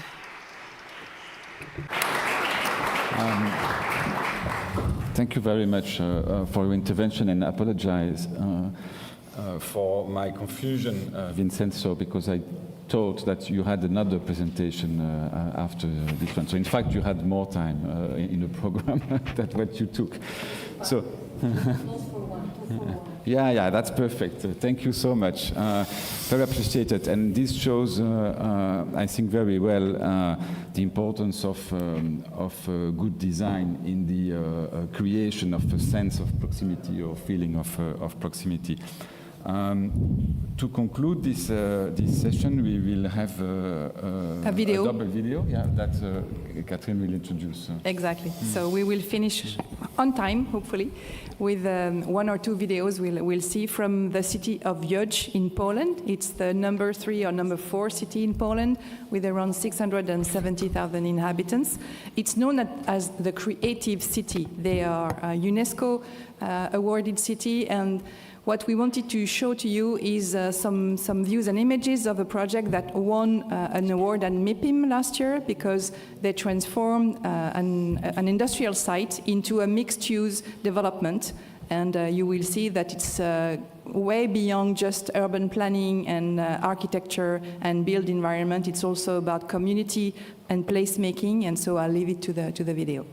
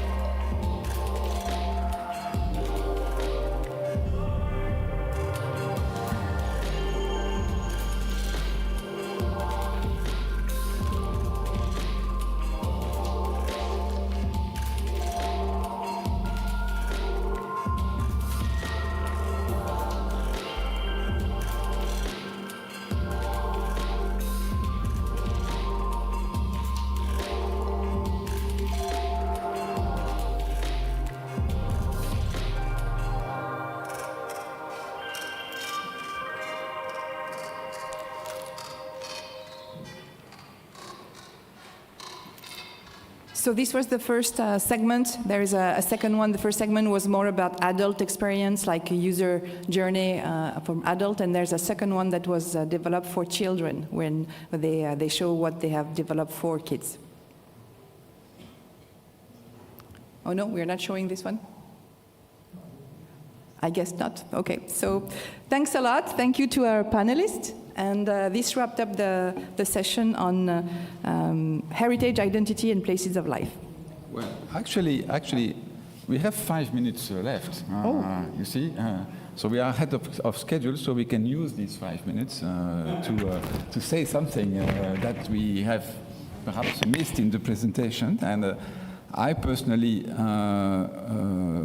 wanted to comment, on this video. It shows proximity as a feeling. It's not a matter of technical or mobility or something in the video. It's really a feeling of being together. And I think that these are two aspects of the proximity agenda that we need to consider in parallel. So if we have now still 4 minutes, we can ask the panelists perhaps to say one sentence, one word, one reflection, perhaps trying to connect the different presentations together. Let's start with Oliver. Yes, I would continue where you stopped. I mean, it's a question about feeling, about emotion, about belonging we heard before. And what I wanted to say is that these are very important criteria and effects for well-being, but also for health, for social cohesion, and so on. We all agree on that. Everyone will agree on that. Mm-hmm. But when it comes to realization, to political procedures, to legislations, then often these kind of soft factors, soft terms are put aside because the strong things are easier to implement. And that is what we have to overcome, and that is what we have to kind of objectivize in a certain sense, to make it as strong as hard factors as other things like energy efficiency or commercial benefits and so on.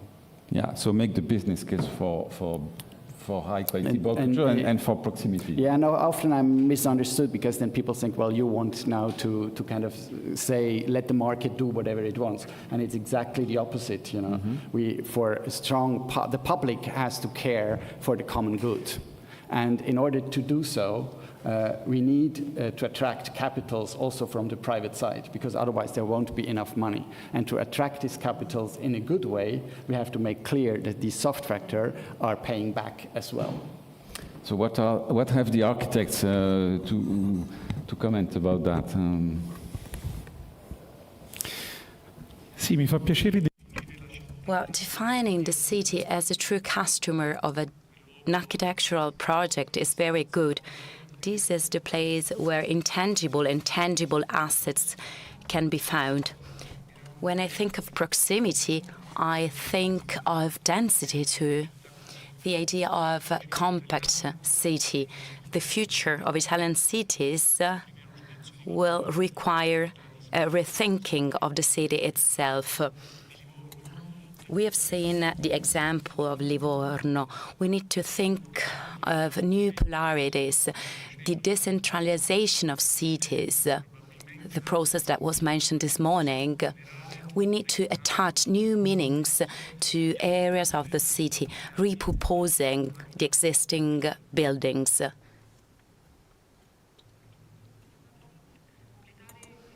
I would like to complement what Vincenzo has just said.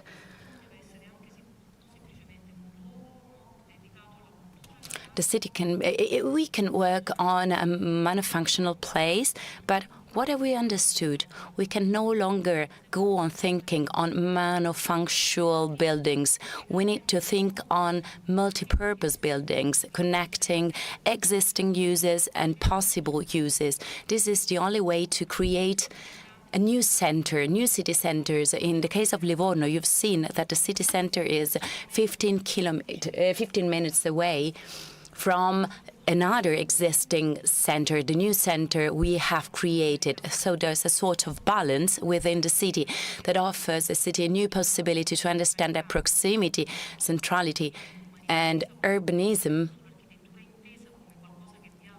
So having architecture in dialogue with the city is something we should always care for. We've been working together for many competitions. The Care City, what is that? If we care for the city will care for us. Catherine, would you like to add something to the discussion? No. No, that's perfect. Everything is clear. There is, however, one topic that we did not fully address, which is heritage. We didn't discuss that much the topic of heritage, and actually we could do another conference only on that. I mean, historical cities have something to offer to the agenda of proximity, and that is something we need to further explore, but there's no time for today, unfortunately. So with this, I close the session 4. Thank you very much to all the speakers and to the audience. Thank you.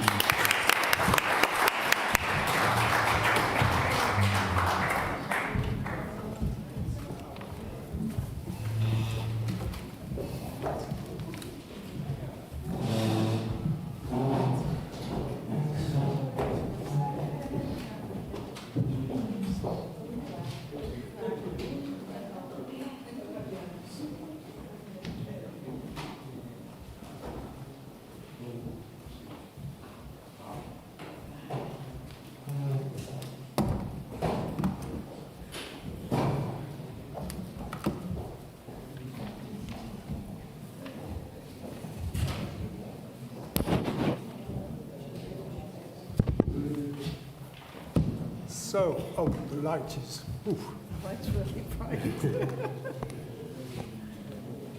Well, it's the middle of the afternoon, so normally there is a coffee break. Without coffee break, I'm going to propose you to do something. Just give a thank and applaud to the organizer of, and just stand up to applaud my friend Carlos, and all the technicians. So, thank you. I'm not a politician, but I could have been. So, yes, thank you, Carlos. So now we are on the next roundtable. We're going to deal with a very important thing, housing, which is at the core center of the proximity, because the first step of the proximity is where you live. And you know, coming from a part of the world, I've been working a long time in Africa and in other countries around the world. It's a crucial question, first crucial question, where I live. So, and then proximity is a very important concept about that, because when you live in a very small apartment, a tiny house, as they say in the United States, you need to have proximity. And a lot of things out of your apartment or your house. So, Marta, will you introduce the session? Yes, and then ask the panelists to come? Absolutely. I will be the first panelist, if you don't mind. I will Okay, introduce yourself. Okay. Okay. It's a pleasure to be here, and I'm Martha Thorne. I'm a city planner with a master's from the University of Pennsylvania. You hear my accent. I lived originally in the US, but have been in Europe for almost all of my career. I'm known as an academic, curator, writer, and editor. I was former director of the Pritzker Architecture Prize for 16 years, dean of a School of Architecture and Design, where I believe education is certainly important, and it's come out today for 7 years. And now I work freelance, trying to support cities and architecture through competitions, symposium, publications, etc. And it's a pleasure to meet Xavier Crépin, architect, urban planner, senior construction technician, heritage expert, and professor and dean of the School of Urban Environment at Sciences Po, Rennes, where he's also coordinating a master's degree in urban services engineering in the southern cities. And could I ask our panelists to please come up and join us here, sitting down, Antoine Saint-Hilaire. Antoine, are you here? Yes, another architect. I'm so happy there's architects this afternoon. Academic Nobody's planner at perfect. Age 20 Architects. Projects by Age 20 are designed to be open-ended and a finely balanced dialogue with the history of the site and systematically questioning and always enriching and renewing what exists. And Antoine is also co-founder in 2016 of Eugene Architects du Patrimoine to address with expertise and thoughtfulness the challenges of restoring heritage. Antoine, before you speak, please sit down because we're going to let Xavier speak. Carmen? I can speak at the end. Oh, well, okay. Carmen, would you join us now? And then people can look at you, which is much nicer than looking at just Xavier and me. Carmen Santana is architect and won an award from the Spanish National Urban Planning Association. She is a partner in the architecture studio Archicubic, which was founded in 2021 to explore synergies and exchanges between public space and the private participatory space. And she's also co-founder of At Cubic, a transdisciplinary and co-working space in Barcelona for small businesses. From the South America originally and also living in Barcelona. So, Just, are you here, Just? Good, please come up, Just. Managing Director of the European Federation for Housing. Excuse me? Living. Living. Oh, for living. Well, okay. EFL. Its vision is for its unique makeup of members to be at the forefront of sustainable and affordable housing developments in Europe. Just has a master in town planning and real estate. He's not an architect, but we'll let him be up here anyhow. And he's always worked in the field of housing. He is a co-founder of European Federation for Housing? For living? Like, why do I have housing there? It is a network, and I think this is really important. It's a network of housing associations, companies, experts, whose core aims are to facilitate mutual learning and sharing knowledge and experiences, stimulate innovation, and he reminded me today, and take action, which is very important. And then my co-moderator, Professor Xavier Crepin, as I said, you are a man of many hats, so why don't you open with a brief presentation, and then we'll pass on to Antoine, Carmen, Just. Okay. And I have one question, because we don't have much time for dialogue, and I have to say it's been a wonderful day. I've heard many, many inspirational speakers, which I think have given us much to think about. We've heard of participation, policies, data, synergies, flexibility, collaboration. I think different scales, quality and quantity together, security. But I have missed a little bit of connecting the dots. When I hear people talk about landscape, it's like planting trees, or public space is like it's lovely where people gather. But there's something a little bit beyond that. It just doesn't happen. It happens with intention, with design, with ideas.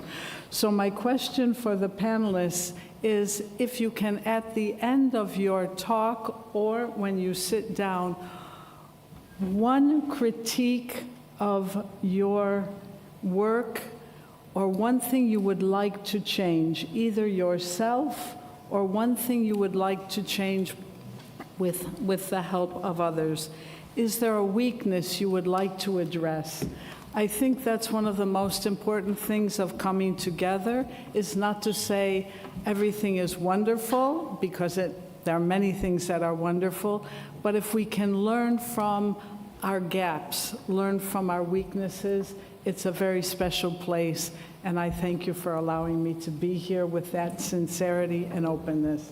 So, Mr. Crepin, if you would begin. Thank you, Marta. I have a presentation. I don't know if they have.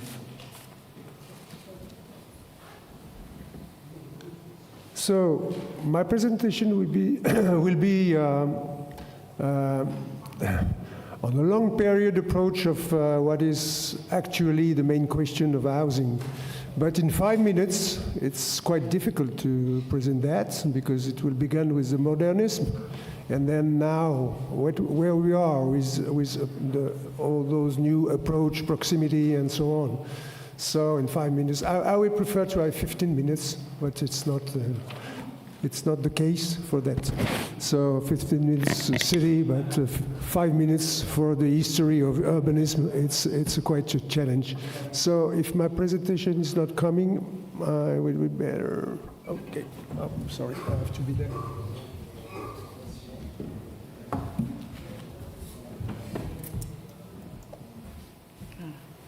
So, yes.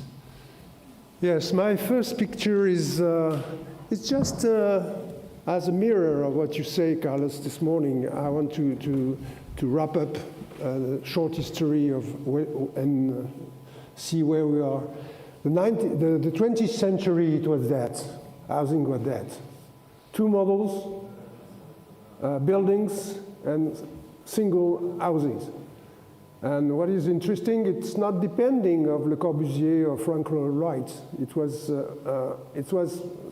not similar, but pretty close. It was very, what they call in Davos, we have a presentation of Baukultur. It was separate the functions, zoning, you say that this morning. And that's, you see on that picture here, who knows the picture? Plan voisin. What is plan voisin? It's the center of Paris. What about the heritage? So it was the Le Corbusier plan, and it was applied for one piece from Perrault, Dominique Perrault, for the Grande Bibliothèque. You can imagine what it will have been if politicians have adopted that. So it was really radical. It was a radical orientation during this 20th century. And the results, we know, we have seen all the picture today, and the question of regeneration and new approach. And La Charte d'Athènes, which was the charter, the basic charter of all of this. And obviously, it's still operating in most of cities around the world. I can tell you, we saw pictures of this morning from various CBD center of cities around the world. So that was the model. What happened? What happened? And Carlos explained that very well. We take the conscious of radical changes about the planet. It began in the 90s. Or just before with the Brundtland report and so on. And what we have done during the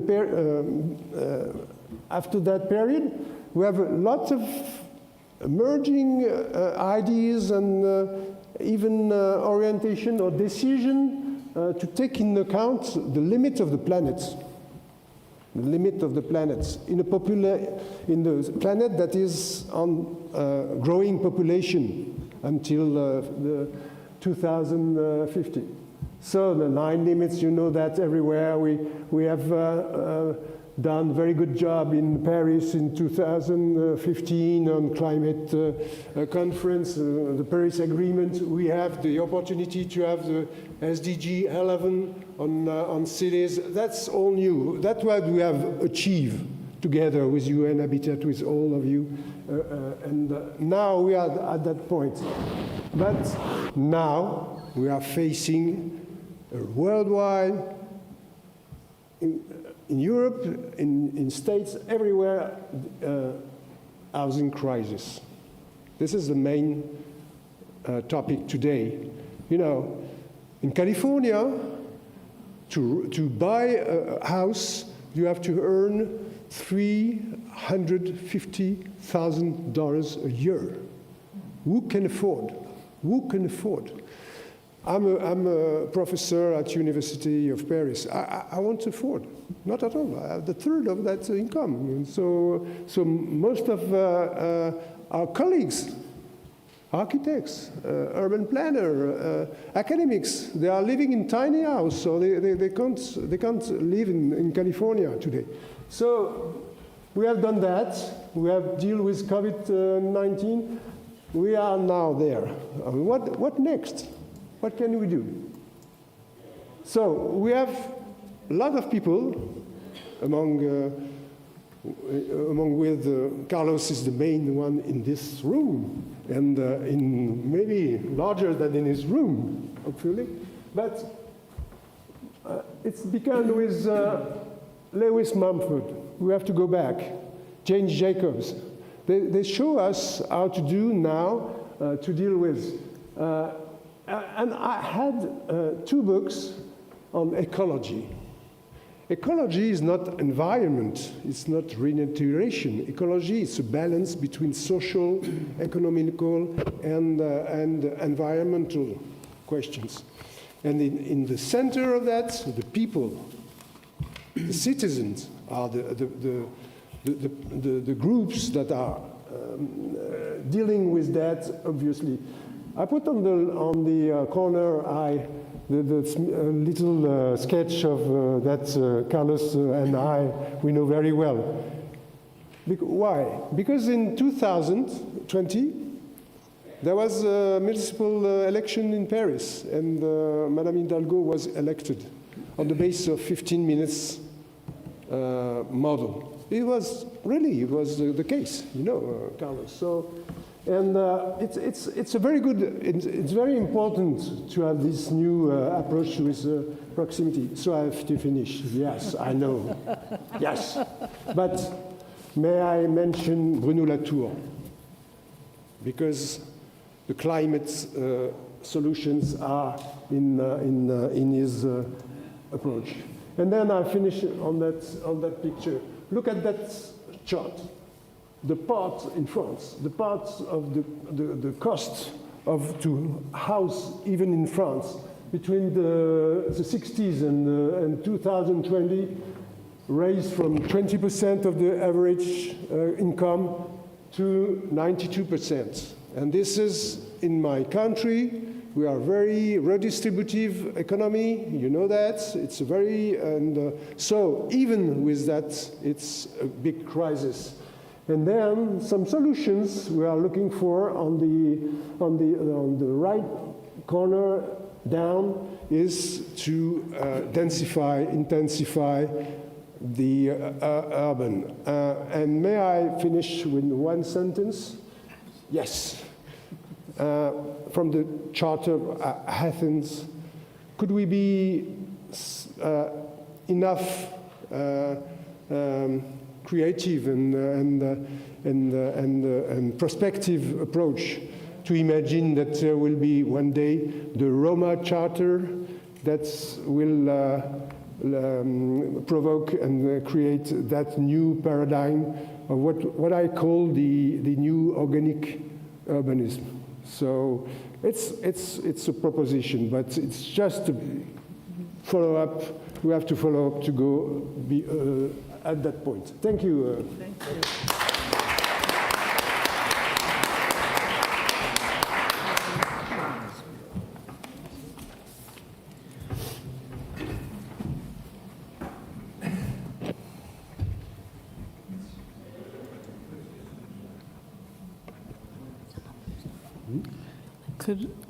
Thank you. Yes. Conference on that.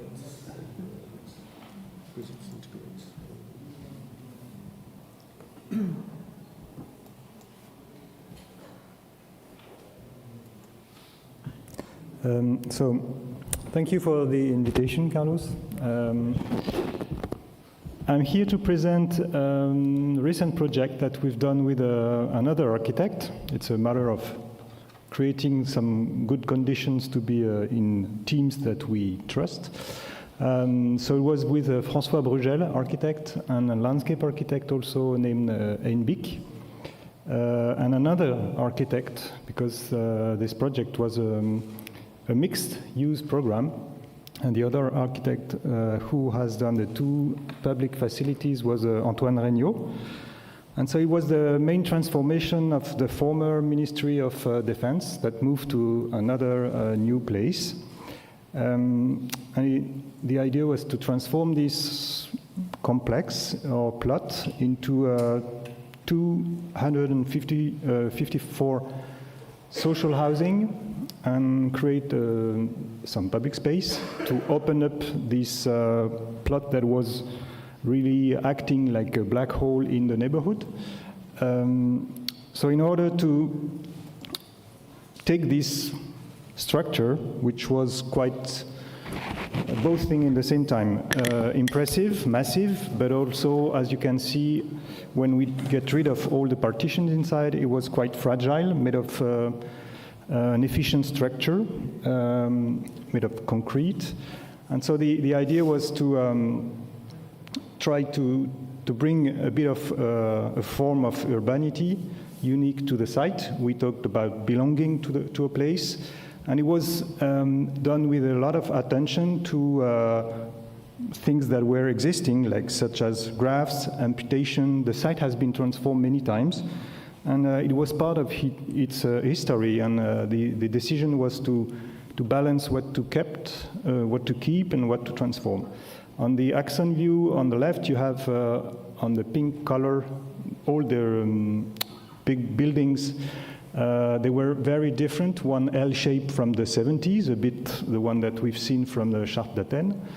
And along the street, it was a building that were former offices, but for the ministry, so with a decoration, historical decoration that we kept, but from the 80s. So we have these 2 generations of buildings, 2 kind of, in order some space that were really different, and we also try to imagine different kind of living, because the space were different, the openings were different, the relation to the public space was different. The other one was in blue. We benefit from a really big hall of different levels underground to create the sports center and a roof suspended garden on top. So it was the question we ask is what is a good city, and in the same times we were asking ourselves what is good housing. So again, it was like trying to pay attention to a lot of small things, such as light, comfort, capacity of appropriation, to what make it special, especially when you deal with an existing condition. So on the left, you have the existing, in yellow, it's what we get rid of, so all the interior partition, and in red, it's all the additions. That's the building in the center that we have to deal with, very flat, very mute in a way, and quite massive. To transform it into housing was a big challenge, because we have to deal with this light structure that was so efficient that we have to be careful, and very careful, to all the loads that we bring. The south facade that you are looking right now, we added this depth of loggias, of like linear balconies, that in the same time create this threshold with the city, protect also from the sun in a passive way. And so all this attention, step by step, we end up with 91 different plans. So even if we have some kind of efficient, repetitive buildings from the 70s, when you try to make the most of it, all the different conditions, try to have like see-through apartments or at least double orientation and so on, you end up with this complexity that is not so visible at the end. But what is also interesting is with these kind of with these different kind of existing conditions, you can provide different ways of living. And of course, what was so interesting is that it's always a chance to go beyond the standards and to be able to create some apartments that you would never imagine if it was made with a new building, because the windows are large, because the view is amazing, because the relationship that you can create is quite fantastic. So at the end, we have this inner courtyard that was a parking lot before, that has been transformed with this hidden underground sports center with a roof, with a garden suspended on top, which is accessible to anybody. You have in the center this, in French we call it a porche. It's a giant gate that goes under the building, which is accessible during the day. So it's a new way also to be part of the neighborhood, which is very residential or administrative. And of course, there is also a nursery, so it's an everyday life that's step by step is installing in this new place. And you have this relationship that we are really fond of, because we are also a heritage architect, and this connection between the different times of architecture, these different typologies, this different kind of volumetry, and this dialogue that is created. Sometimes it's very, we are not afraid to create this kind of contact, because I think it creates some kind of new accident, but for the good, we hope. So at the end, it's more an urban than an architectural challenge for this average of 800 new inhabitants that live there. Thank you.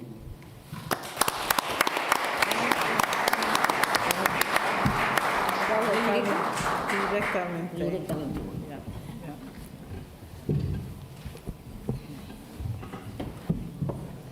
No te vayas, Antoine.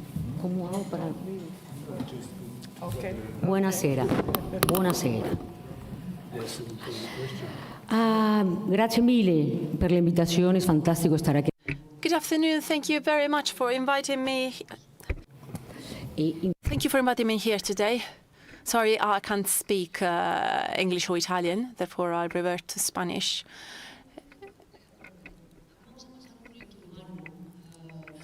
Desde el año 2017, en la primera corona parisina, lo que se llama ahora en día Le Grand Paris, en Ivry-sur-Seine. Y se trata de, lo que quiero explicar es sobre todo cómo, frente a precisamente esta complejidad urbana que tenemos que poner en marcha en los proyectos que vamos a hacer a partir de hoy, para llegar a un urbanismo solidario, inclusivo y humanista, inclusivo, solidario, necesitamos trabajar con inteligencia colectiva. Y cuando hablo de inteligencia colectiva, y fue mencionado precisamente justo antes, el tema del dinero es muy importante. La colaboración público-privada es extremadamente importante para realmente que las ambiciones del proyecto urbano lleguen a construirse y a fomentarse y a asarse. Otra cosa que es muy interesante es el hablar del tiempo. Carlos, tú lo evocaste esta mañana, el tiempo de la proximidad, pero yo creo que también hay un tiempo de la reflexión, un tiempo de frenarnos, un tiempo de hacernos las preguntas pertinentes antes de empezar a trabajar cualquier tipo de proyecto. Y normalmente no lo tenemos ese tiempo.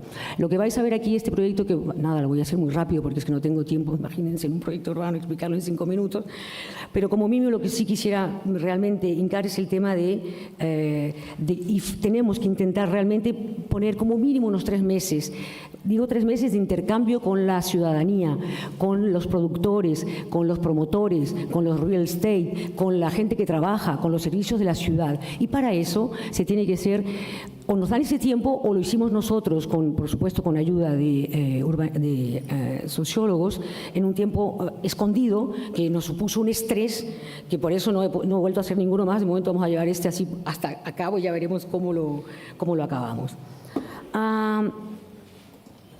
Para esto, y frente a esta complejidad, obviamente lo que nos interesa es trabajar en ecosistemas abiertos. Nosotros, arquitectos, urbanistas, no tenemos la capacidad de poder afrontar retos de ese tipo. Trabajamos con economistas, trabajamos con gente que regula, como los concierges, con gente que trabaja para gestionar las copropiedades, con todo tipo de gente prospectiva. Bueno, aquí tenéis el ecosistema y que se va ampliando cada vez más. ¿Y por qué digo esto? Porque lo que es importante, en medio de todo este clímax que tenemos de virus, de guerras, las tecnologías, la desinformación, la manipulación, o sea, demasiadas cosas para nuestro cerebrito, y para ello tenemos que, ¿cómo hacemos comunidad? ¿Cómo creamos otra vez esta cohesión social que estamos viendo que realmente nos falta para poder llegar mucho más allá en nuestro proyecto social común y nuestro destino de todos? Trabajamos con 4 escalas para reducir el tema, Normalmente es la escala planetaria, que sería esta escala donde realmente, o sea, hacer arquitectura hoy en día es tener cuidado con la planeta. Tenemos que cuidar el planeta, cuidarnos a nosotros mismos para poder ser personas humanas, no máquinas, y poder realmente escucharnos, debatir, saber callarnos para escuchar al otro. La escala metropolitana nos va a servir también para detectar nuevos materiales, nuevas, el alma de esa metrópolis o de ese territorio, rescatar productos que se pueden hacer, y aprovecho también para meter a la pata de todo el tema de la prefabricación. No tendremos ciudades sostenibles mientras estemos todavía montando muros y reventándolos para pasar tú. O sea, no puede ser que el mundo de la construcción sea un mundo totalmente retrasado respecto a cualquier otra industria potente que tenemos en nuestra sociedad. ¿Qué es lo común? Lo común es el espacio público. El primer bien común nuestro es el espacio público. La parte urbana, la parte de la escala del urbano es del barrio, esta escala donde vamos a poder realmente hacer este tipo de co-creación que os he dicho, y la escala más humana es la escala donde vamos a ir realmente a pillar todos los habitantes que ya existen ahí para poder prepararlos y co-crear con ellos, que se apropien el proyecto, que lo co-creamos para sentar la densidad la cual necesitamos. Sin densidad, y ha sido hecho lo hemos dicho varias veces, sin esta densidad compartida, co-creada, no hay manera de poder tener ciudades que vamos a renaturalizar, ni ciudades que van a ser realmente, que se pueden apropiar por los propios habitantes. Me he perdido, es igual. Aquí estamos en el proyecto que os quería hablar de Ivry-sur-Seine, y obviamente, como se ha dicho anteriormente, es un tema político. Los políticos son los que nos tienen que ayudar a tirar las cosas para adelante. Sin una ambición política, sin un político que tenga fuerza, no podemos nosotros los urbanistas llegar a mucha cosa. Lo que es interesante también es el tema de la... Aquí, por ejemplo, en Ivry, lo que os decía antes, y lo que tú, Carlos, has llamado esta mañana, como has dicho, yo llamo esto la poesía, tú le has llamado la... Ayúdame, a ver si lo digo. Tú has hablado de la topofilia. Supongo que la topofilia de la cual hablabas también tiene que ver con esto, y el locus, la manera de cómo, para que la gente se lo pueda apropiar, podemos hacer. En este caso, la ciudad de Ivry, a 9 kilómetros de la París, forma parte de la primera couronne parisina, está tocando la Seine, bordea la Seine, y hay toda una serie de jardines urbanos que ya existían en la ciudad, que incluso había todos unos que son bastante importantes, el fuerte de Ivry, que alimentó a los obreros en plena época de crisis. Estamos hablando de la primera de una comuna comunista, una comuna donde hay emblemas que marcan este territorio, y por eso hemos puesto en marcha lo que hemos hablado, lo que os he dicho, es una agrociudad en la cual lo que hemos hecho es también ya embarcar los habitantes desde un principio con todo el tema, por ejemplo, de las plantaciones de los árboles. La gente que se fue del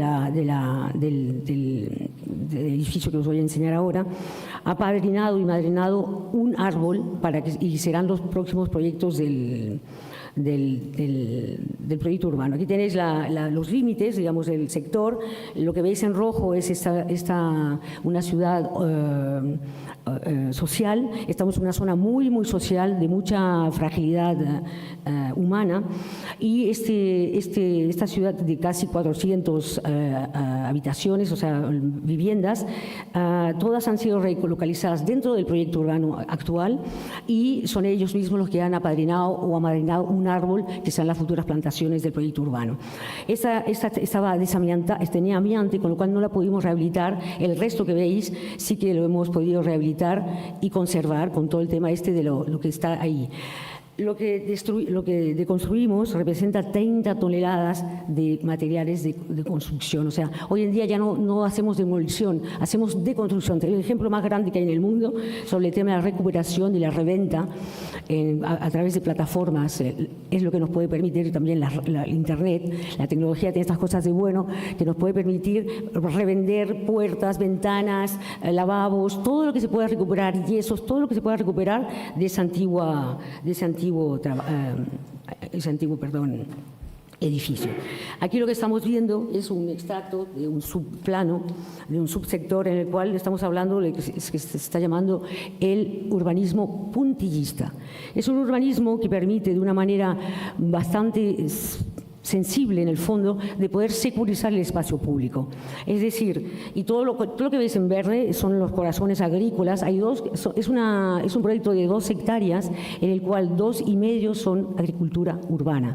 Es todo otro capítulo, pero lo podemos hablar fuera de esto si queréis. Hay todo un tema de perenización de esta agricultura con nuevos modelos jurídicos, con campesinos agrícolas urbanos que lo están trabajando, la Ferme du Cosmos, con una escuela que está justo al lado que permite ampliar sus ganancias.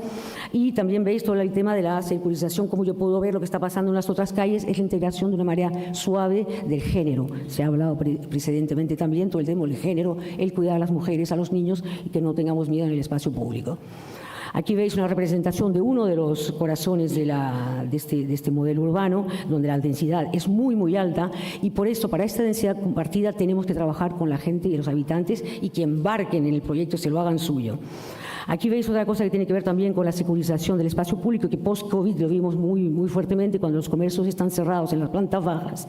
Hay toda una insecurización bastante fuerte de este espacio público. Lo que trabajamos en este caso es lo que veis en las plantas bajas aquí, que son lo que llamamos las placitas, que son espacios comunes que la copropiedad, que los propios habitantes, vosotros, todos nosotros, si viviéramos en un edificio, tendríamos que hablar, dialogar, organizarnos para ver qué hacemos en ese espacio, aparte de aparcar las bicis, etc. Y también tenemos locales que alquilamos para poder meter dinero. Otra cosa que es muy interesante dentro de este proyecto, no puedo abordarlo, porque son muchas cosas, pero es el tema de la frugalidad, el tema de la energía, consumir menos, simplemente con pasillos iluminados, y abarcar también el tema de la reversibilidad de uso, el vector tiempo. Por ejemplo, este ejemplo que os enseño es una residencia de estudiantes. Mañana, dentro de 10 años, 15 años, según los territorios, ya no hay estudiantes. El envejecimiento de la población es brutal. ¿Cómo lo podemos convertir en vivienda? Que eso siempre sí necesitaremos. Y otra cosa, y con esto acabo, y yo creo que es Marta la pregunta contestar. Esto es mi ruego, o lo que me gustaría hablar. No puede ser que sigamos reventando nuestras aceras, reventando nuestras calles. Somos tan inteligentes, colonizamos el cielo con satélites, planetas, todo lo que queráis, y mirad lo que estamos haciendo. Hace 50 años se hacía a la izquierda y lo continuáis haciendo a día de hoy. Mientras no nos organicemos para organizar nuestros subsuelos, lo que yo llamo la cota invisible, no tendremos ciudades resilientes. Nos costará muchísimo dinero a las alcaldías y a las ciudades, que no tenemos de nuestros impuestos, para simplemente intentar plantar 2 árboles. Y los paisajistas que están en la sala lo entenderán perfectamente. Ahora nuestro próximo reto es esto, trabajar la cota invisible con este ejemplo, con lo que queramos, y por favor os invito a todos y a todas a colaborar con este esfuerzo, porque realmente es enorme y es el próximo paso que vamos a dar, que estamos dando en el despacho. Muchas gracias.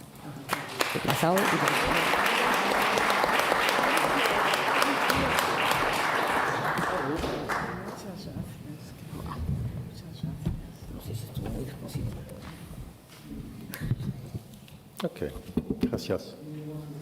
Yeah, I'm also learning a little bit Spanish, but I could not really. This was the best lesson, maybe, but it was. I could follow some of the former speakers in Spanish. So, but 1-2 words in Italian. Buon pomeriggio a tutti. Ringrazio molto gli organizzatori per l'invito per l'opportunità di.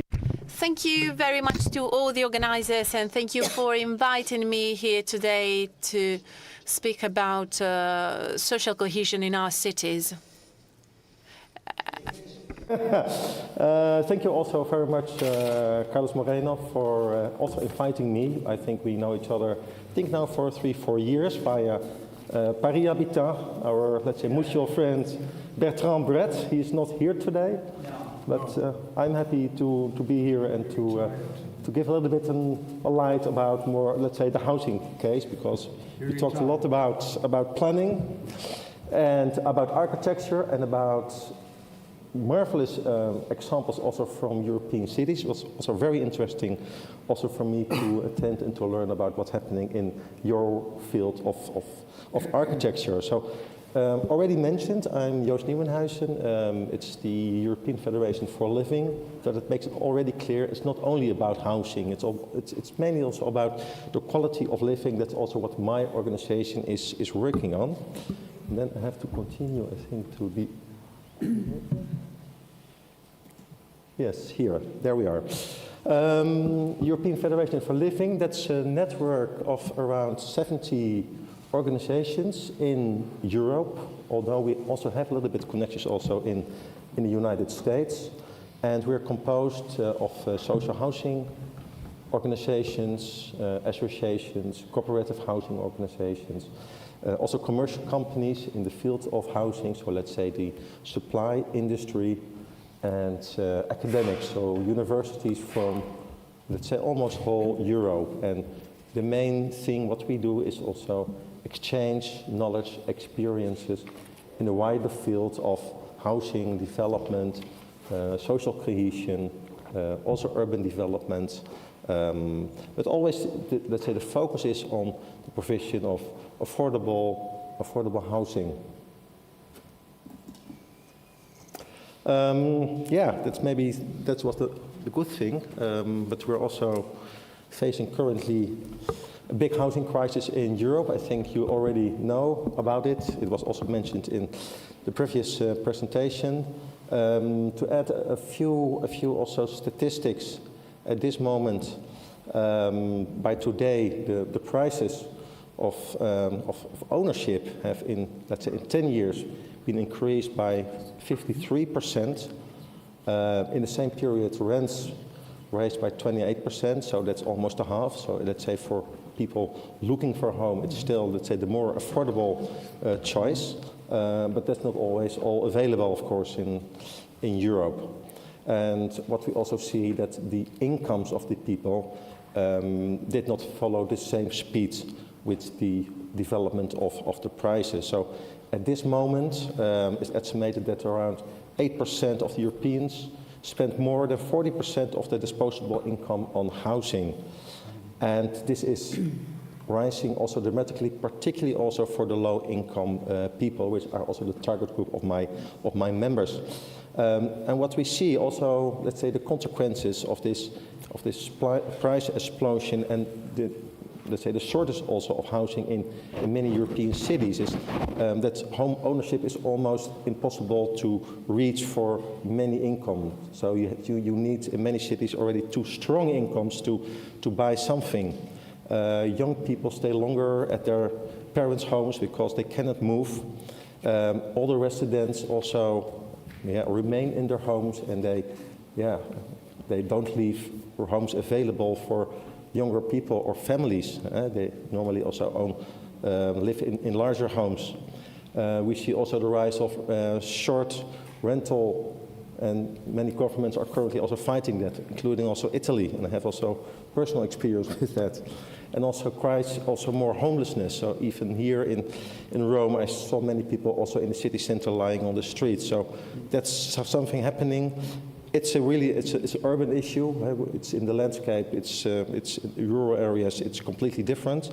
But yes, we see also the housing crisis in reaching between 15,000 and 25,000 euro per square meter in many of the biggest cities in Europe. And what does it lead to? It leads to also to, let's say, less chances for middle incomes, the losing also of social balance, of essential services for its residents, for example, schools or hospitals needing let's say, people for their staff, and they can't afford it. So it's losing also a little bit of the economic vitality of cities. This has not gone unnoticed, of course, by the European Commission. So you all know probably that there is now a new commissioner on housing, Mr. Den Jurgensen, and he and his team developed the so-called European Affordable Housing Plan, and also EFL contributed a little bit by the content. And at this moment, it's calculated around 2 million additional homes per year are needed until 2035 to meet just the demand. At the same time, we see also by the Commission, and that's a good thing, that a stronger recognition of social and affordable housing.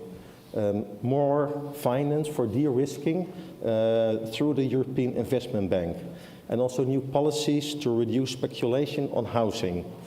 And furthermore, also, let's say, local governments are giving more instruments also to reduce short-term lettings, and that's happening in many cities currently in Europe, including also Barcelona and Amsterdam, the place where I live.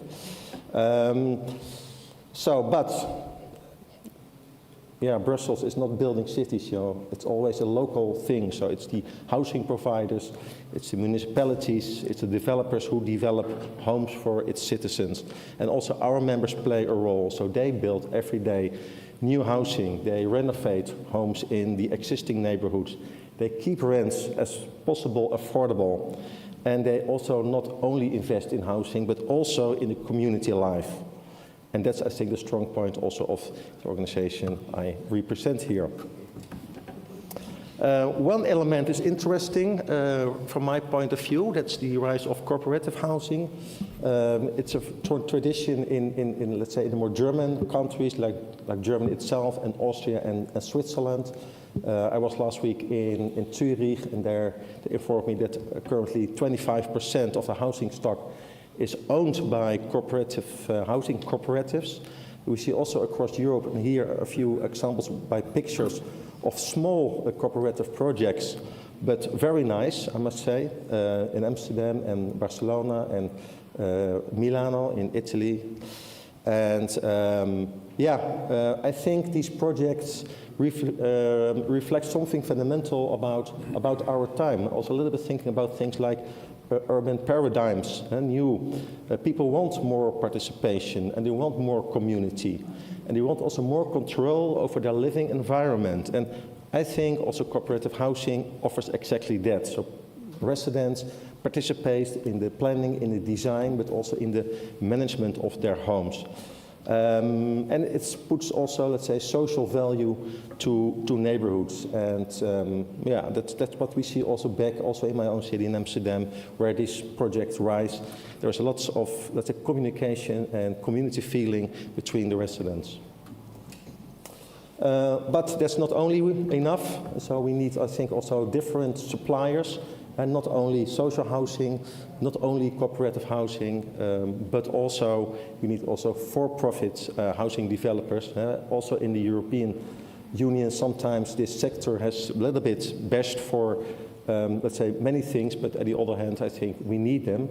And they need also a healthy profit to develop homes. And particularly also in my own city, Amsterdam, they're really bashing also all, let's say, for-profit owners, funds, developers. And they focus really only on social housing. Currently 40% of new housing in Amsterdam needs to be social, and that's also not working. I'm almost there, I must say. Technology, it was already one of the sessions of this morning. That's also important within our organization. It's another, let's say, also new dimension of the urban paradigm, and particularly also things like neuroarchitecture, eye tracking technology is increasingly also used to measure the quality of urban well-being.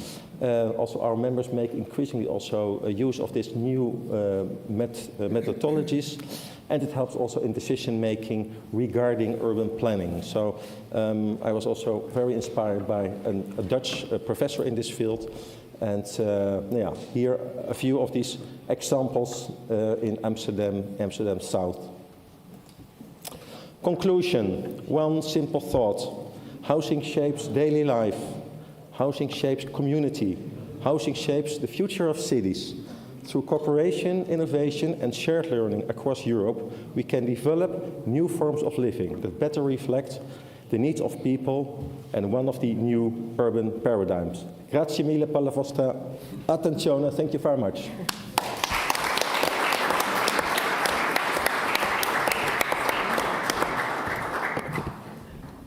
Maybe we have time for a few questions. Antoine, your housing, which was the adaptation and change of the Ministry of Defense, what is it in that project that you would take to other places? Maybe materials, new spaces, new budgeting. What would you take to other places, and what would you say, I'm not going to do that again?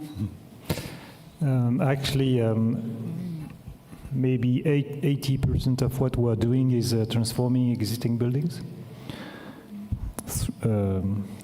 Thanks to Anne Hidalgo and probably a bit of Carlos, we also had the chance to transform 5 parking garages in Paris because of the lack of their uses.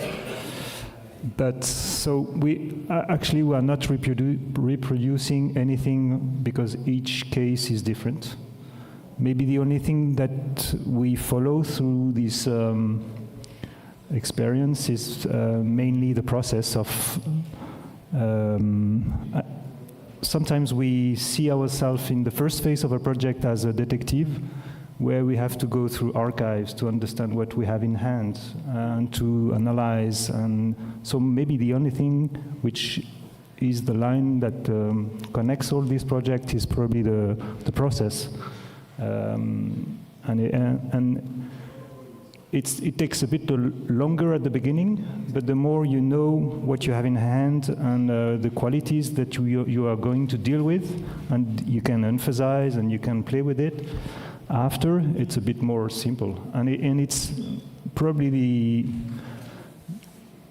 step by step. At the beginning we were like, okay, we don't have any line because all the projects are different, because all the contexts are different, all the buildings are different.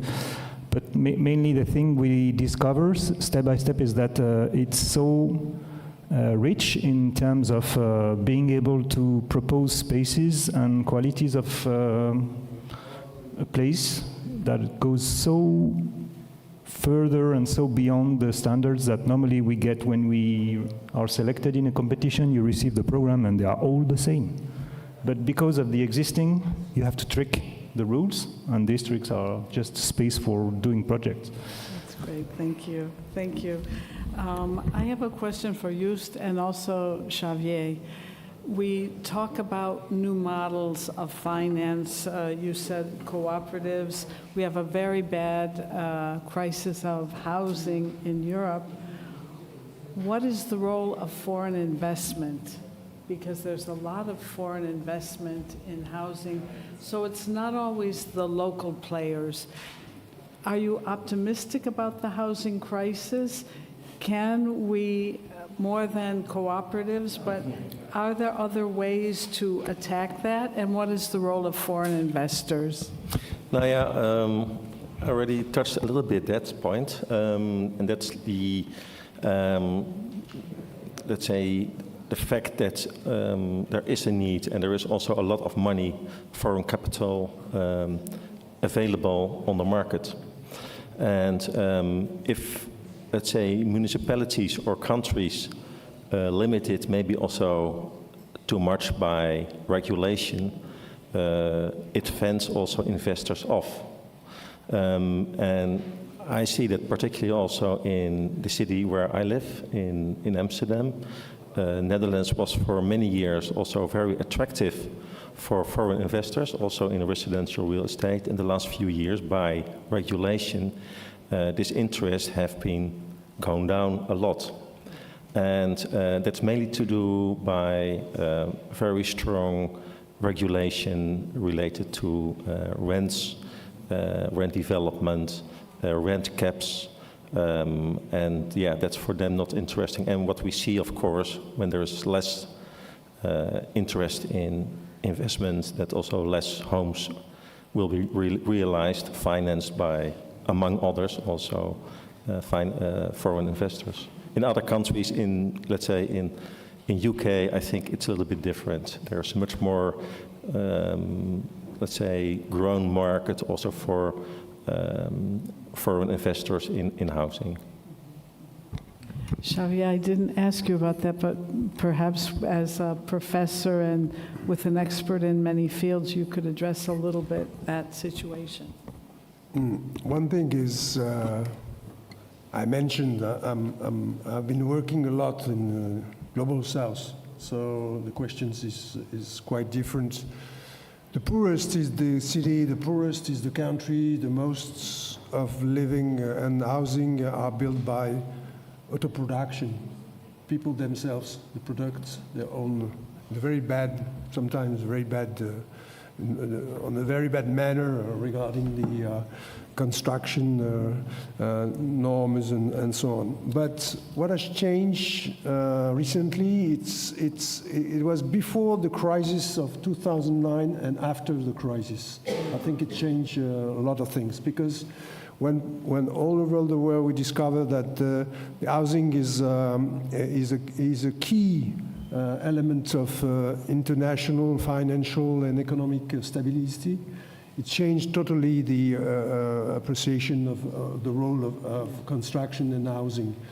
Then it was very significant that the subject was in charge of World Bank before 2009, and more it's for the IFC now. So coming from development world to financing world. So I think this is, I'm not so optimistic, because the question is how the financial world will allocate the funds. And sometimes, and many times, it's on speculative markets without any reality. I think of Middle East investment in all the, those housing are empty and no use, and a lot of money is spent on that.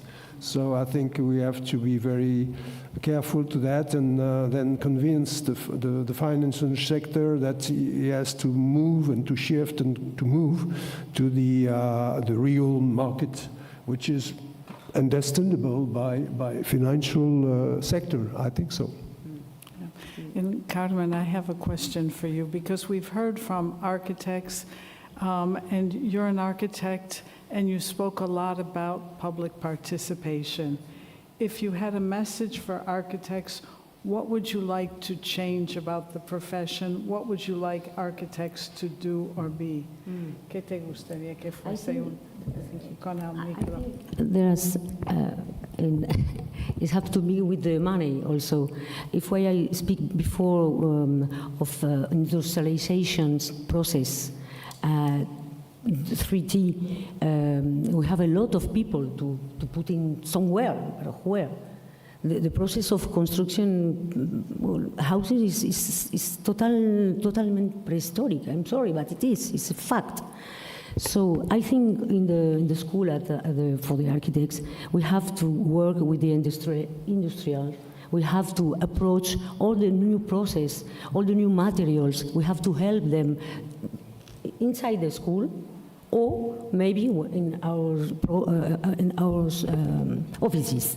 It's the only way that we can manage also the money.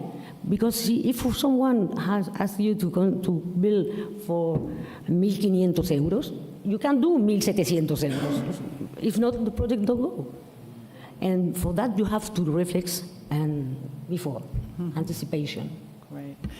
Great. I think just the last thing, you can each say one sentence of your hope for the future for housing. We don't have time for that. I'm sorry, we don't have time. Thank you very much, panelists. Thank you to everyone. Thank you, Xavier. Do you have a last word, Xavier? No, it's okay. What's perfect. Okay. Thank you very much, Martha. Thank you.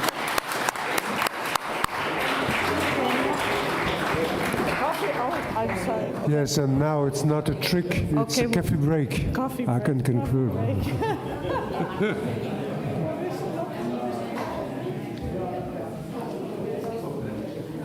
Yes. Same place that's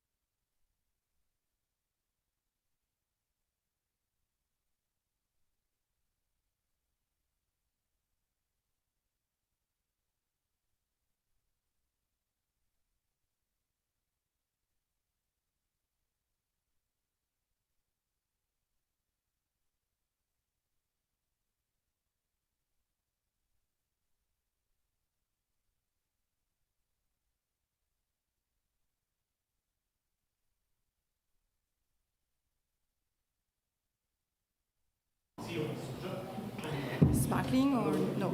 I have no. Okay.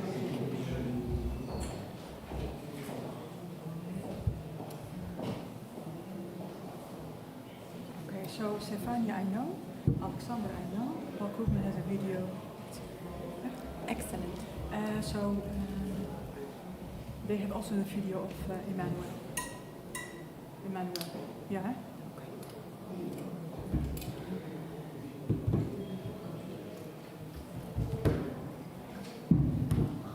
Should we call people in? No, there's no more video of Emmanuel. No? No, it's only 3. Oh, I still have it. Okay. So no video. Yeah.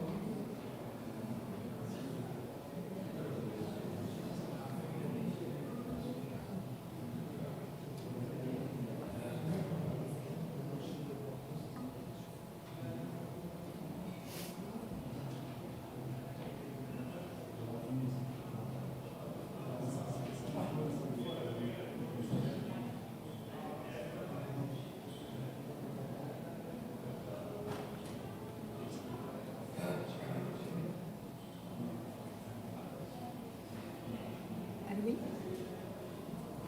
Oui.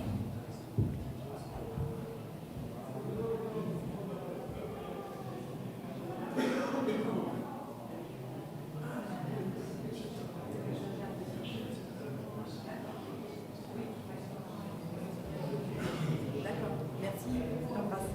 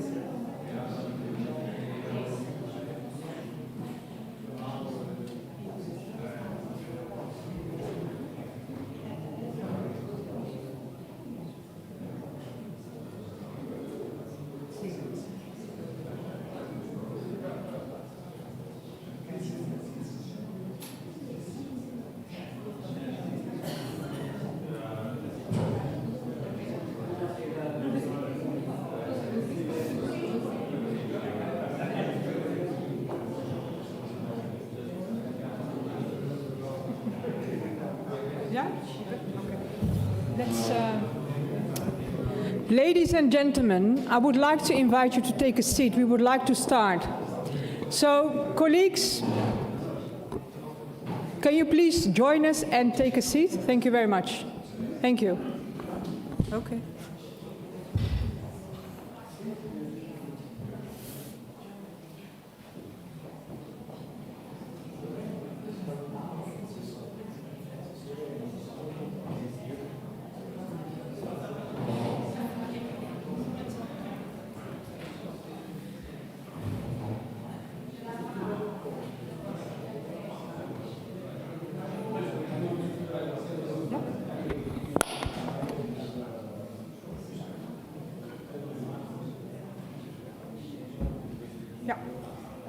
Is that the beginning?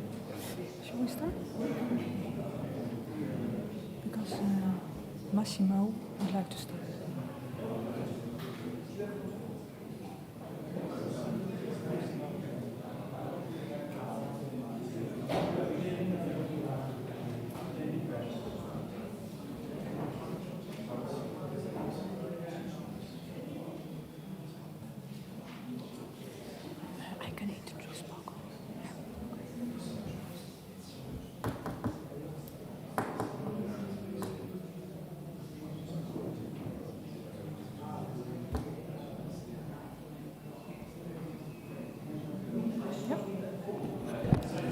Hello guys, I think we would like to start. Thank you.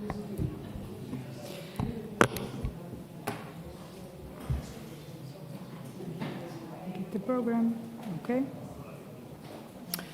So welcome to the next session. So it's on the local economy, trade services and urban productivity. We have special guest, also by video, Paul Krugman.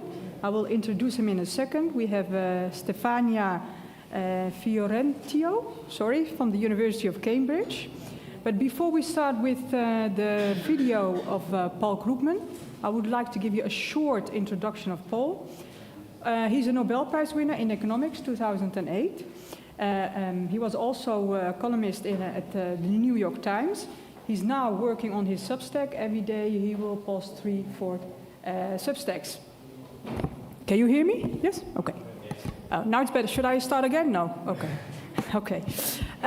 So he's a co-author with Robin Wells, his wife. She's also a very well-known economist from Princeton. They have been working on textbooks on microeconomics, macroeconomics.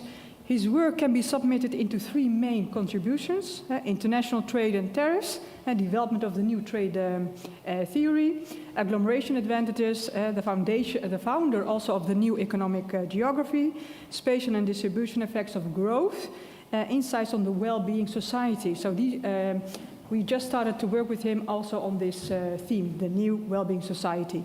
So in his video, he will also mention a few things and sharing with us also new insights on this. So I would like now to start the video, please. Greetings, I'm Paul Krugman, and I'm speaking to you from the front line of the struggle for global energy security. In other words, I'm talking to you from Manhattan in New York City, which is, in these times, as you have probably noticed, there's a little bit of disruption going on in the Middle East, which is affecting global energy supplies.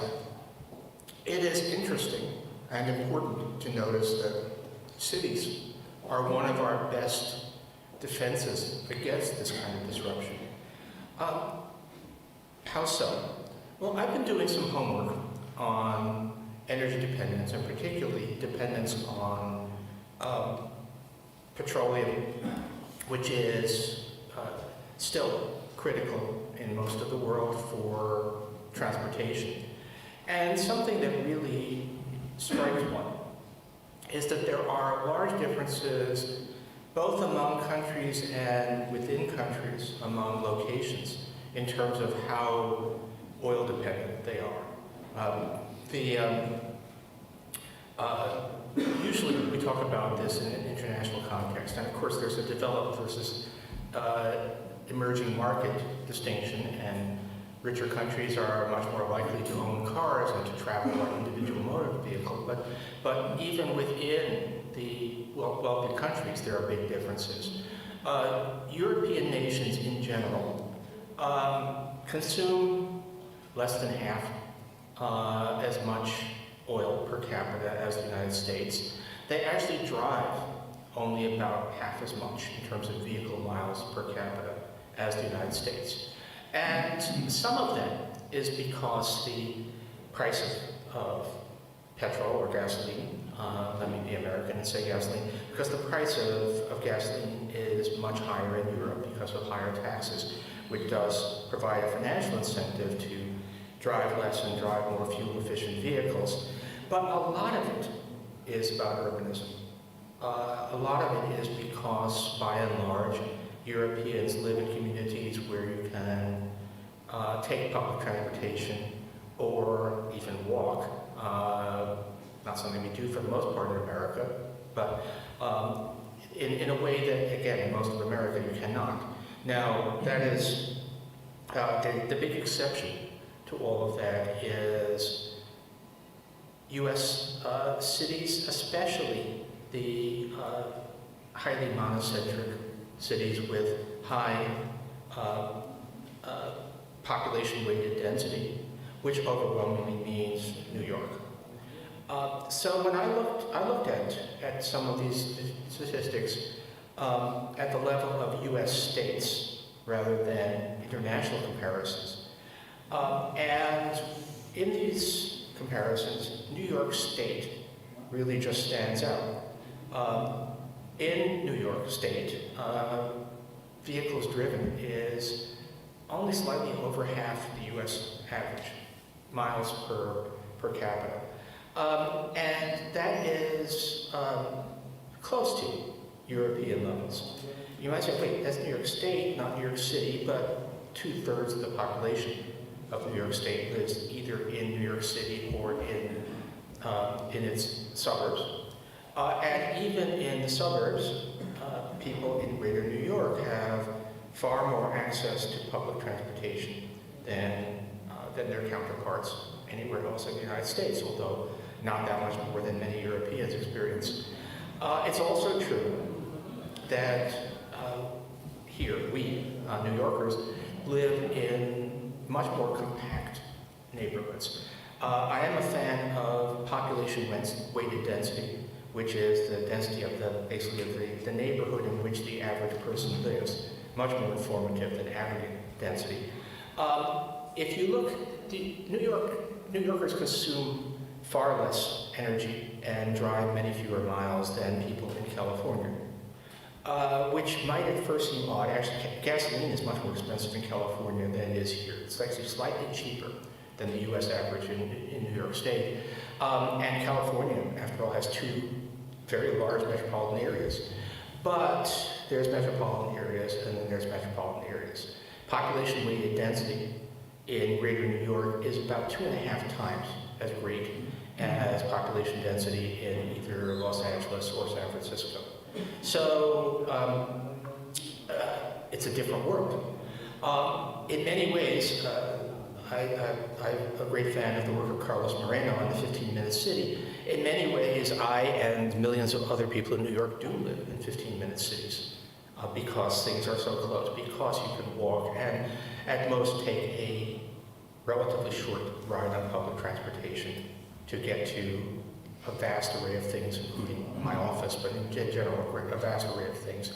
So urbanism makes it possible to live, to thrive, while consuming much less energy, and in particular, much less of the hydrocarbons that are so much now, as we realize, the strategic vulnerability of the whole world, than people who live in sprawled out non-urban environments.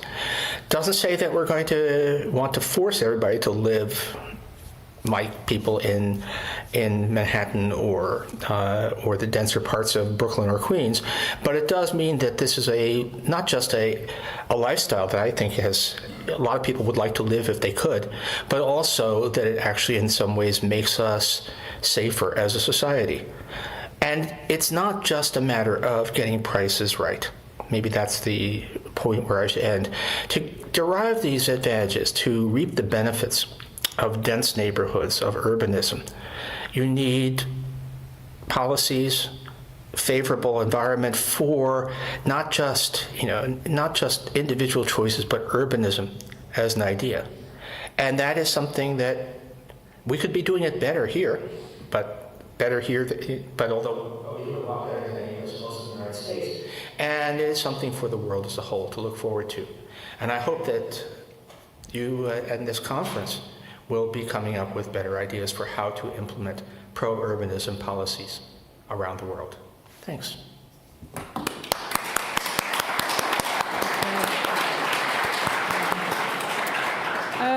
Thank you very much, Paul. I will send also the message to him, of course. So the focus is global issues, impacts on local issues, neighborhoods, community-based economies, the shift. If something happened, as we know, in the Middle East, he took also an example as the global energy supply.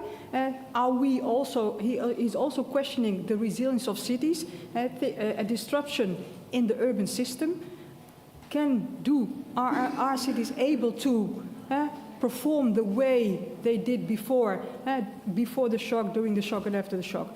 So I hope I can collect some nice ideas also in the context of policy, the policy decomposition towards local economies. I would like to share that also with him. So, Catherine, it's your turn. Yeah, well, we are welcoming to the stage our first panelist, Stefania Fiorentino from the University of Cambridge.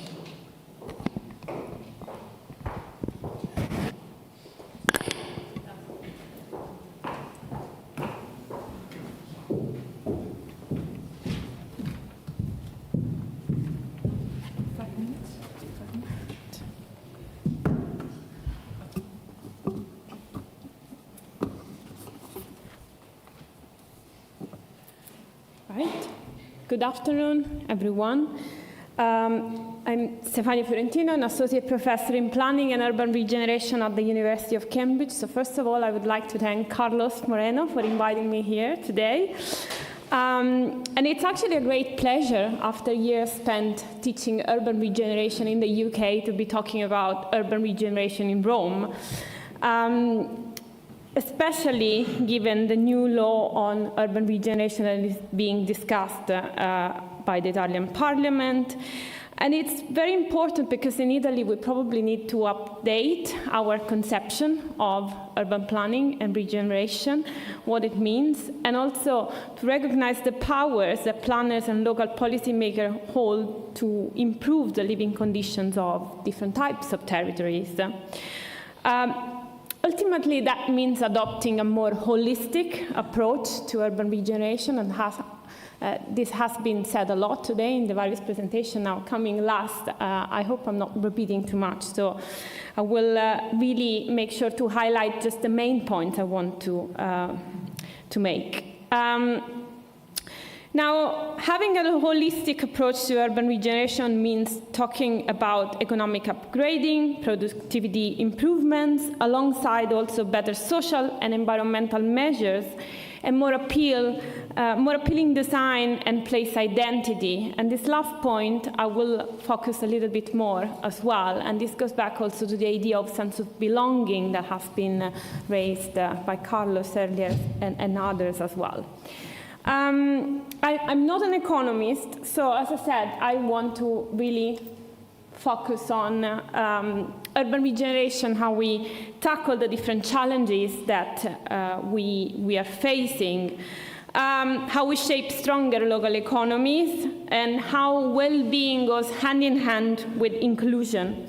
Now, I work a lot on urban inequalities, urban and regional inequalities, and actually what we face today is a polarized world, right?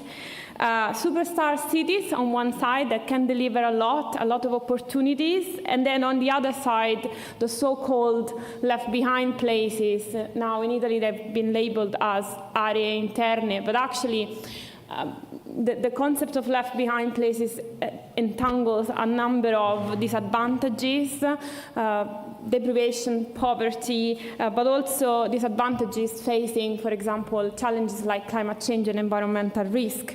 And if we look at the map on the very end of this slide, actually what it's showing is the unequal access to services that some inner peripheries across Europe share. And it's a lot more red dots than we would realize. So how do we make sure that actually the distribution or the access towards services is a little bit more equally distributed rather than like the red dots on the map? And then, of course, as I mentioned, we also face an era of big challenges, climate change and how it affects, again, unequally different types of territories. If we're looking at big cities, big urban areas, as opposed to more maybe rural or marginal types of geographies. And economists have been trying to address this polarization and the different types, or the polycrisis, as it has been labeled, in different ways, by rethinking also the frameworks of urban and regional development. And there's a lot of theory out there. There's a lot of theory that looks also at the similarities and the differences between the different approaches, circular economy, the foundational economy, the well-being economy, the donut economics.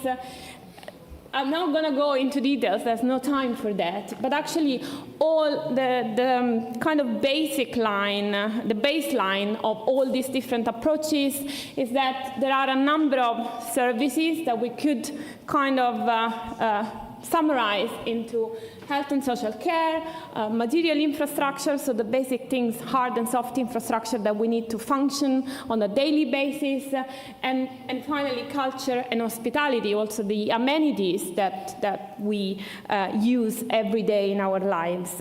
And so those are things that everybody will probably need on a daily basis, and that's what we need to make sure that is accessible, hopefully in 15 minutes, to everyone in different types of places.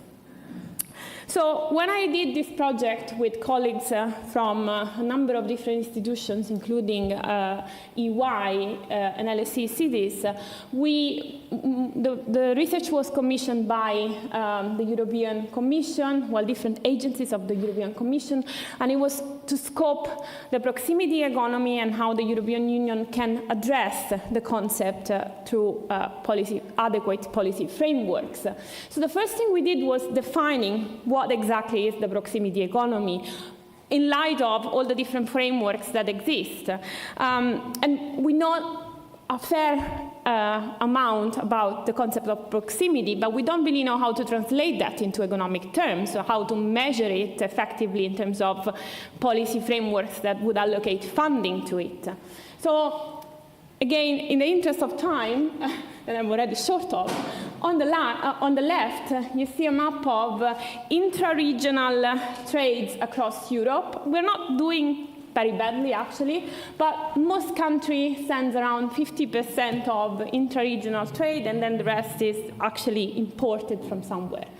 And then on the right side, instead, we mapped policy across Europe that targeted what we defined as our concept of proximity economy, that I'm going to define in a second. And actually, as you can see, Italy, which is the darkest color, is not doing badly compared to other countries. So there are a higher number of laws in different sectors of the economy and of society as a whole, that so in different, let's say, scales of government as well, that address the notion of proximity in different ways. Yet, delivering it in practical terms is the most challenging bit.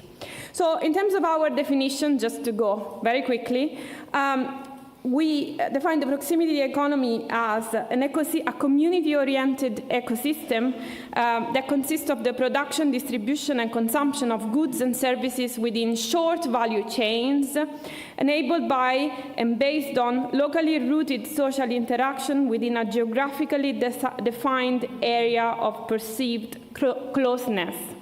And now, when I talk about short value chains, that's the most challenging bit to deliver, really.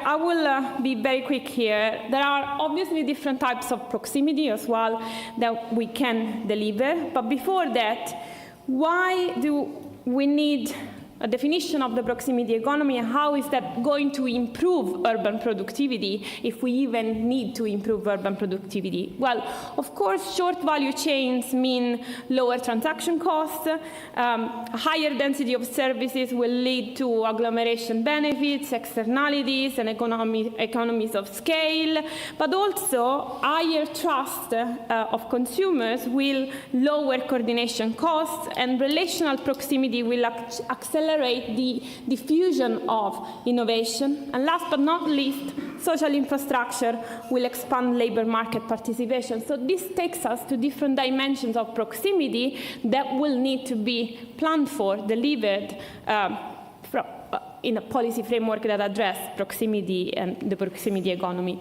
The geographical proximity, the social proximity, the technological and digital proximity. Again, interest of time, I'm gonna go fast, right? And they mean essentially very different type of things if we are looking at very dense urban areas as opposed to more rural or smaller or marginal towns, of course.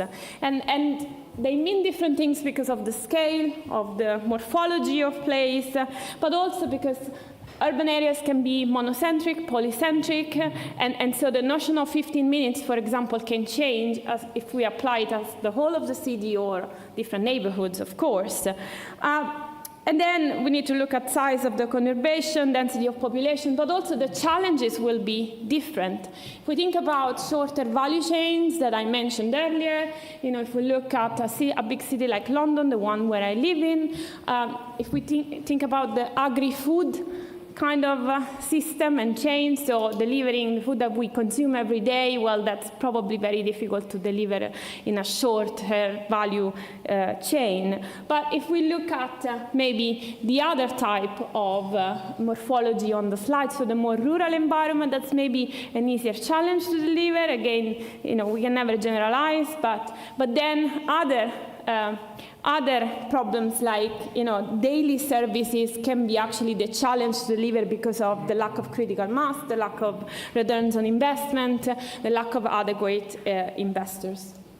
Right, so I'm short of time, so I'm only going to say that I actually think that urban regeneration and the policy that we need to address polarization and this kind of grand challenges and also the different contexts will need to focus in the future on 4 main points.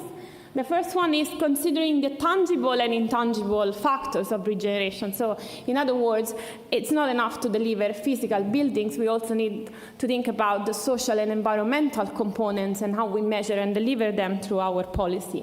The second point is to think about these intangible outputs. We need new or more innovative governance and funding frameworks. So we cannot use old tools because they are not allowing us to deliver what we want to deliver.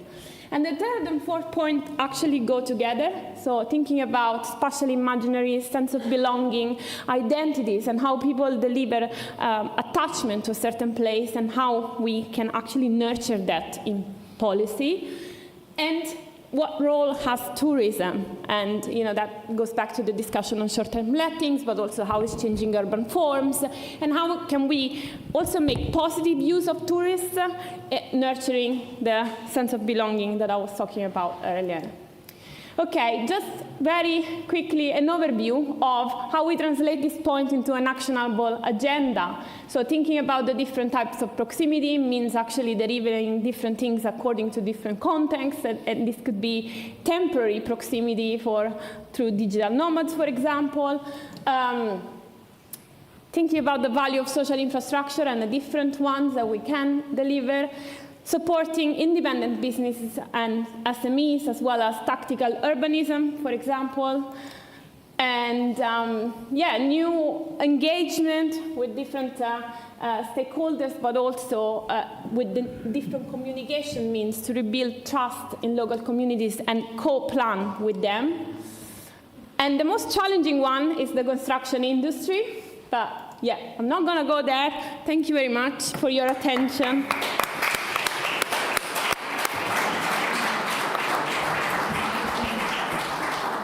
Thank you so very much, Stefania, because you framed a very complex topic that actually could take another conference, but we are short of time, unfortunately. This is the last session. It's 100% women on this session, if we exclude Paul Krugman on video. But thank you for those insights and for thinking of how cities can be places where actually you create value, but also the reach they have and how they create very strong territories or weak territories, depending on how they operate.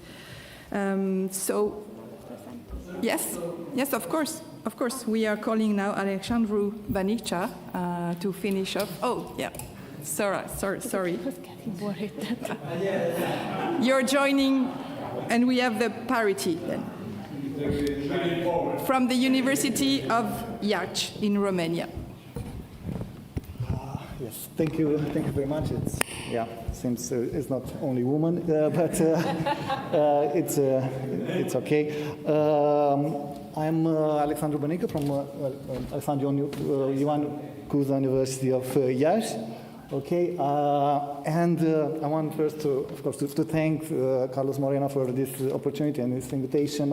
Also to thank Peter and Karima for the amazing collaboration we have.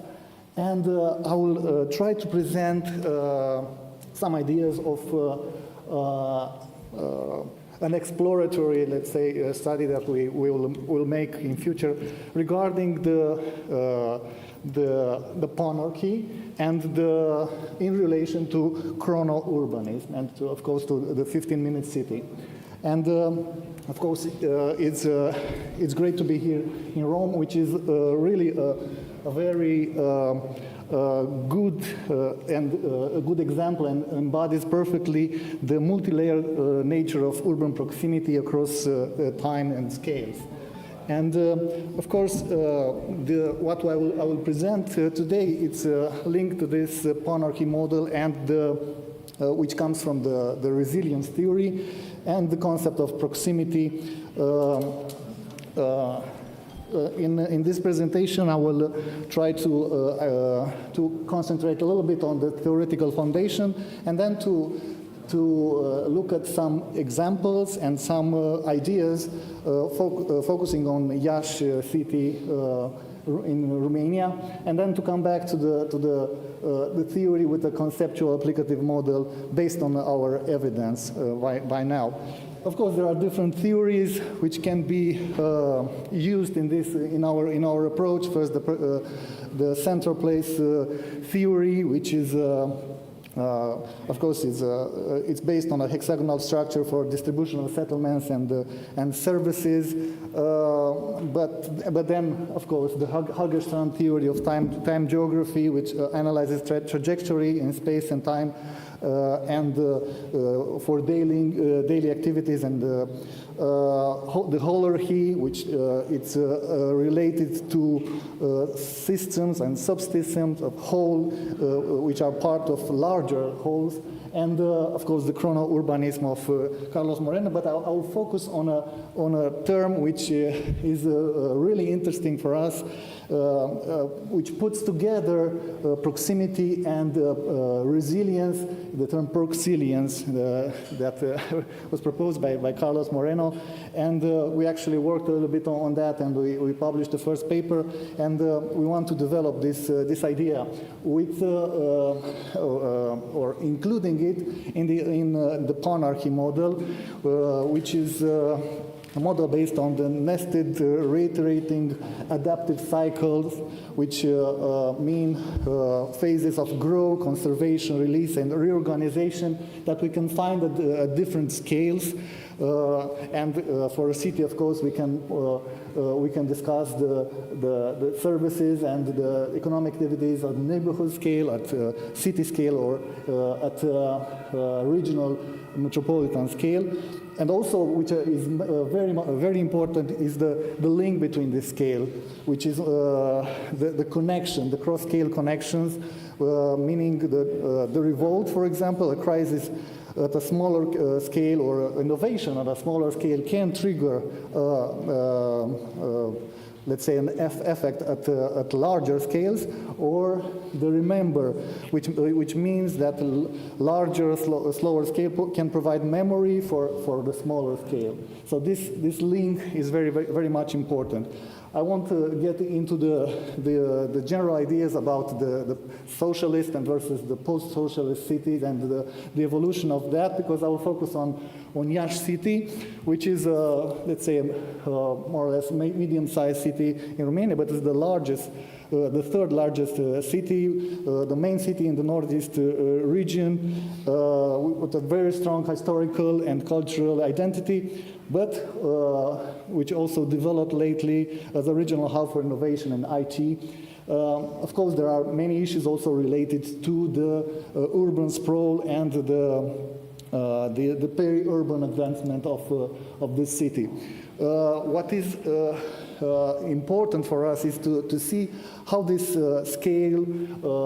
different scales of urban phenomena link, starting from the larger scales, and here, of course, the socialist, let's say, industrialization and the organization of territory in a very central way took a very important place, and this leaves today places which are left behind, or places which have a so-called bad resilience, which are very difficult to be changed, to be regenerated, to be.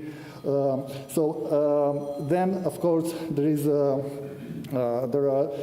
the city scale. There's a lot of evolution after the Romanian Revolution at the metropolitan areas. Of course, it's the peri-urban residential boom, the urban sprawl, the out-migration, the so-called donut effect, and the latest processes, which are mostly at a micro scale, but also can, through this idea of revolt in the panarchy theory, can also reverberate to the larger scales, all kind of bottom-up initiatives. And then, of course, we based on GIS, let's say, assessment of the proximity services and the presence of local economy at different scales, as I said, but also in connection with the presence of vegetation, of the assessment of air quality, or of active mobility. And we can see some very steep disparities between urban, peri-urban, and rural areas in the metropolitan area. And what we need is really connecting these scales, creating special complementarities. And of course, for that, we could base on the new nodes of polycentricity that we can identify in the city. And I know that the time is out. Yes, thank you. Thank you very much. So I will just give 3 examples of cross-scale integrations. Of course, they are linked to 3, let's say, emerging phenomena. One is this IT and outsourcing sector, the concentration of office spaces in the central area and the CBD. This creates some mobility crisis, so this creates a negative effect, actually. But also there are some positive outcomes that we can look. For example, the relocating of lower value services to the smaller cities or to the peripheral area. We can look at the controlled decentralization, so the relocation of the IT offices to the peripheries, transforming them in mixed neighborhoods. So these new neighborhoods actually start to look like more or less 15-minute neighborhoods. So that's a good example. And another example is related to the previous presentation, related to short chains of production. And here we have the traditional products which are capitalized on by Iași, which became a hub in this area, and of course this also links to a trans-agropolis, which is a transfrontalier cross-border network with Moldova Republic, which also comes as a link between the scales, but also at an international scale. And the third example is related to the metropolitan train, which is proposed by the new metropolitan area master plan, which will actually link different scales and will function as a backbone for regional, urban, and neighborhood levels, and will solve some of the issue of mobility in the city. And overall, and I will finish with with this slide, not with the conclusions, but overall, it is very, very important to look at Proxilians from this perspective of cross-scale assessment, to look at services and local economy, but also at mobility, looking at this integration, bottom-up and top-down integration, which actually are more than necessary. Of course, digitalization could play a role here. I didn't have time to get into this topic, and which is also important that we have to provide access and for different needs and different opportunities within the city. Okay, I will finish here, and sorry for just.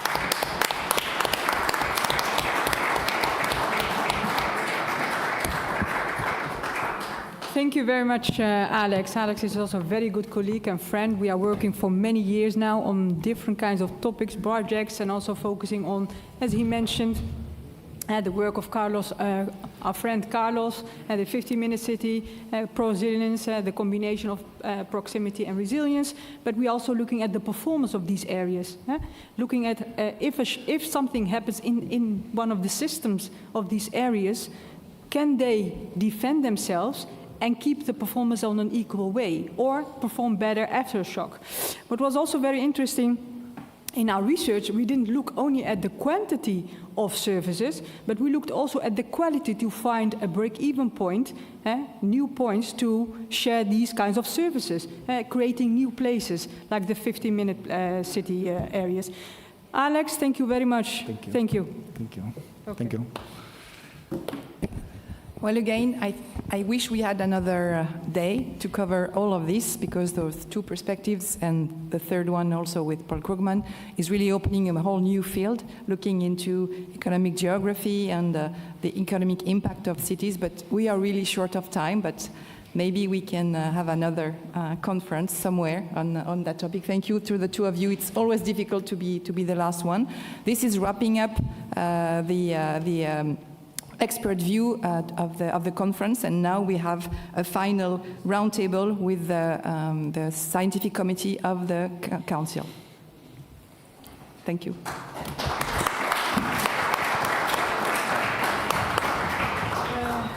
Thank you. Thank you very much. Thank you, Alex. Thank you. Okay. So we need to go back.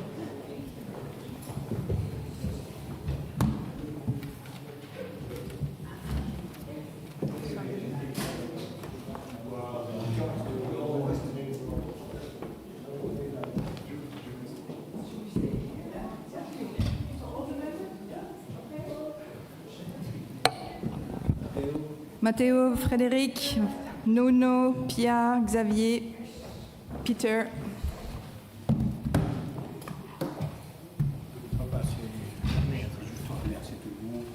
Have enough chairs? Lire l'abstract, lire les résumés, lire l'abstract du truc, mais on ne va pas s'éterniser.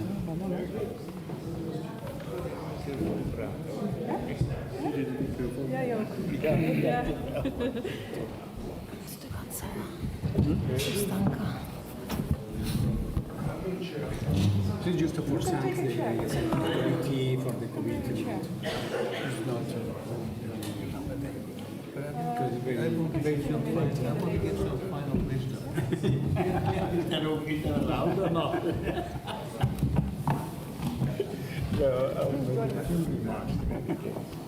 Tu le mets comme ça. Yes. So on our part, it's the concluding remarks and sharing thoughts about this year that started some time ago. There are also members that couldn't make it. We have colleagues from Colombia, from Spain, from France that joined us. And so this is the work that we all completed. You saw the book on display that was also conducted and completed during this work. And there's a final declaration that we have and we would like to share with you from the committee. Thank you, Catherine. It is late now. I think that this is the moment, essentially, for thanking the Italian Council of Architects, urban planners, landscapers, and conservators for embracing this initiative with the creation of the scientific committee. This is the last public action of our scientific committee today with this conference. Personally, I want to thank the President Massimo Crucci, my colleague as well, friend Giuseppe Capochin, and the different members of the Italian Council for your kindness, for trusting me, and for trusting in the work of the scientific committee. And I hope that we will have again the opportunity for continuing to collaborate in the next month after your election, after the installation of the new Italian Council.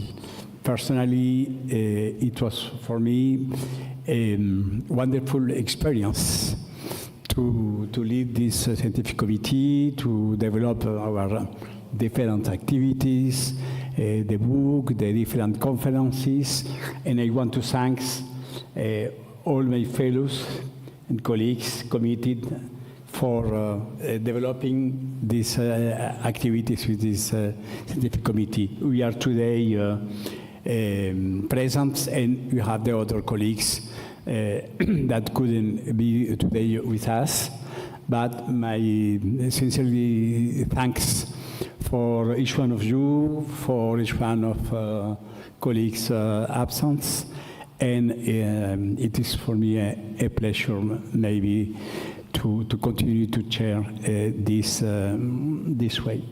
I just to read the summary, I proposed to the scientific committee a manifesto, the Rome Manifesto 2026. I sent just yesterday. It is too early for considering that this is the official manifesto of the scientific committee. By ethics, I prefer to waiting the different opinion and comments of my colleagues. However, I wanted to read the summary, the provisory summary of this manifesto. The title proposed is Rome Manifesto 2026 Towards a New Urban Paradigm, Time, Proximity, and Life. The summary is: the Rome Manifesto 2026 calls for a profound shift in how we design and live in cities. Our manifesto argues that the traditional urban model based on functional separation, long-distance mobility, and economic efficiency has reached its limits, leading to congestion, inequality, and a decline in quality of life. At the heart of this new paradigm is a simple but transformative idea. Time is the primary urban resource. Cities should no longer be measured only in space and flows, but in the time they give back to people. Reducing forced commuting and restoring time for daily life are central objectives. This leads to the second key principle, proximity. Essential functions, living, working, learning, caring, supplying, and enjoying, must be accessible within short distances, ideally by walking or cycling.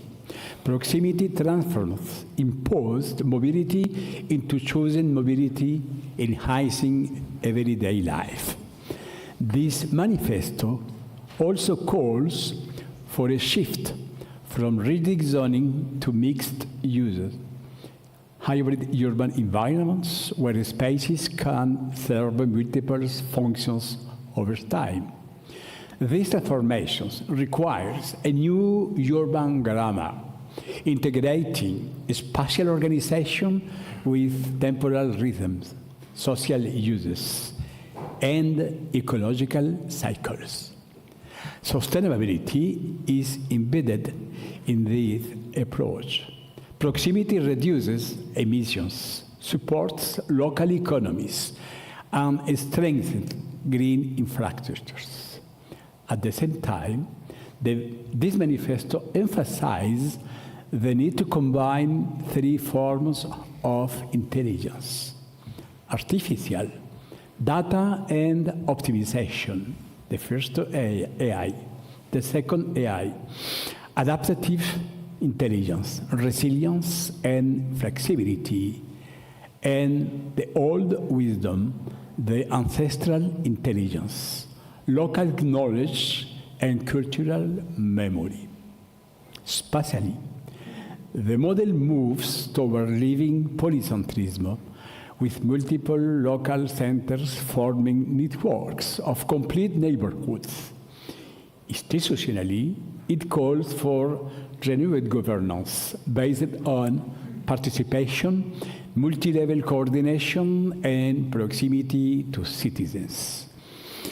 Our manifesto promotes a new urban humanism, placing human well-being, dignity, and quality of life at the center of urban development. It offers not a fixed solution, but a guiding compass for building more livable, equitable, and sustainable cities. Thank you.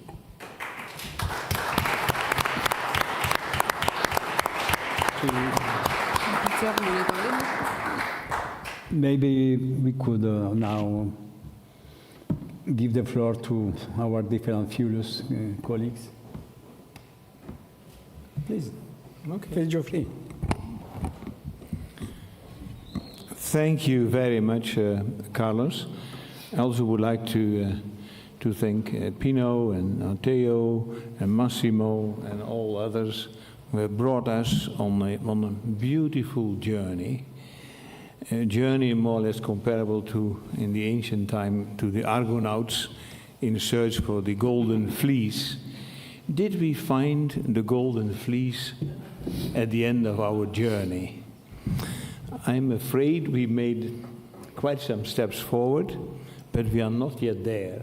And life will go on, and the challenges also will go on. We found 15-minute cities on our trip. In our search for the golden fleece, we found X-minute regions and neighborhoods. We found proximities all over the road. Is this the end of the story? And I don't think so. I think life goes on, challenges will be there, and proximity has turned out to become an important concept, which can link many things of modern urban life. But proximity is not something which is manna from heaven. It does not fall automatic. It has to be created. Now, as we know, all changes in the urban territory always create resistance, whether it's 15 minutes, X minute, proximity, high density, it always leads to resistance. So the challenge we have is whether proximity could be used as a tool for regeneration, especially in existing urban areas, or if you are talking about new cities like in China, maybe also for what I would call transformative proximities. cities can be completely transformed, look into Beijing, in completely different types of urbanized territories. And that is not only a matter of architecture and planning, it also has to do with the simple thing which was mentioned this afternoon also at the meeting here, with money, with resources. A few simple examples there. Walkability. Any city introducing car-free city centers, of course, meets all the usual tensions. But we also know that walkability in cities creates changes in the value of real estate. In general, we know that the value rise in real estate in walkability or walkable cities may go up to 40 to 50%. So there is a value capturing mechanism also of real estate owners. We have the same if we build new urban areas or renovate urban areas. Existing real estate goes up normally, even when things in the house itself are not renovated, but is the externality effect. If your neighbors have a better and a more beautiful house, the value of your property also goes up. And so all these elements in urban planning play an important role and affect the position of governments, because it has to do with public budgets. It has to do also, of course, with the value proposition of citizens. A simple example, if you have a house in a city near a renovated cultural heritage building, if it is less than 100 meters from that building, your own house goes up normally with a value increase of some 20 to 27%. You don't do anything, you just are living close to a heritage, and if the heritage is well maintained and is being restored, you get a free bonus for your house, and that's significant. So all these things make that not only physical planning is an important issue, but both for local budgets and for the position of citizens, the residents in a city. Proximity, which is one of these value propositions, will have immediate financial, economic, social implications. So the world we have opened up, I think, after our long journey, we have not yet found the golden fleece, but we have made quite an interesting trip. We have identified some of the critical elements, and I'm very happy that with the help of all of you, not only the scientific committee, but the help of all of you, so many meetings, they brought us all over the world, and we have gained a lot of new insight, and that certainly will be helpful and instrumental for the well-being, and that's the final goal of cities, for the well-being of residents in our cities. Thank you, Peter.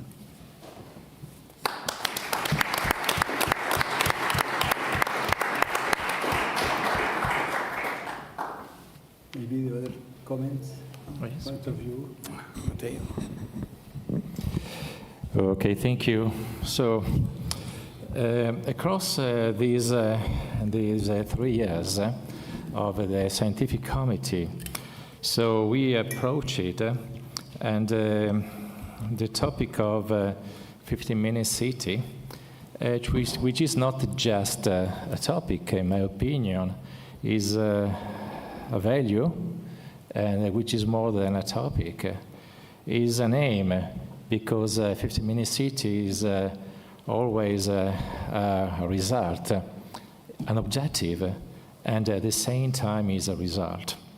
So, and we approached this interesting concept proposed by the friend Carlos, and from a different point of view of different disciplines.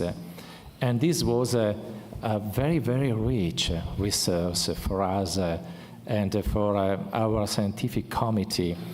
The chance to meet different disciplines, economics, urban planning, architecture, sociology, social psychology.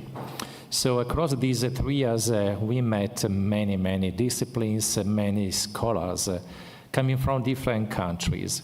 I think it was a challenge and proposed by Massimo Prusi, Pino Capochin, and Carlos Moreno's course. And we won this challenge, in my opinion. And this was the first good result. So secondly, we talked about proximity city, which is more than 15 minutes a city. And with the intelligence and to approach the concept of proximity city, starting from the chrono-urbanism, of course, proposed by Carlos, but not just, and starting from a vein of disciplines, but coming to the meaning of proximity. Proximity is an interesting word. In English, is a completely different root of this word. Proximity in English and refers to the space. In Italy, prossimità is come from a Latin word, and which means to be close, where the closeness refers to time, people, and space. And where time, people, and space, and notably, and time and space are not just contextual and dimensions of our relationship, because our relationships are made by time and space. So in a functionalist approach to life, we forget that our relationships are made by time and space. So the concept of a proximity city and a challenge to rethink about the component of our relationships. This is the reason because we spent a lot of time together, and Carlos, Pino, Massimo, and across these 3 years, we met many times in Paris, in different places of Italy, where the possibility to be close, it was not just a context, but the possibility to approach and this concept, and which is not just an analytical concept. The third consideration refers to the concept of quality of life and the quality of urban life. So today we talked a lot about the quality of life, combining the different approaches. And in the last presentation, for example, to access to not just facility, but to access opportunities. And urban opportunities, okay, the concept of opportunities is not my idea, of course, but Diest, the very important geographer and the Danish geographer, and talked about opportunity, places where it's possible not to access facilities, but at the same time to have relationships and to build our society. So we combined the concept of accessibility with the concept of the quality of the urban environment, and in the context of the proximity city, 15-minute city. This is another interesting, challenging result, and we will continue about and with this approach. To conclude, we talked about these issues in a particular phase of the history of the humankind, and characterized by many and challenges, demographic challenges, and economic challenges, and climate challenges. So it's not possible in this period approach the concept of urbanization and urban development without 15 minutes and proximity approach. Thank you, Carlos. Thank you, Pino. Thank you, Frank. Thank you, Massimo. Thank you to the member of the Scientific Committee. I'll try to be very quick. So again, It's really a privilege to be part of this council. This methodology of having exterior thoughts, having a concrete challenge inside a national council of architects and planners, etc. So it's really a unique. I don't see it in many situations abroad. So congratulations for this courage. Congratulations, Carlos, for what you've done also inside, but mainly to the courage of the National Council to do it. Yeah, it's thank you, sincerely. And what I really take about this very transdisciplinary group, indeed, I'm only an architect that comes from the Far East of Europe, and I was very pleased to be joined with Pia later on the group, etc. So the discussion was arrived, of course, to architecture. That's the field that interests me, but it arrived mainly. I felt that we are doing some kind of history because, for the first time, we are. Carlos and the KNAP is writing thoughts about a very new methodology strategy towards the city and its future. And I feel that architecture is, of course, needed. So political decision, architectural decisions, well-being decisions, they are very, very linked. But I also share the concerns of Martha when she says that it's not only planting trees, it's not only meeting together in the public space and being very happy. This is much more complex. It has a lot of layers, and the design is part of it. And architecture is part of it. The beauty is part of it because it's one important part. The beauty of it, as someone said also. So, thank you. I really hope what the mayor of the French town said, I hope that we contribute to la dolce vita per tutti.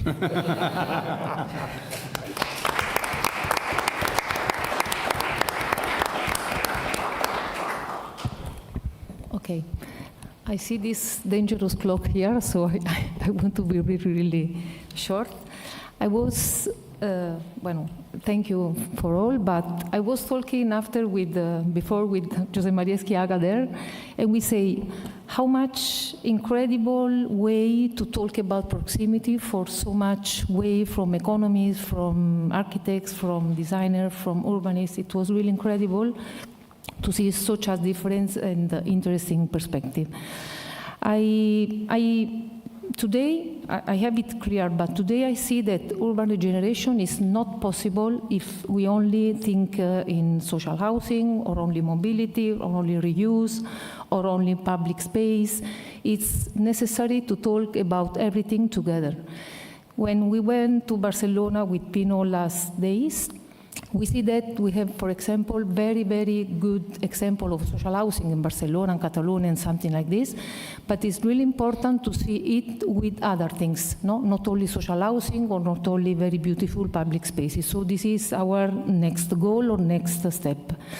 So if I can make a personal balance with only a word, no? If a journalist says, so choose a word to close, so for you, the balance of this myth, for me is mix, no? This is the word that for me is the best way to conclude, no? In my opinion. Mix of use, mix of people, mix of focus to have a very happy proximity, and a mix of scale, mix of typology, and probably even mix of friends, no? That I think that I hope that we go on with other next research together. Thank you. Thank you. The left wing of the scientific committee, this is just a spatial distribution. Yes, please. No. Okay. After Karima. No problem. I take the floor. So, this is the end of the afternoon, so we have to be brief, but... we have 11 minutes. Yes. 11 minutes for me? No. Oh, okay. I just want to give 4 comments, if it's not too much.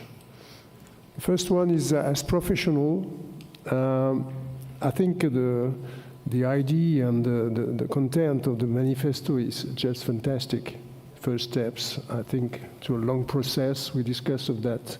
We have to move from the Charter of Athens to the Charter of Roma, maybe one day, but it may take 10 years or 20 years, I don't know, but it's a very good first steps, and really thank you for the things. As a teacher, as a professor, I would like to stress the fact that it's our responsibility in our universities. We are some academics who are teaching here. We have a chair. We have some way to help our colleagues, professional and politicians, to move from the problems they have to deal with a new concept and a new way to work. This is our duty. This is our responsibility. And I would like to be 25 years old to have a long period to do so, but it's not the case. As a citizen, I would like to emphasize one thing. We are in sustainable goals and the program agenda until 2030. We have a SDG 11, which is dedicated to city. I wish we will be able to have a new SDG on housing, because I think we have stressed that point. That is a very big crisis all over the world, and I think it's really a task to go on that. A lot of colleagues in the UN system and in the multilateral system are working on that. I think we have to, and we have the privilege to have a EU president responsible for that question, and always EU is at the front of the discussion. And finally, as a member of the scientific committee, I would like to thank our colleagues that receive us so good. And we are in Italy. We are near Roma, the eternal city. So it's a good place to adopt that manifesto, I think. So it's very symbolic. Thank you.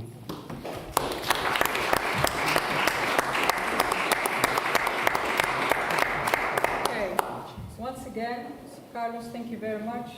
Pino, Massimo, thank you very much for having me also in this great team. I made very good friends. So as Peter mentioned, it's not the end, it's the beginning. So what I also have identified, not only in these meetings, last year we did a lot of things together. Oh. Shall I do it again? Okay. So not only doing this meeting, but also doing our work last year, what I could identify is today's challenge does not mean is the only challenge tomorrow, or the same challenge. So our world is not flat. It's a spiky landscape. We are living, because of the different kinds of challenges, we are living in the new urban world. So what does it mean, the new urban world? It's characterized by cities are growing in size and number. Cities are dominating rural areas. Cities become very complex networks. Everything is connected with everything. We cannot handle things in silos. We have to look at interfaces between different kinds of challenges and issues. So that means our planet it's going towards an urban connectivity. So I could also mention a lot of work of our colleagues in regional science and outside regional science. Agglomeration externalities, the positive side and the negative side, like the work of Paul Krugman. Cities function as a multi-layer of data warehouse. There's a lot of things, different flows on different scales. How can we use these kinds of data to come up with these kinds of solutions? Also the work of Carlos Moreno, cities are transforming into very super connected hubs, emphasizing urban proximity, the 15-minute city. What do we need? At the moment on the short term, there's more to do. I think we need an alignment between the short term and the long-term actions, actionable goals, which means if we would like to create a sustainable city, we need also a decomposition approach. What does it mean? Any city in the world could do sustainability. What does it mean exactly? How can we help cities create or develop an approach together towards what you measure is also what you get? If you put it in the strategy, you will focus on it. If you leave it out, there is no focus, you will forget it. What's also very important, data, big data, not data of 2 years ago or last year ago. We are dealing with different kinds of challenges on different kinds of scales, which means real-time data. We need to know what is happening today and also create new kinds of approaches for tomorrow.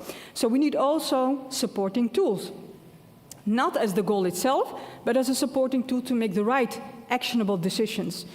Effective involvement, inclusiveness. We're dealing with different kinds of people, not only on city level. If you look at different kinds of neighborhoods, and we have different people. We have people with low income, high income, not educated, the health is not good, etc. So it's really good to get into this effective involvement and inclusiveness, stakeholders and citizens. We need to understand the data, so data transformation is very important. That means we need to collaborate with different kinds of people. I work with a lot of data scientists. I'm not a data scientist, I'm an economist. That's good. So what we finally need is breakout strategies. We are dealing with problems, we are dealing with challenges. If we keep doing the same thing, which means it's a short-term thing that you could fix with very short. So we need a breakout strategies, short-term, long-term, in an aligned outside-of-the-box thinking. Thank you very much, Carlos.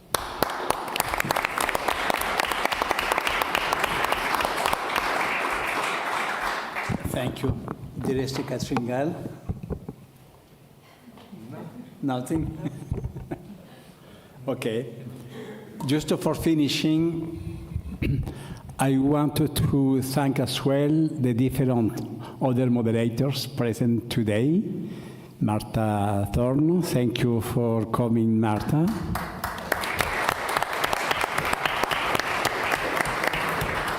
And the different speakers present till now. I have the light in front of, okay, Jose Maria, Carmencita, Alex, Jean-Michel Perret, the mayor of Saint-Hilaire de Bretnas, Stefania, maybe, here, Benjamin, yeah, Hector, my friend Nicola Boyer-Smith, and maybe the other speakers present, of course. Thank you to the Italian Council, Massimo e Pino again. Thank you for hosting us in this beautiful place. Thank you for the technician, for your...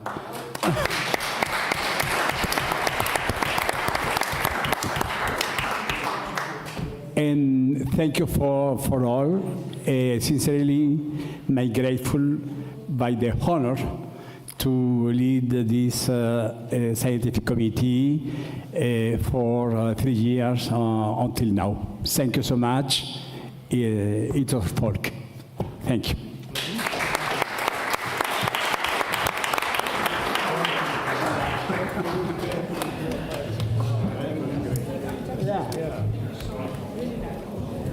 Foto di gruppo, no? Carlos, foto? Ah, una foto. I have to be in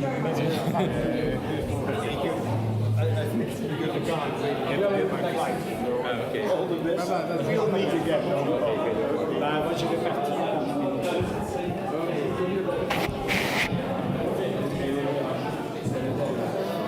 Una foto.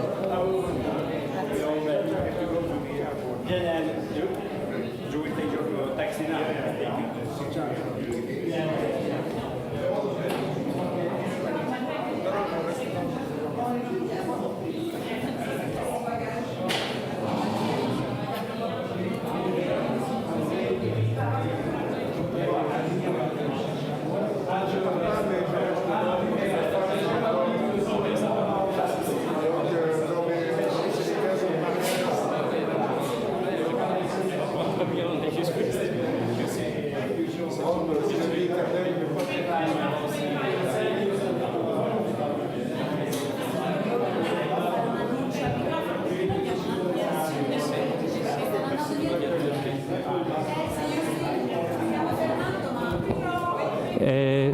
Per cortesia,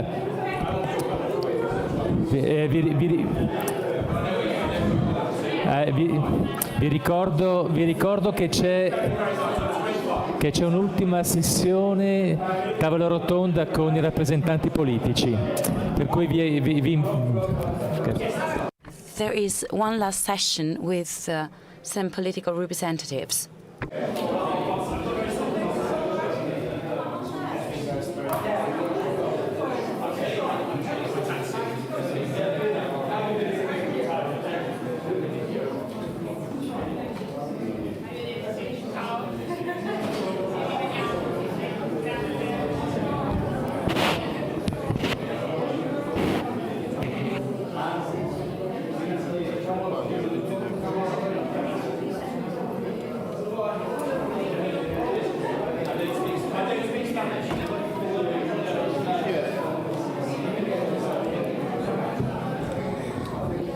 Allora vi invito a sedervi.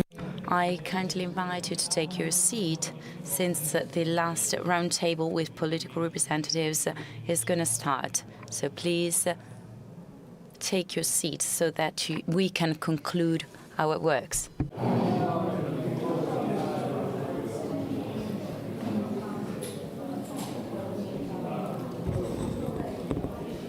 Bene, allora cominciamo, vi invito a sedervi, abbiamo collegate 3.500 We have 3,500 people connected remotely, even if the room is a bit empty. But however, there are many people connected remotely. So please take your seat and let us start our last session. We have invited some senators and MPs to the last roundtable. We're waiting for them to arrive. Bene, aspettiamo ancora un attimo, poi dopo chiedo al moderatore di avviare i lavori. Grazie anche per la pazienza a tutte le persone collegate da casa. Grazie. Thank you for your patience. We're going to start in a minute.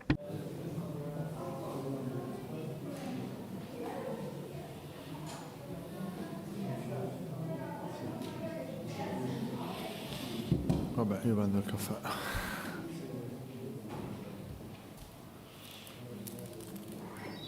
Senti, parlo subito, vengo subito da te, Tanto.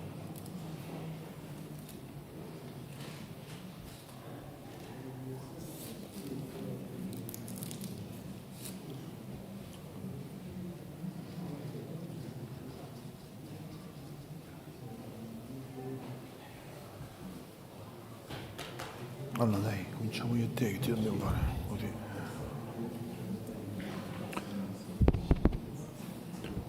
Allora, buonasera, benvenuti. Good evening and welcome to all of you. Thank you for waiting until the last session of this conference. I would like to also greet all people who are connected remotely. My name is Davide Desario. I am the director of ADN Kronos, the press agency. I've also worked for the Messaggero, the daily magazine of Rome, and this is the reason why I have come to know the Roberto Morassud, an MP from the Chamber of Deputies. Roberto Morassud has been dealing with urbanism, urban planning, cities and citizens and their needs, of course. Since you're still living in Rome and you are living Rome, so to say, that is the capital of Italy, my question for you is the following one.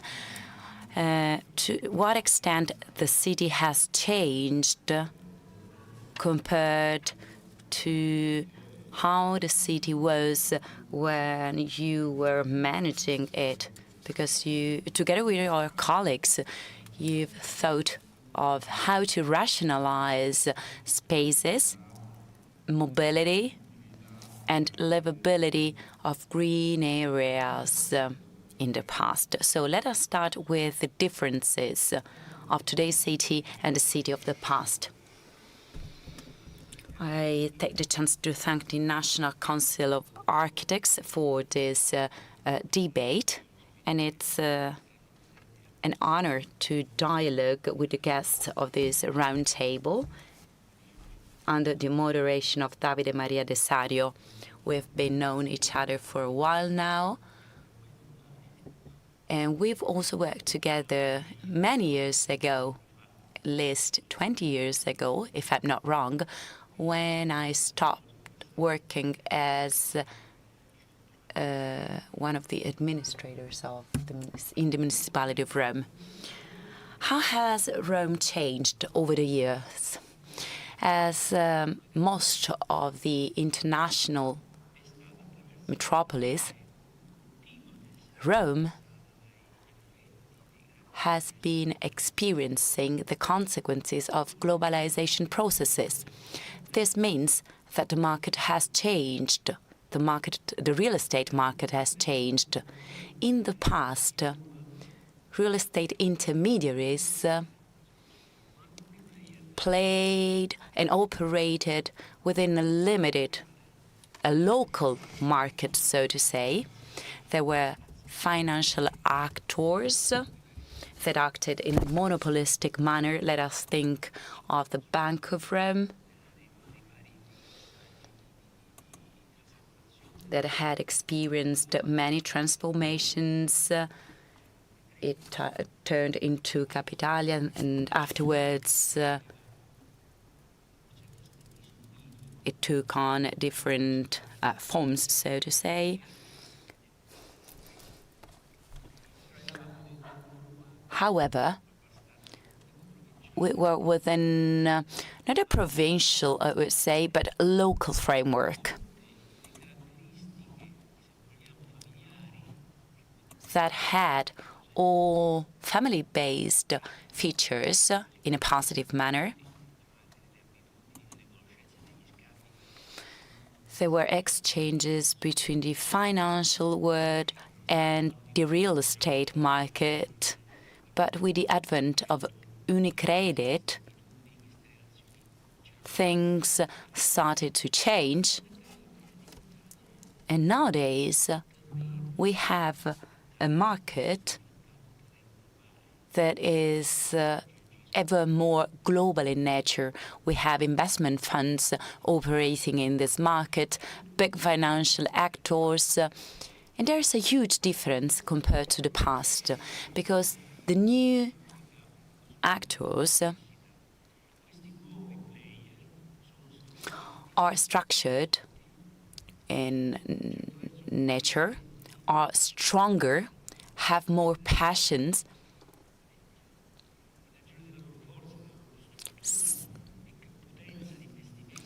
they have strong investment capabilities, and this is why they're also more passionate, because they can wait for longer times.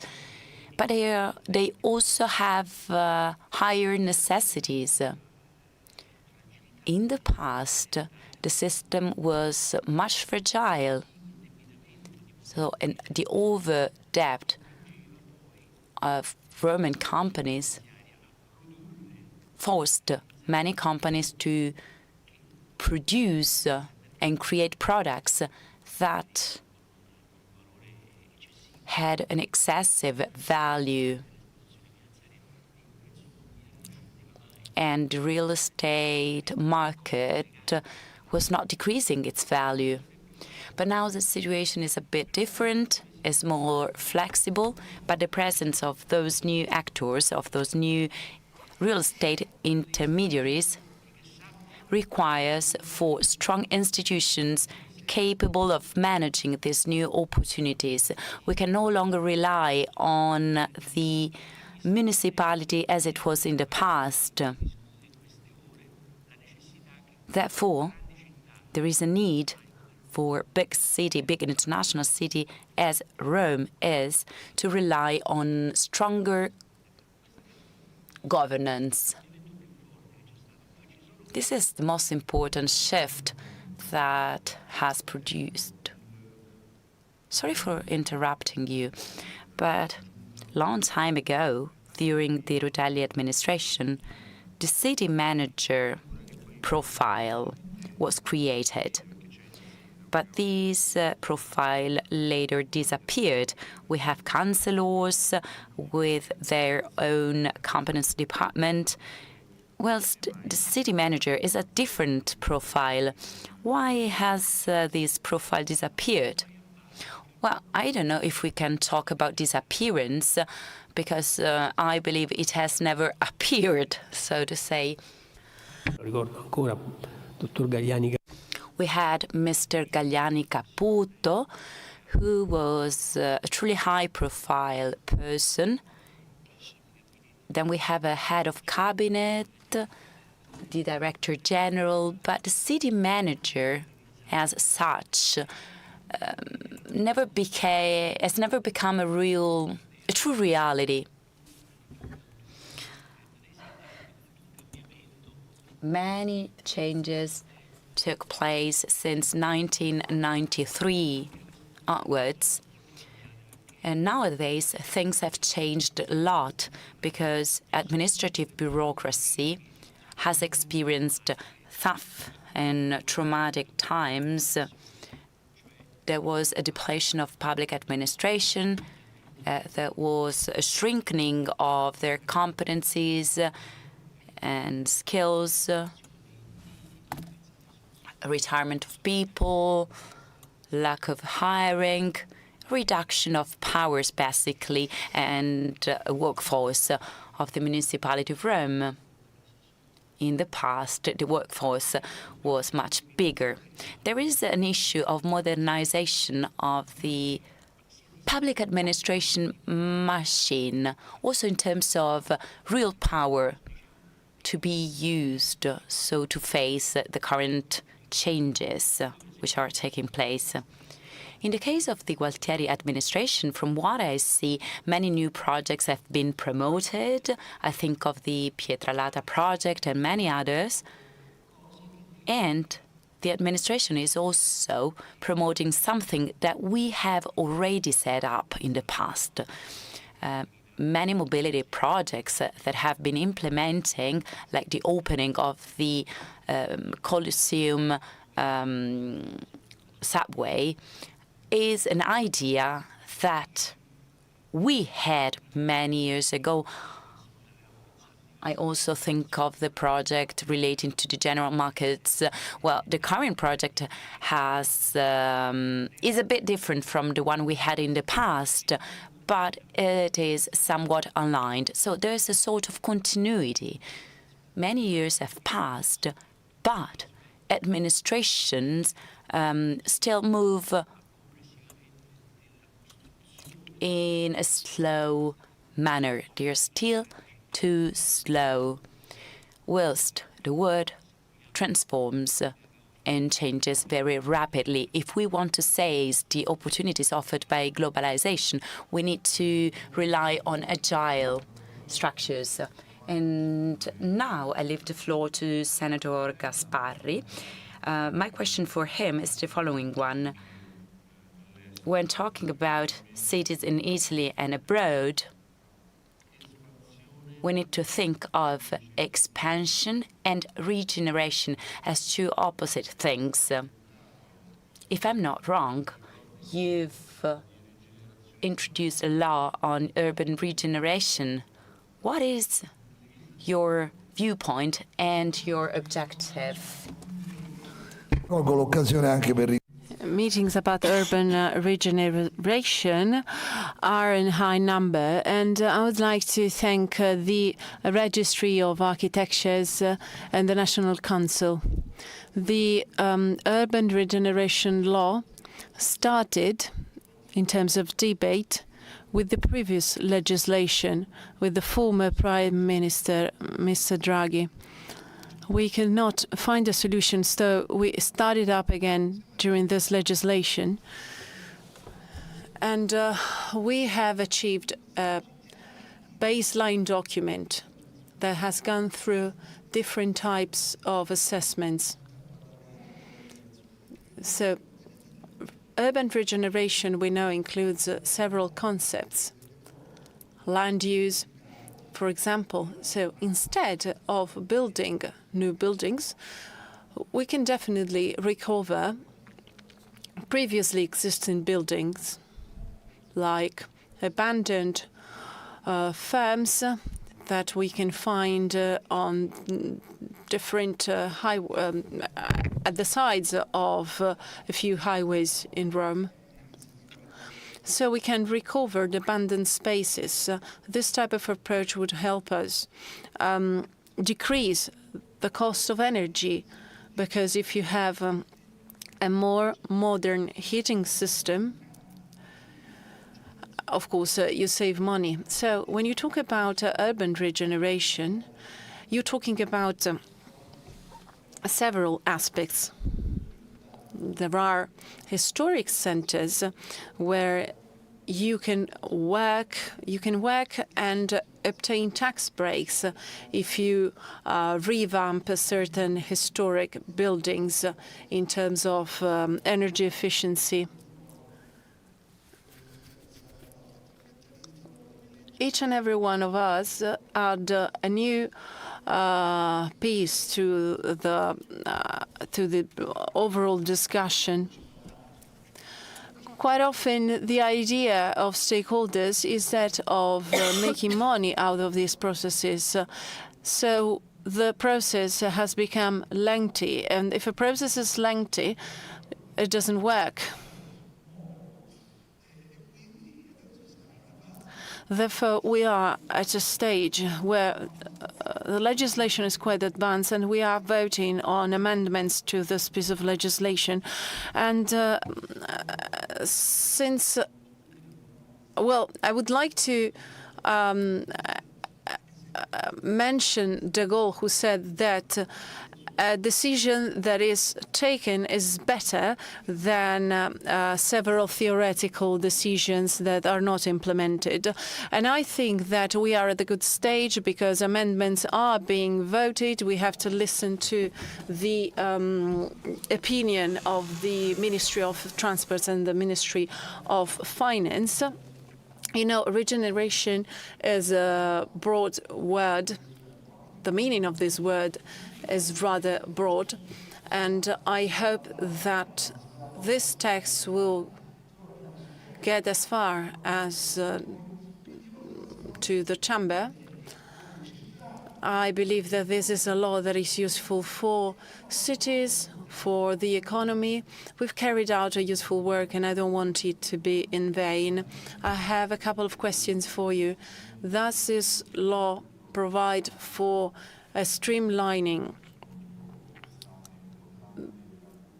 of bureaucracy, a very important aspect in Italy? Because if I have to demolish a building, I don't know why. If this is done in other countries in the world, such as the UK, the US, buildings are demolished and they are rebuilt within a year. Instead, in Italy, it takes much longer and things are much more difficult. So my question is, does this law provide for a shortening of times? Yes, we have worked very seriously on this issue.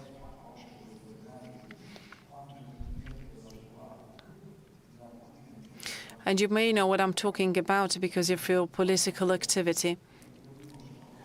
Well, we know Rome very well. And knowing Rome so well is a skill itself. There are several elements to be taken into account, and I've followed a method to do so. Well, I'm not an architect. I'm not an engineer. I'm a journalist. But since I'm also a policymaker, I have to be a farmer, an architect, an engineer. I have to wear several hats. So quite often I was at conferences like this one with architects and engineers raising different issues and asking for my opinion. The point is that I'm not an expert, but I'm a practical person, and I look forward to receiving pieces of advice and suggestions by expert professionals. Then policymakers, we also have to mediate among the different perspectives. People who advocate for the environment are against further land use. Architects have different ideas sometimes. So we have carried out a work that has taken into account different aspects. I do not want to raise different expectations. And since I've been at the Parliament for a very long time and I have approved different simplification laws,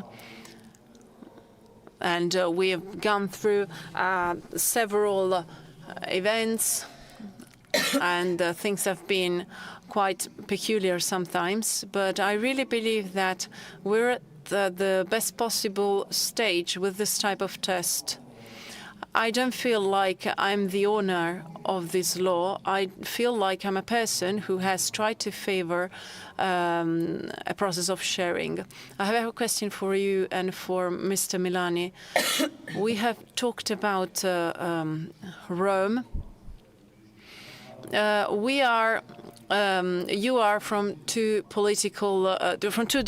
different political parties, but you support the same team, that is to say, AS Rome, and you've mentioned Pietralata.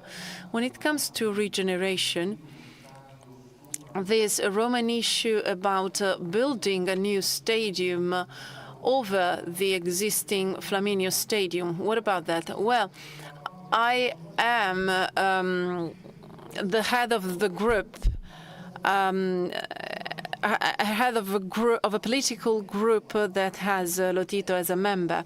The idea is that, as I said before, I'm not an architect. The Flaminio Stadium was designed by Nervi, an architect. And when certain interventions are discussed, and I'm quite neutral when it comes to it, even though I'm a Rome supporter.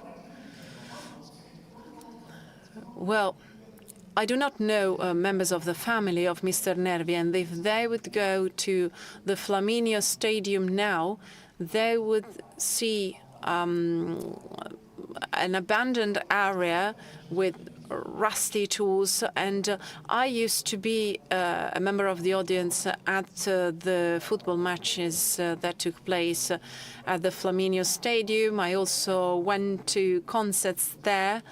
I lived in the surrounding area, so I know that neighborhood. And I believe that if we revamp that stadium, it would be great, because if we leave it like that in 10 years, it's going to fall down.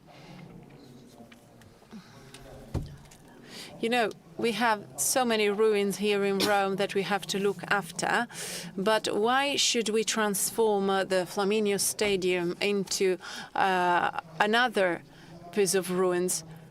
So I know it's a matter of architecture, and I know that there are several decisions that have to be made. However, my question is it better to leave it like that or to revamp it? Perhaps we need to refurbish it, to refurbish the different gyms in there. When I was a child and I would go to the Olympic Stadium, it was different. Then it was revamped with different structures. The stadium is still there. You are still far from the football pitch, but the stadium is much better. Therefore, I believe that we should definitely refurbish the Flaminio Stadium in order for it not to be abandoned. Mr. Milani, let's delve into another important topic for the development of cities.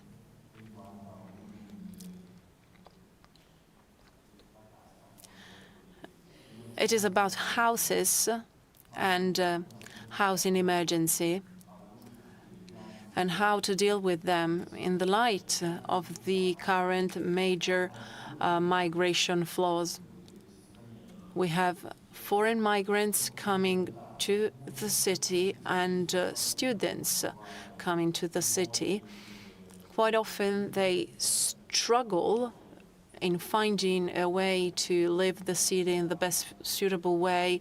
It could be a social problem because quite often they duel in ghettos, and because sometimes they live outside the law. I'm referring especially to students whose rents are not declared illegal. So what do you think about these two aspects? So about migrants coming to Italy who have to be guaranteed, if they are legal migrants, that they have a house, and how can we safeguard students coming to our city to study? We are at the basis of the new evolution of the city and the regeneration. These two aspects you've mentioned are key aspects. The government has tried to deal with both aspects in a pragmatic way, or indeed is trying to deal with both issues in a pragmatic way. That's because with our PNRR, with our recovery plan, we allocated resources to address these problems, to build new student halls and projects can be presented and are financed for an amount of 500 million euros. And there's also a possibility to present projects that should be realized by next year. When it comes to housing, Minister Salvini has announced different measures that are facing a few issues in terms of application, but to be honest, we have forgotten to build social houses for years. Therefore, bridging this gap in terms of delay is extremely difficult. We have 1 billion euro to allocate to the building of social houses. I know it's not enough, but it is still something. The Recovery and Resilience Plan has also been useful when it comes to social housing. Said resources have been used to revamp different neighborhoods. I'd also like to congratulate a mayor that is not from my party. I'm referring to Mayor Manfredi in Naples. They have implemented a regeneration project that has proved to be extremely successful. This is just to show you that institutions should play their role. They should look for resources and they should create the legal conditions for these measures to be implemented. We don't well. At the moment, we do not have the resources we had in the past with the Resilience and Recovery Plan, but there are a few measures, such as the greenhouses from the EU, that would allow us to increase the energy class of different buildings by 2030. As you know, Italy is in a condition of breach of law. We're not alone. So we have presented a restructuring plan. We are accompanied by France and Germany. So the most important countries of the EU are questioning on whether the objective is a realistic one or not. And I'm a member of the Committee for the Environment. But I'm also aware of the fact that currently we have to prioritize the requalification of the existing heritage, and we also have to answer the housing emergency, which is the result of migration as well. In the 70s, we have witnessed a kind of urbanization with the construction of new buildings. In the 70s and in the 60s, we went through a strong process of industrialization. Therefore, people from southern Italy would migrate to northern Italy. Nowadays, migration and aging population are two major issues. We have always fought against illegal migration. However, the fact that we need young people in Italy is a fact because of aging population. Indeed, this government has passed a law that regulates access of migrants into the country. Of course, we cannot be against migration. We're against illegal migration. We are in favor of legal migration, and we really hope for it. We cannot be the object of uncontrolled migration flows. This entails also new housing needs. And while in the 50s, and the 60s, and the 70s, we could expand cities, nowadays, this phenomenon is something that should be contained. Nowadays, we talk about a regeneration. The bill of laws that are on weight at the parliament are about 8. It means that the parliament is, intends to regenerate existing buildings. There's no,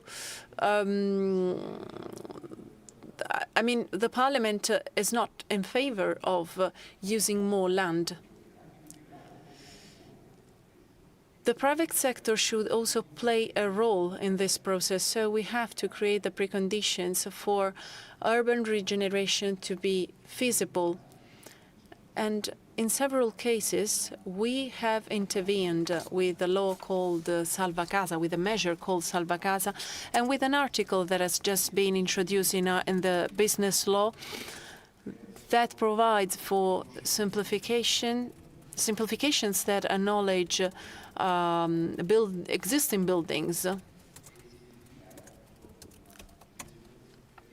The idea is that of simplification. It is better to demolish and rebuild something that was built in the past instead of preserving it without a possibility to enhance it. And quite often with our political opponent from the left-wing party, we can't find an agreement about it, but we have to be aware of the situation. 1/4 of Rome has been built illegally, so we cannot demolish it, of course. We have to regenerate buildings that were built illegally. Thank you very much.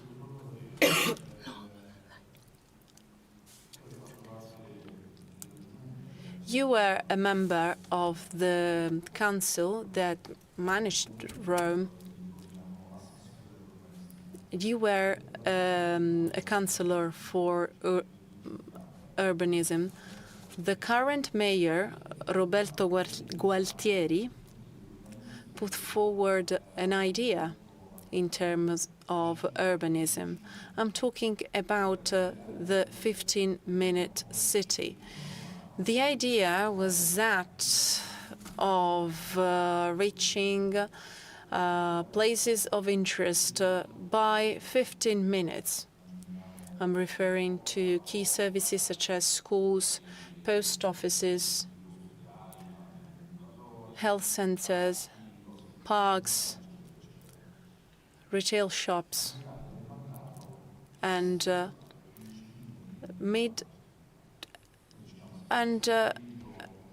after a few months, this idea disappeared because it was kind of difficult to apply, because sometimes and in Rome, in 15 minutes, you don't even get out of your parking. And it is very difficult to find ideas. I'm talking out of personal experience. My family live in London, and indeed, by 15 minutes from your place or from a tube station, you have your major services. It is sometimes a boring situation, because when you get out from a tube station, it all looks the same. There are the same shops. It all looks the same, and you feel like you're always in the same place. Rome is different. It is peculiar in this sense. Therefore, I think it's possible to put forward, to implement such an idea in Italy. And my other question for you is, what happened to this idea of Rome? Well, the idea of the 15-minute city was an objective indicated by the mayor at the beginning of his mandate. Then the different forms of organization to implement this objective may have changed. The issue of Rome is bridging a gap in terms of connectivity. There are areas that are not connected. It is also a matter of investing in public services at a local level. This is a major problem Rome will keep having for a certain amount of time if we do not if Rome does not expand. We all know how Rome has expanded. It has expanded massively on the stock of big profits coming from building new buildings. The building construction was a very strong one. It is something that hasn't happened in other Italian cities. Milan, for example, is a more compact city where service proximity, the proximity of services to residential areas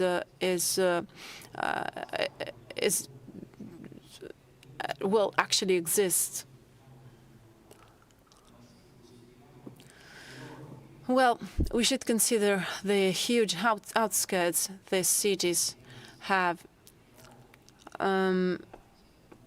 Imagine the residential areas in the outskirts of London where there are not enough services. They may look more maintained. However, in cities like London, they have the same problems. And if we want to fix these problems, you need major investments. And the fact that the sea line is being worked on and will be extended.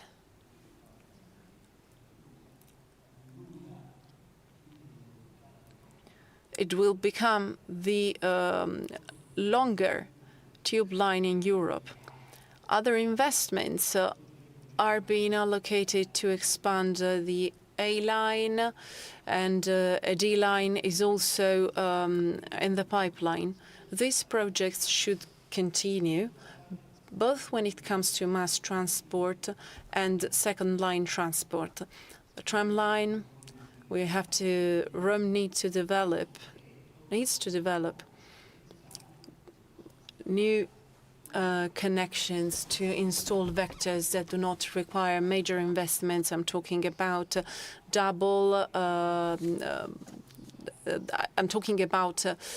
different types of buses. And there's also a need to invest on network services. And we are not talking about shopping malls. It's about small, local, central, provided for in the master plan, maintenance interventions in small square so that small retail shops can be opened. The idea is that of implementing it with the right amount of resources.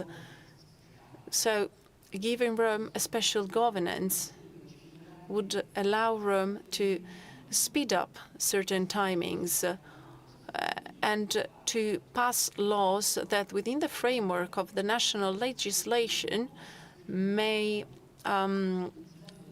meet the needs of Rome. So the legislative power is important, but it is also a matter of resources. We cannot have public resources that are lower if compared to the resources of other countries, because Rome is the capital city of Italy. And it is also thanks to further resources that we can build and create those services that would give citizens that sense of belonging to the city. This is also a matter of how certain neighborhoods are built, because the laws are provided for by national urbanism. They are general rules that establish that in each neighborhood there's a percentage of buildings that are for residents and another percentage of buildings that are for other purposes. This is not positive, because if you have too many residents, then you fall into the trap of creating ghettos. So we should not neglect the urban law. We should never neglect the so-called mixité. It means that we have to create areas where different social classes duel. We cannot think about the massive interventions we carried out in the past. The situations were extreme back in the past. Now we have to be very careful when mixing up different social realities. And this is related also to the 15-minute city. We have to transform it into a well-equipped city. This type of city had an element of architectural quality. Let's just think about San Saba in Rome, Prati. These are neighborhoods in Rome. Different neighborhoods whose characteristics are characteristics of popular neighborhoods, but with their own identity. If somebody needs a house, they do not only need a flat, walls and the roof, they need an identity so that people feel closer to the city. So this is all part of a full design, and Gualtieri has started it. And what Gualtieri, the current mayor of Rome, has done should not be abandoned. Before I leave the floor to Mr. Gasparri, I leave the floor to Milani.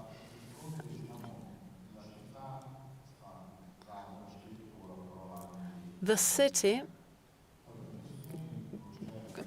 goes hand in hand with mobility. There's now this trend to have a maximum speed at 30 kilometers per hour. Milan was the first one to do it, and I think Rome is doing it as well, and is expanding the area in which the speed limit is 30 kilometers per hour. In London, there's that 20-mile route. It's 20 miles per hour. So is there something that could be replicated, something that's fair, or perhaps there are other systems to be successful? Well, I might say that there is no need to put a 30-kilometer-per-hour limit, because in the city center it's almost impossible to reach higher speed due to the traffic jams. But however, as a matter of fact, the city center is very much congested. What is the solution? I do not think that the solution is to impose a limit in terms of speed, but the answer we should provide is to enhance public transport system and to work so to increase sharing models. We are seeing that new generation are approaching independent mobility in a different manner compared to my generation. Younger generation tend to use transport systems in a sharing mode. Lavorando, diciamo, in maniera. If we work in an organic manner, we can really improve public transport system, and we can offer a system of private mobility that is shared in order to reduce traffic jams. Speed limits to contrast the use of cars as a repressive measure, I do not think this is the right answer to give to our citizens. We should allow for freedom of movement while improving the level of public transport system. We do know that this has a cost. I'm perfectly aware of this. This is why we should also act on the private sphere, so to increase sharing modes. We do also have technology that comes to our help. There are many applications available to us. I can remember the struggle by taxi drivers that didn't want Uber to expand, but in the end they signed an agreement with it, thus increasing their turnover. So let us not be afraid of new technologies. New technologies are essential to promote new forms of mobility. I'm talking about shared mobility that can be the right answer to reduce traffic flows and traffic jams. Thank you. Thank you very much for your participation in this roundtable. And now, my question goes to Mr. Gaspari. Well, I would like to address two different topics. I don't know which one to choose. We've talked a lot about cities, but in realities, like the Italian one, there's also another topic that is important, that is to say the desertification of small centers. I know that you travel a lot throughout Italy, and I think you might agree with me when I say that there are some realities that are not attractive for young people. So young people tend to go to other realities, to other places where it might be difficult to find a house to rent or to buy. But however, this is the situation we are experiencing because no measures were taken to change this situation and to make small hamlets more attractive.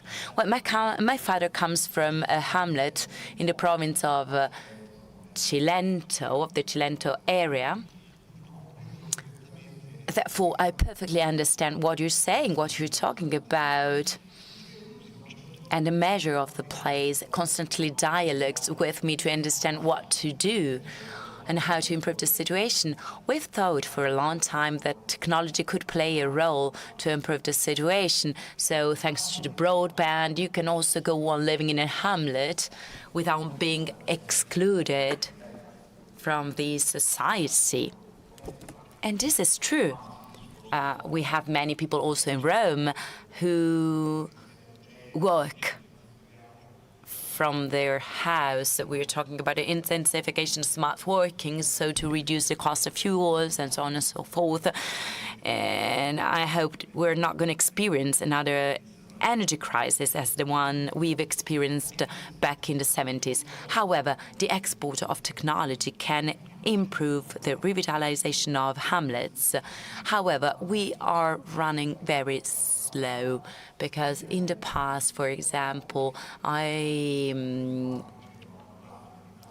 there were big telephone companies that were promoting their projects and taking initiatives only in big cities.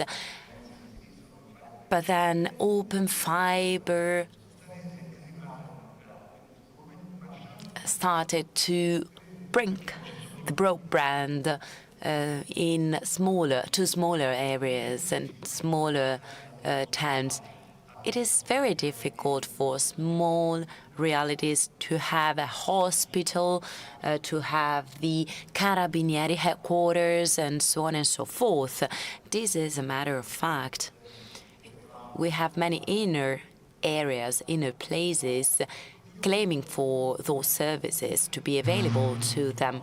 We need to think of the importance of technology advancements, because this might give us an opportunity to thrive in the future. However, there are some remote areas that are very difficult to reach. We've passed a law on mountains, for example. Well, places can have some criticalities that sometimes are difficult to be addressed. Technology resources can offer us many chances and solutions. Of course, there are places that are difficult to be accessed. There is also a matter of, there is also a problem of natality. So birth rates. I was personally born in Rome, but my family comes from a small hamlet, as I told you before. And then there is also the question of birth rates. A proposal was made to bring migrants to small hamlets, small abandoned hamlets. But there is also an issue of integration. You cannot take an abandoned hamlet and take 500 people, migrants coming from other parts of the world. This is an issue the politicians have to address somehow. Yes, hamlets in most of cases are very beautiful, but they are abandoned, and you can go there and you can like those hamlets as a tourist, but we should put ourselves in the shoes of the inhabitants. It is very difficult to live in those places, and this is something we must admit. In some places, not in all places, there was a tendency of abandoning them.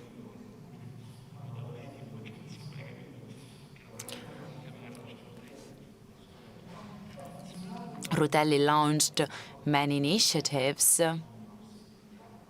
related to the railways. Let us think of the railway connection between Rome and Viterbo. If we improve those connections, we can improve the overall situation.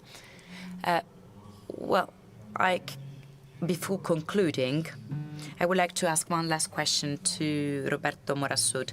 Many years ago, a wonderful reportage by Furio Colombo was made.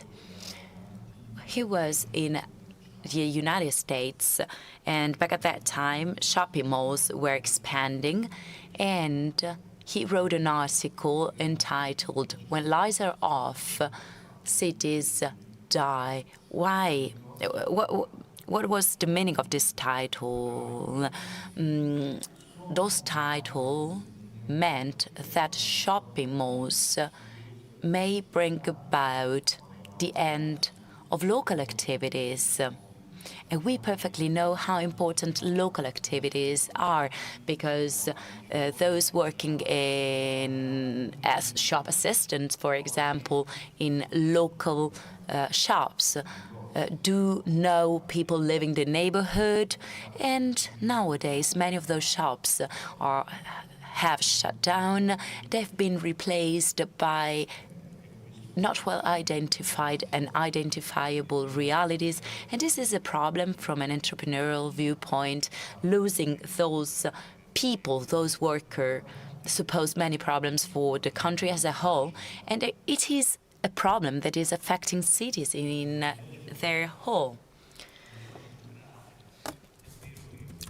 This is a central topic, and the proxy on trade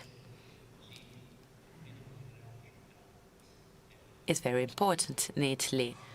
So planning, trading activities, network services is essential.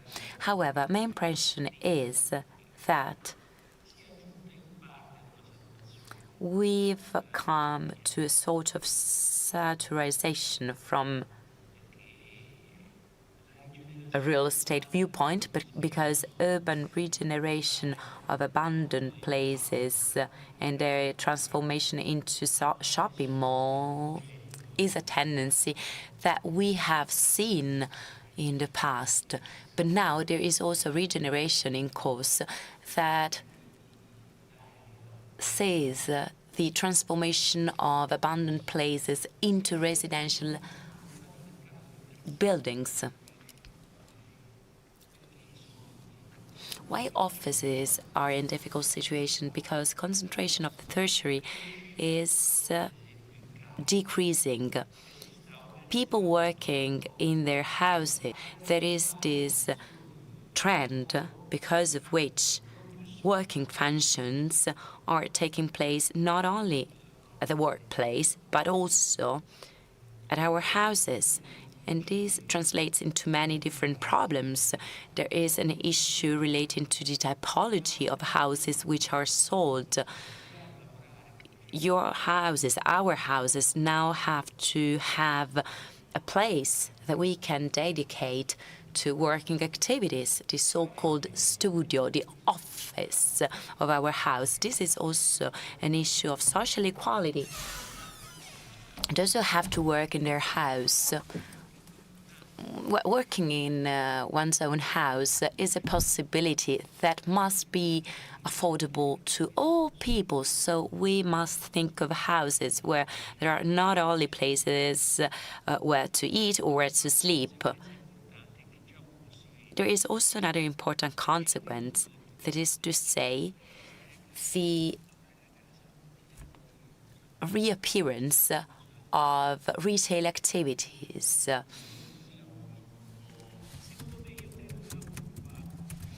Shopping malls are decreasing their importance. There is a curve which is decreasing in this regard. Small businesses are appearing again because people do need the commercial fabric, and the Council is doing a great job thanks to Councillor Alemanni. I know he's a very active person. He's doing great efforts to revitalize the old street markets. We have some of them in Rome. They date back to the post-war period, and some of them still exist. We are trying to restore them somehow. This is something that started back at the beginning of the 21st century. I think of the Trionfale market, which is very important. Many goods, high-quality goods, are sold there. It was a street market in the past. Then a building was created. So trying to restore local market, trying to give new life to small businesses. This could be something important that we might do, give benefits to those who want to open small businesses, because rental fees are extremely high. So we need to somehow help those people, so to combat and to counter this tendency. Smart working is now a reality, and it entails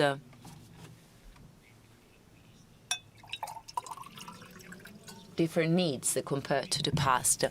Therefore, we are headed towards a different city that is very different from the compact city, the city based on zonification, the areas dedicated to trade activities, the areas dedicated to residential functions. And small businesses can help us joining the different areas of the city that are now experiencing these transformation processes. Well, I think we can conclude our panel. I thank all participants of the roundtable. I obviously thank the Italian National Council of Architects, Planners, Landscape Architects and Conservators. We'll close here this focus on cities, and thank you to all of you, even to those who